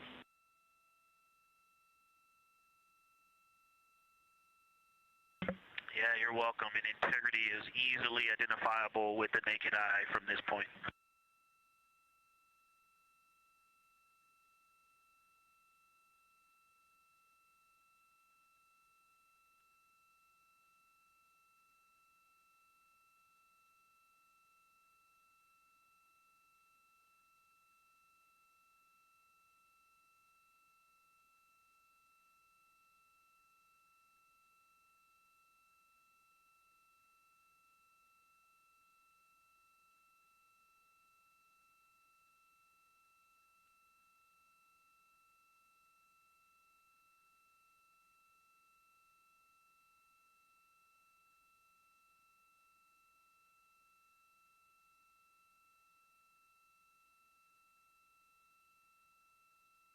We've been hearing some great situation reports from Victor Glover, the pilot of the Artemis II mission, calling down to the science team, letting them know what he is seeing. And one of those things is Hertzsprung Basin.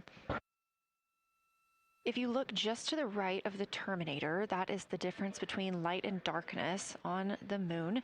You can see what he's describing when he says Hertzsprung Basin and how it looks a little bit paved in the middle there.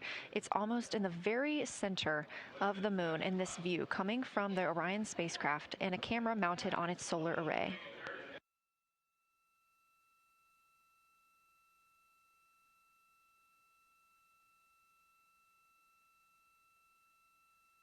We are now 4 days, 23 hours, and 23 minutes into the flight of Artemis II, and we are standing by for their lunar loss of signal in about 43 minutes. Again, the spacecraft will fly behind the moon, and during that time, we won't have communication with them. They will be out of reach of our deep space network. However, we will regain communication with them approximately 40 minutes later when they come around the other side of the moon.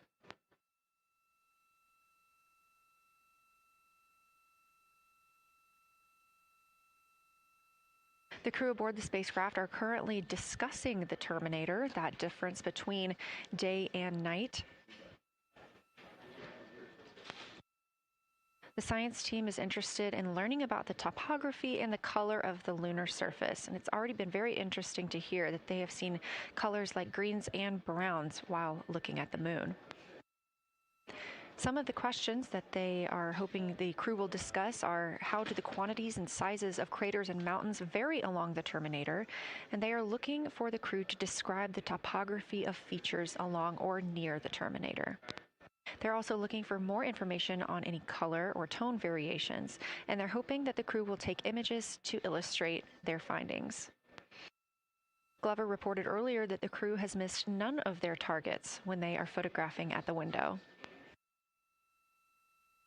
We aren't hearing the conversations that the crew is having right now, but these are being recorded to their personal computer devices, PCDs, and those will be sent down to the science team.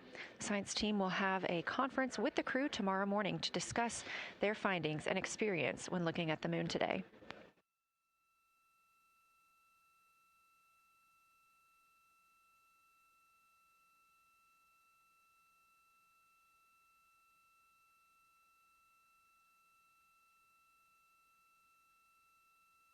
We have a few minutes left while the crew is discussing the terminator.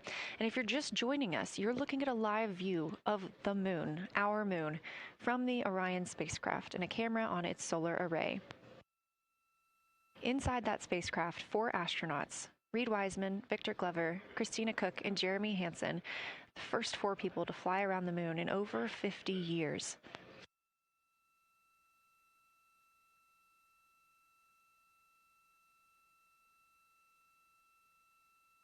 This is our lunar flyby day, and the crew has already surpassed one record today. The crew passed the Apollo 13 distance record at 12:57 p.m. Central, 1:57 p.m. Eastern. Canadian Space Agency astronaut Jeremy Hansen calling down that he hopes it's a record soon broken by other explorers.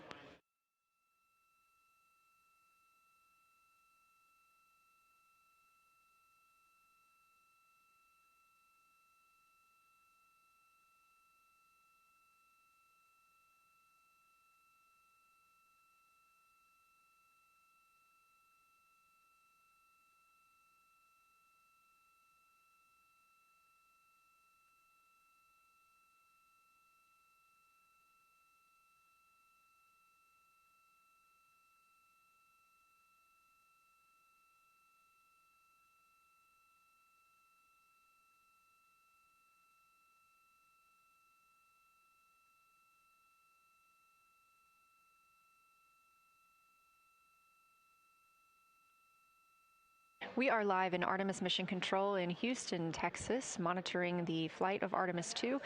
All of the flight controllers here, each monitoring a different system aboard the Orion spacecraft. Integrity Houston, we are ready for our cabin and window teams to swap again. We have a 15-minute handover time here, and I have a couple of items I want to read up to you. They'll require you to write something down on your knee boards, so let me know when you're ready.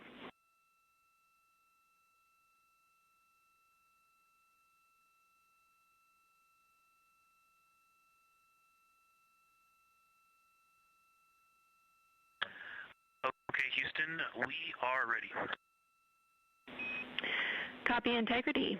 First of all, once you start this next shift here, during this lunar observation shift, we will begin our lunar LOS, so you can expect a call from me a few minutes prior reminding you.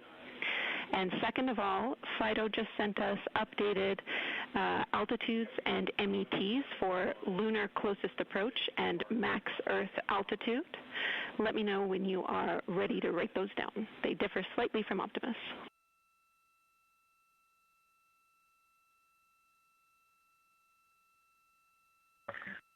Thanks, Jenny. We are ready to copy. Lunar closest approach will be at MET 5 days, 0 hours, 25 minutes, 34 seconds. And the altitude will be 4,067 statute miles. Maximum Earth altitude will be at MET 5 days, 0 hours, 27 minutes, 39 seconds, with an altitude of 252,756 statute miles.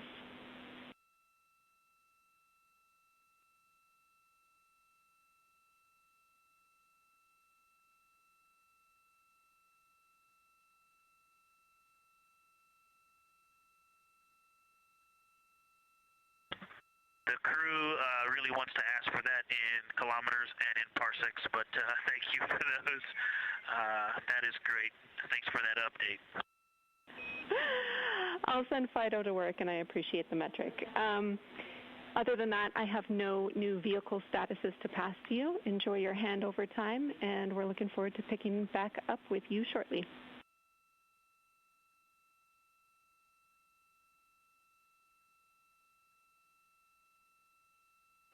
All right, we'll talk to you shortly.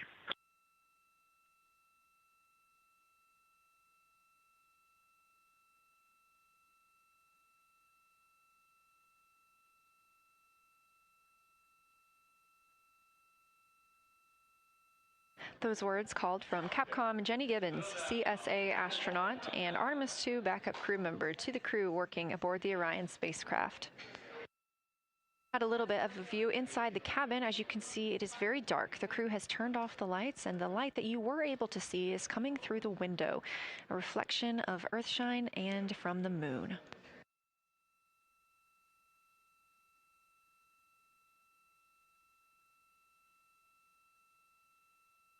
The crew is moving into their next observation block, meaning they are taking time to switch cabin and window teams. We've had Reed Wiseman and Jeremy Hansen at the windows taking pictures and making annotations and recording some audio files that will be downlinked later to the science team. Meanwhile, Victor Glover and Christina Cook were in the background serving as support. They were also timelined to enjoy a little bit of their midday meal. Now that we are swapping positions, the support team becomes Reed Wiseman and Jeremy Hansen. They will be in the background helping with SD card swaps, as well as providing those situational reports to the science team. Victor Glover and Christina Cook will be the astronauts at the window, photographing and speaking into those PCDs, portable computing devices, about what they're seeing on the moon.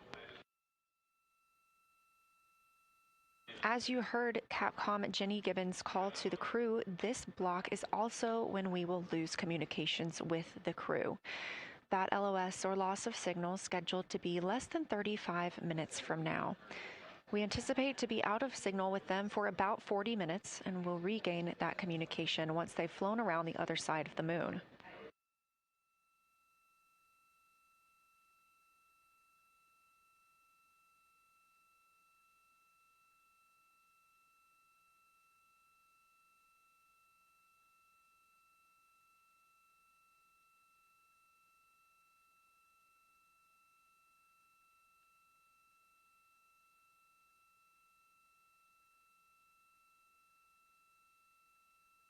Now, even though the crew will be flying behind the moon, their observation period does not stop. They will still be taking pictures and making annotations of what they are seeing.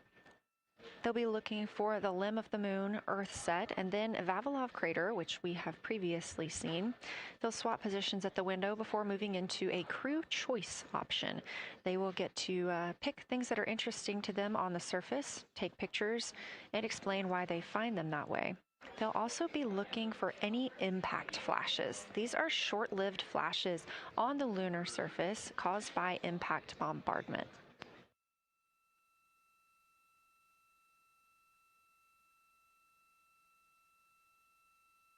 Just before Earthrise, the crew will be looking for lofted lunar dust. This may be lofted just above the lunar surface, and we could only see it just before Earthrise along the dark western limb. Any Earthshine would illuminate potential lofted dust. But once the crew is all the way around the Earth, the brightness of the Earth will wash out any of that dust they might be able to see. These were based on observations from Apollo missions and orbital spacecraft, and so we're very interested to see if the crew might be able to capture some of that lunar dust today.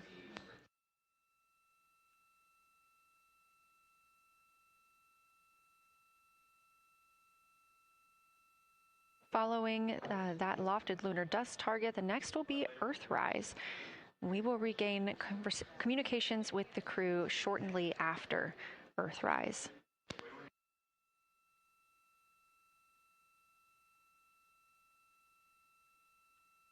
There will be a short observation break period where the moon is not in view. That's because we are also anticipating the crew seeing an eclipse today. The moon won't be in view because the team here in Mission Control Houston will need to change the attitude of the spacecraft and ensure that its solar arrays are gathering light from the sun heading into that eclipse period. So we will have communication with the crew, we just won't be able to see the moon. However, we will have views during that eclipse time frame. During that time, the science team is looking to know it will only be illuminated by Earthshine at that point.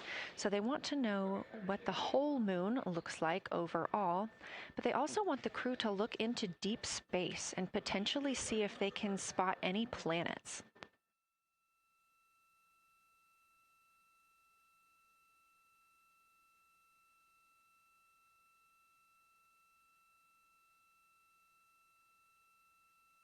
Once the eclipse is over, the lunar flyby period will have ended. We are live through the whole thing, and even once flyby is over today, we remain live 24/7 on NASA's YouTube. Integrity, you got a moment? Go ahead.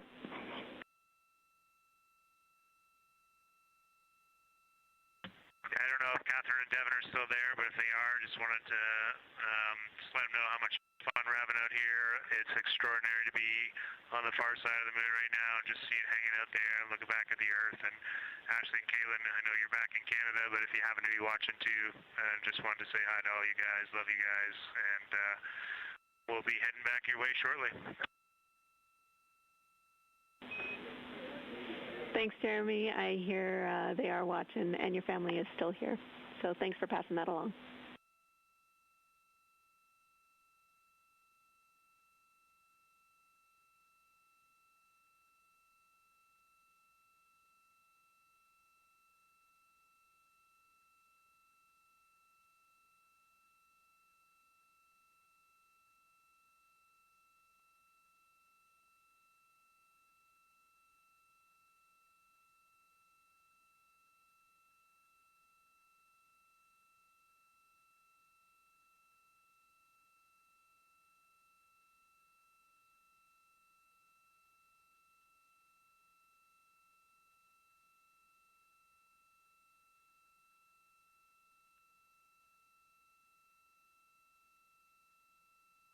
This view inside the Orion spacecraft, and it's a little hard to make out, but on the left there, that is Jeremy Hansen just calling down some well wishes to his family, joining us in the viewing room and watching online. Currently in the window are Victor Glover and Christina Cook. They are taking pictures outside of the window as they are now in their flyby observation block. At this time, Reed Wiseman and Jeremy Hansen are serving as support crew members, and they are also going to have an opportunity to enjoy their midday meal at this time.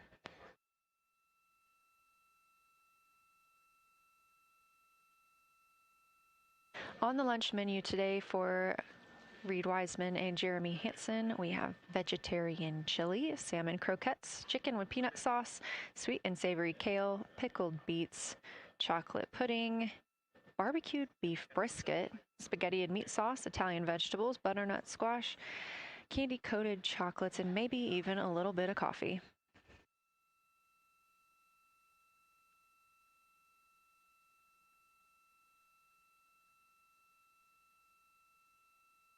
And if you look closely, you can see it looks like they are getting into some of their food for the midday meal.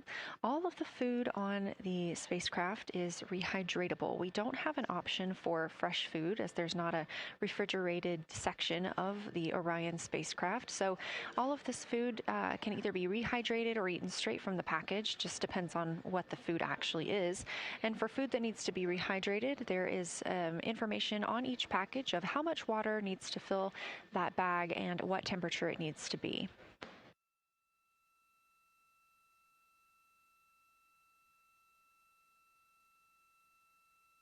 We are now 4 days, 23 hours, and 39 minutes, 40 minutes actually, into the flight of Artemis II, the spacecraft now under 4,500 miles from the moon.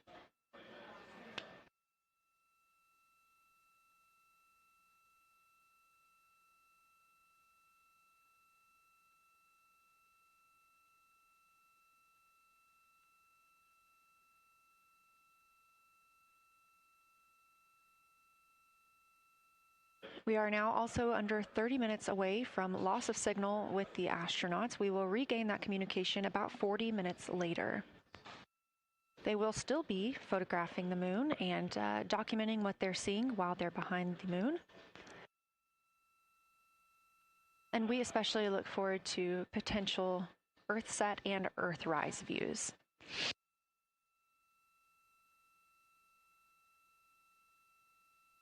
As you can see on the left side of your screen, we are streaming this solar array camera view throughout the flyby. And the science team also plans to capture an occasional still photo with the solar array intermittently, perhaps one every 8 to 10 minutes. Still photos represent the highest resolution imagery from those GoPro cameras. So starting 5 minutes before Earthset and loss of signal, the science team will capture a series of photos, one every 30 seconds, to include Earthset, all the way through 5 minutes after Earthrise and acquisition of signal. In order to capture these frequent photos, the solar array camera that we were streaming will need to switch to time-lapse photo mode. So during this time, the streaming video quality won't be as sharp as you have it right now, but we want to ensure that the science team captures the data that they need during these time frames. And we really look forward to seeing those higher resolution images once they're available. But with the view you are seeing right now, we are sharing bandwidth on the Orion spacecraft with every system that is keeping the spacecraft powered and the crew alive, especially the environmental control and life support system. As this is the first flight with crew, this is also the first flight of a life support system, keeping the crew healthy and safe on the way to the moon and the way home.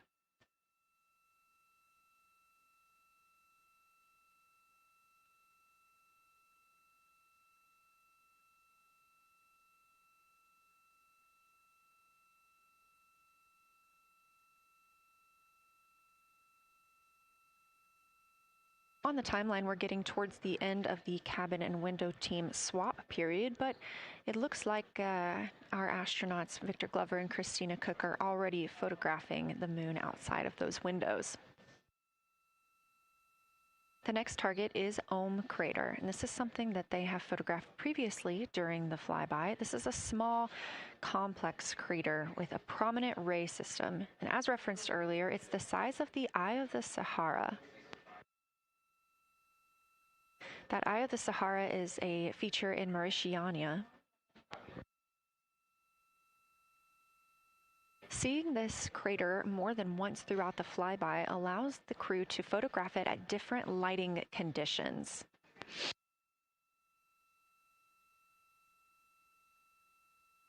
Those different lighting conditions help expose different portions of the target and can help the science team learn a little bit more about how it formed and what it is today.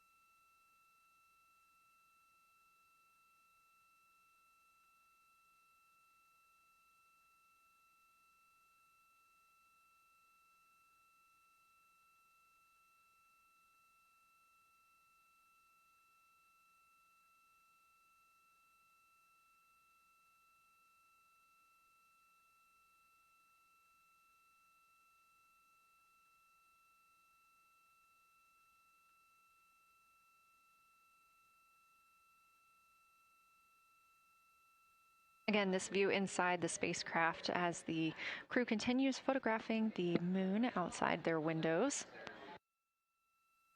They have turned the lights off to allow them to better get photos of the moon, preventing any reflections from coming in from the spacecraft.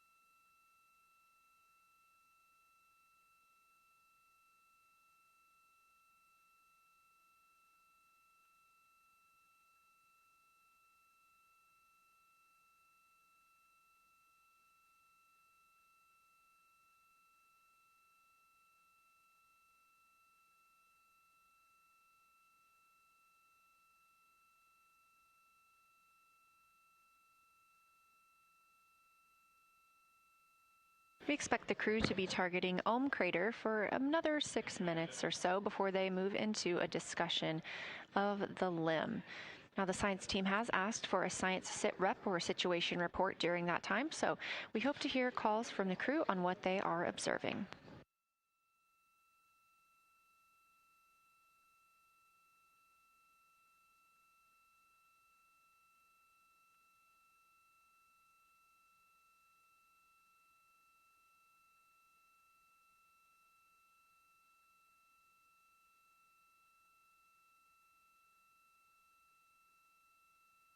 If you've been following along, at the start of the day, we did have much more of the moon visible.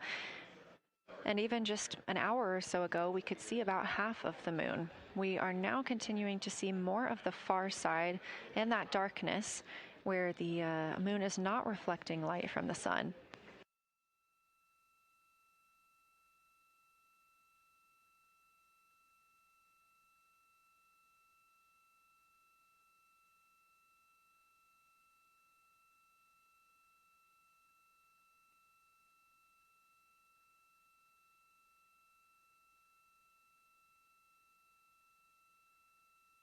Earlier, we were also able to see some of those darker portions, that old lava flow that we often see on the near side of the moon and that we can all see from Earth. That has mostly gone away. We are now just seeing very little of Oriental. That's down to the bottom right of the moon. You can see just a small dark portion near the limb.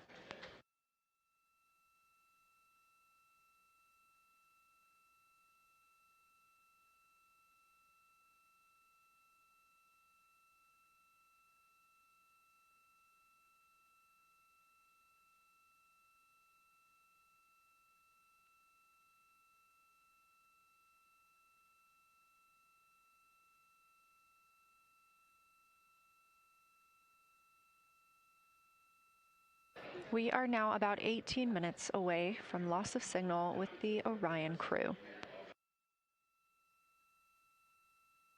Again, we use the Deep Space Network to communicate with the crew members when they are this far from Earth.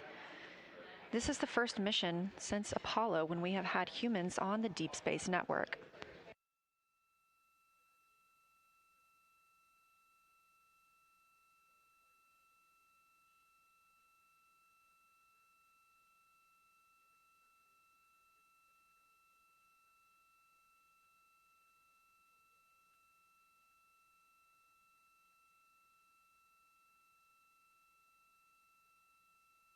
As you recently heard Capcom Jenny Gibbons call to the crew, we expect their closest approach to the moon to be at MET, or mission elapsed time, of 5 days, 25 minutes, and 34 seconds. At that time, their altitude would be 4,067 statute miles above the Earth's surface. Just over 2 minutes later, they will reach their maximum distance from Earth at mission elapsed time 5 minutes, 5 days, 27 minutes, and 39 seconds. The altitude at that time would be 252,756 statute miles. These are our latest numbers, and we'll make sure to verify and confirm those once those milestones have been achieved. Obviously, we will be without communication to the spacecraft at that time, so once we regain communication, we will make sure to find out those numbers and report those to you.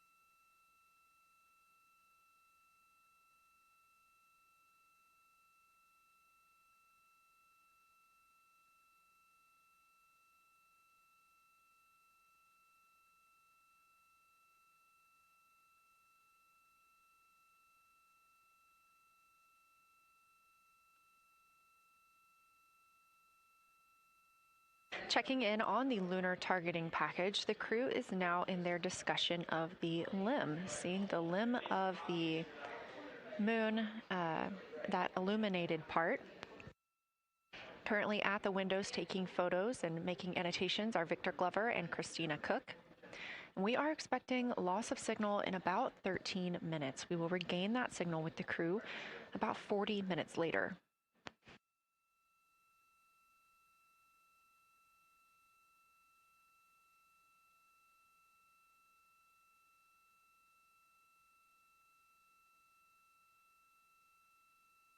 A milestone worth mentioning that this day marks the first time in more than 50 years that humans will observe the moon directly, a critical opportunity to practice how lunar science will be conducted during future Artemis missions.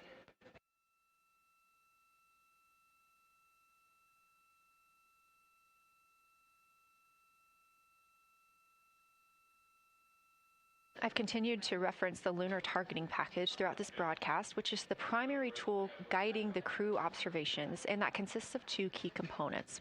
The first of those is the Lunar Geography Review, which helped the astronauts study major lunar features in advance. That also helped them learn to orient themselves during the flyby. The Lunar Targeting Plan provides a detailed timeline of observation targets, background science context, and specific instructions for the picture the crew should take, and verbal descriptions of what will be helpful to the science team reviewing those pictures later. That's what we've been tracking real time and what the crew is using right now to keep up with their next milestones.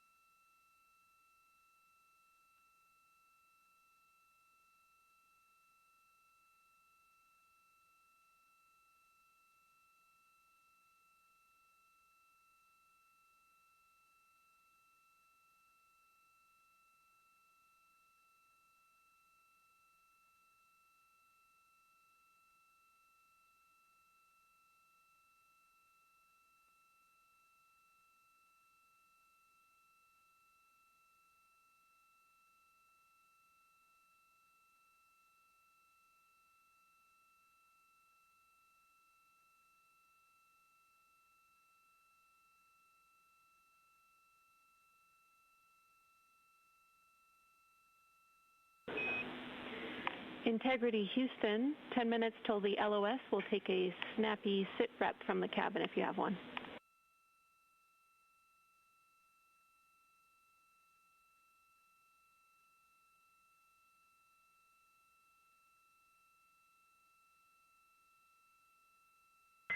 Okay, Jenny, that came, we missed most of that, but just a 10-minute warning, is that what you're saying?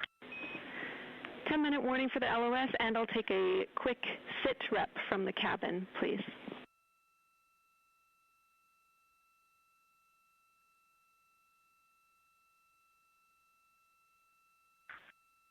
All right, cabin is still full of excitement. We've got Christina in window 2, Ike in Victor in window 3. Reed's actually been trying to get some images out of the docking tunnel. We can see the Earth and the Moon and part of the Moon out of the docking tunnel, which is pretty good. And I'm just grabbing some footage right now with our interior cameras.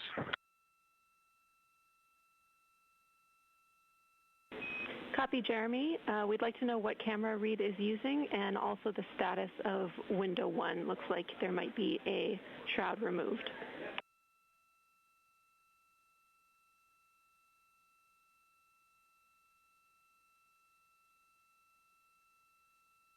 Okay. Reed was using the Z9, and the T-shirt shroud is still on window 1, but we took the camera out of it, so maybe that's what you're noticing. But when I looked in there, I saw a lot of sunlight reflecting around. Copy. That makes a lot of sense to us, Jeremy.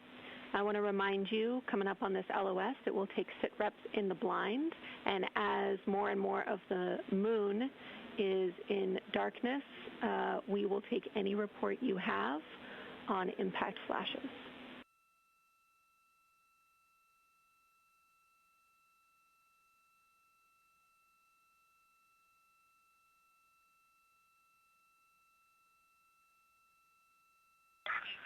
All right, Jenny, you have to say again your last. There's a lot of conversation here, and I was on the other side of the cabin, so I missed all of it. Look out for impact flashes, and we'll take sit reps in the blind.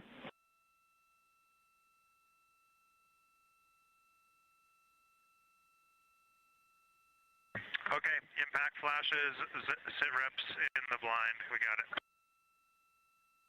And yeah, just so you understand what's going on with window 1, there is light coming through the outer hull from window 2 into the inside of window 1, if that makes sense. Like I can see the inside of the vehicle when I look between the 2 panes of glass.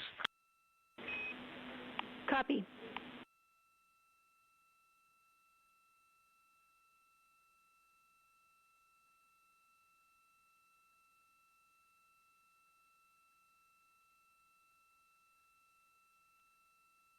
You're getting your first live look at Orion, the Moon, and the Earth.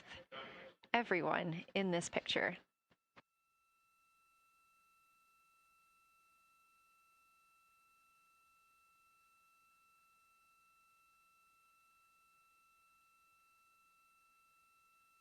This is a live view from the Orion spacecraft.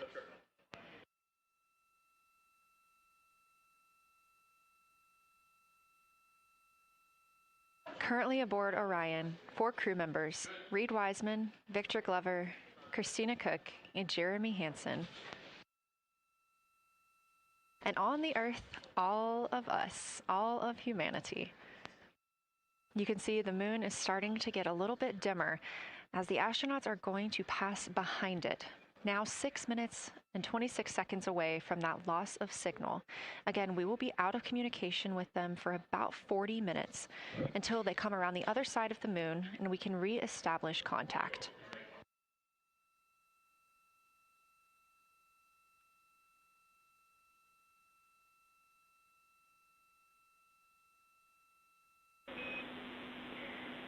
Integrity Houston, you are 6 minutes from your 40-minute lunar flyby LOS. From all of us, it's a privilege to witness you carrying the fire past our farthest reach. Thank you. Godspeed.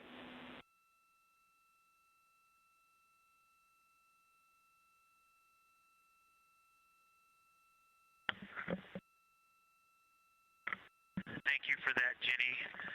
And thank you to all of you for allowing us the immense privilege to be on this journey together. It's quite amazing. And as we go on this journey, thinking about the NASA mission to explore the unknown in air and space, to innovate for the benefit of humanity, and to inspire the world through discovery. And as you've gone along on this journey with us, hopefully we're doing just those things. And as we get close to the nearest point to the moon and farthest point from Earth, as we continue to unlock the mysteries of the cosmos, I would like to remind you of one of the most important mysteries there on Earth, and that's love. Christ said in response to what was the greatest command, that it was to love God with all that you are. And he also, being a great teacher, said the second is equal to it, and that is to love your neighbor as yourself. And so, as we prepare to go out of radio communication, we're still to feel your love from Earth, and to all of you down there on Earth and around Earth, we love you from the moon.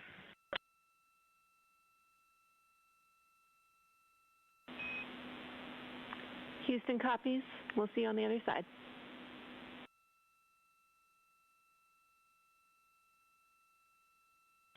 We will see you on the other side.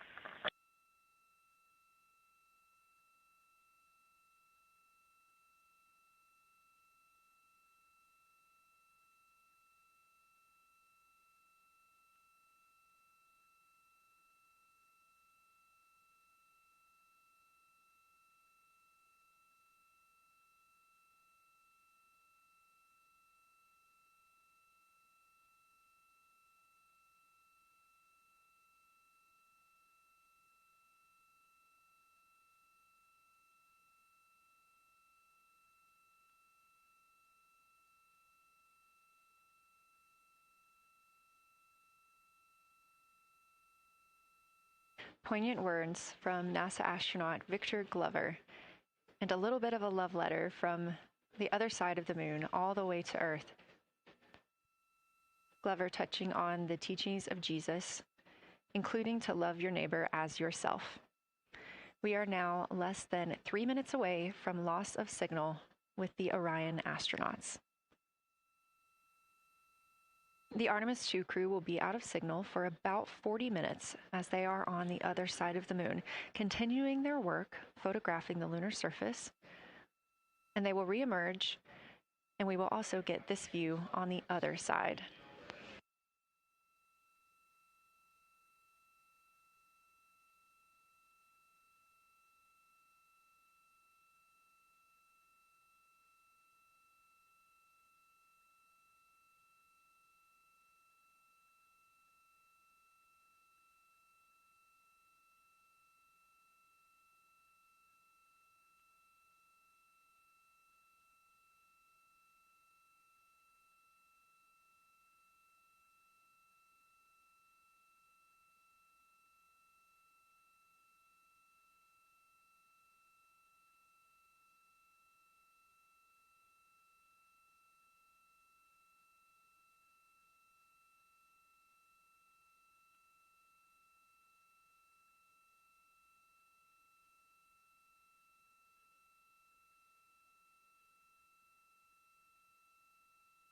Just about a minute and a half now until we lose communication with the astronauts aboard Orion on the Artemis II mission.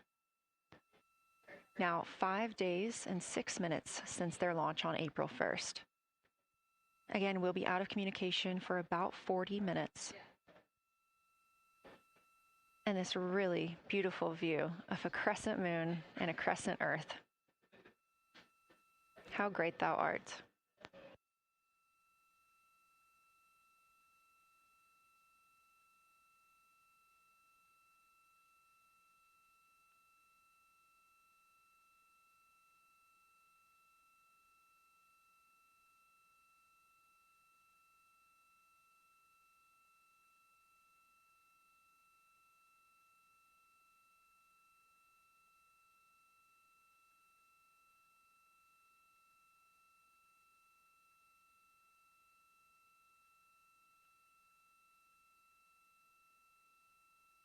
"30 seconds now until we expect loss of signal.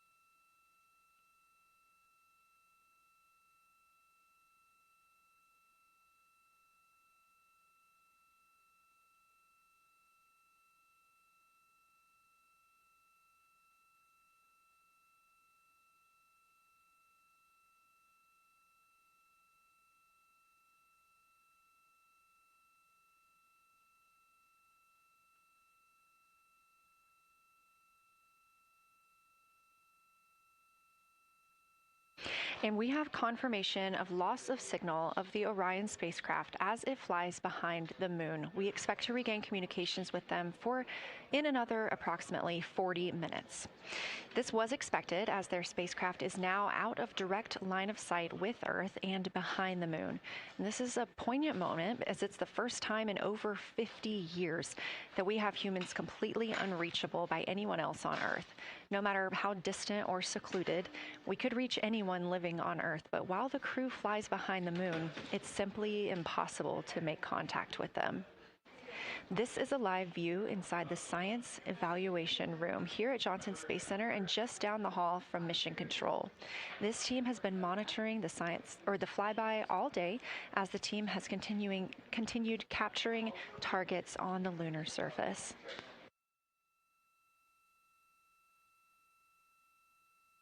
We even got to see this team in action as they were helping the astronauts identify some of the features they were seeing on the moon but not expecting. There will be a couple of milestones during this loss of signal.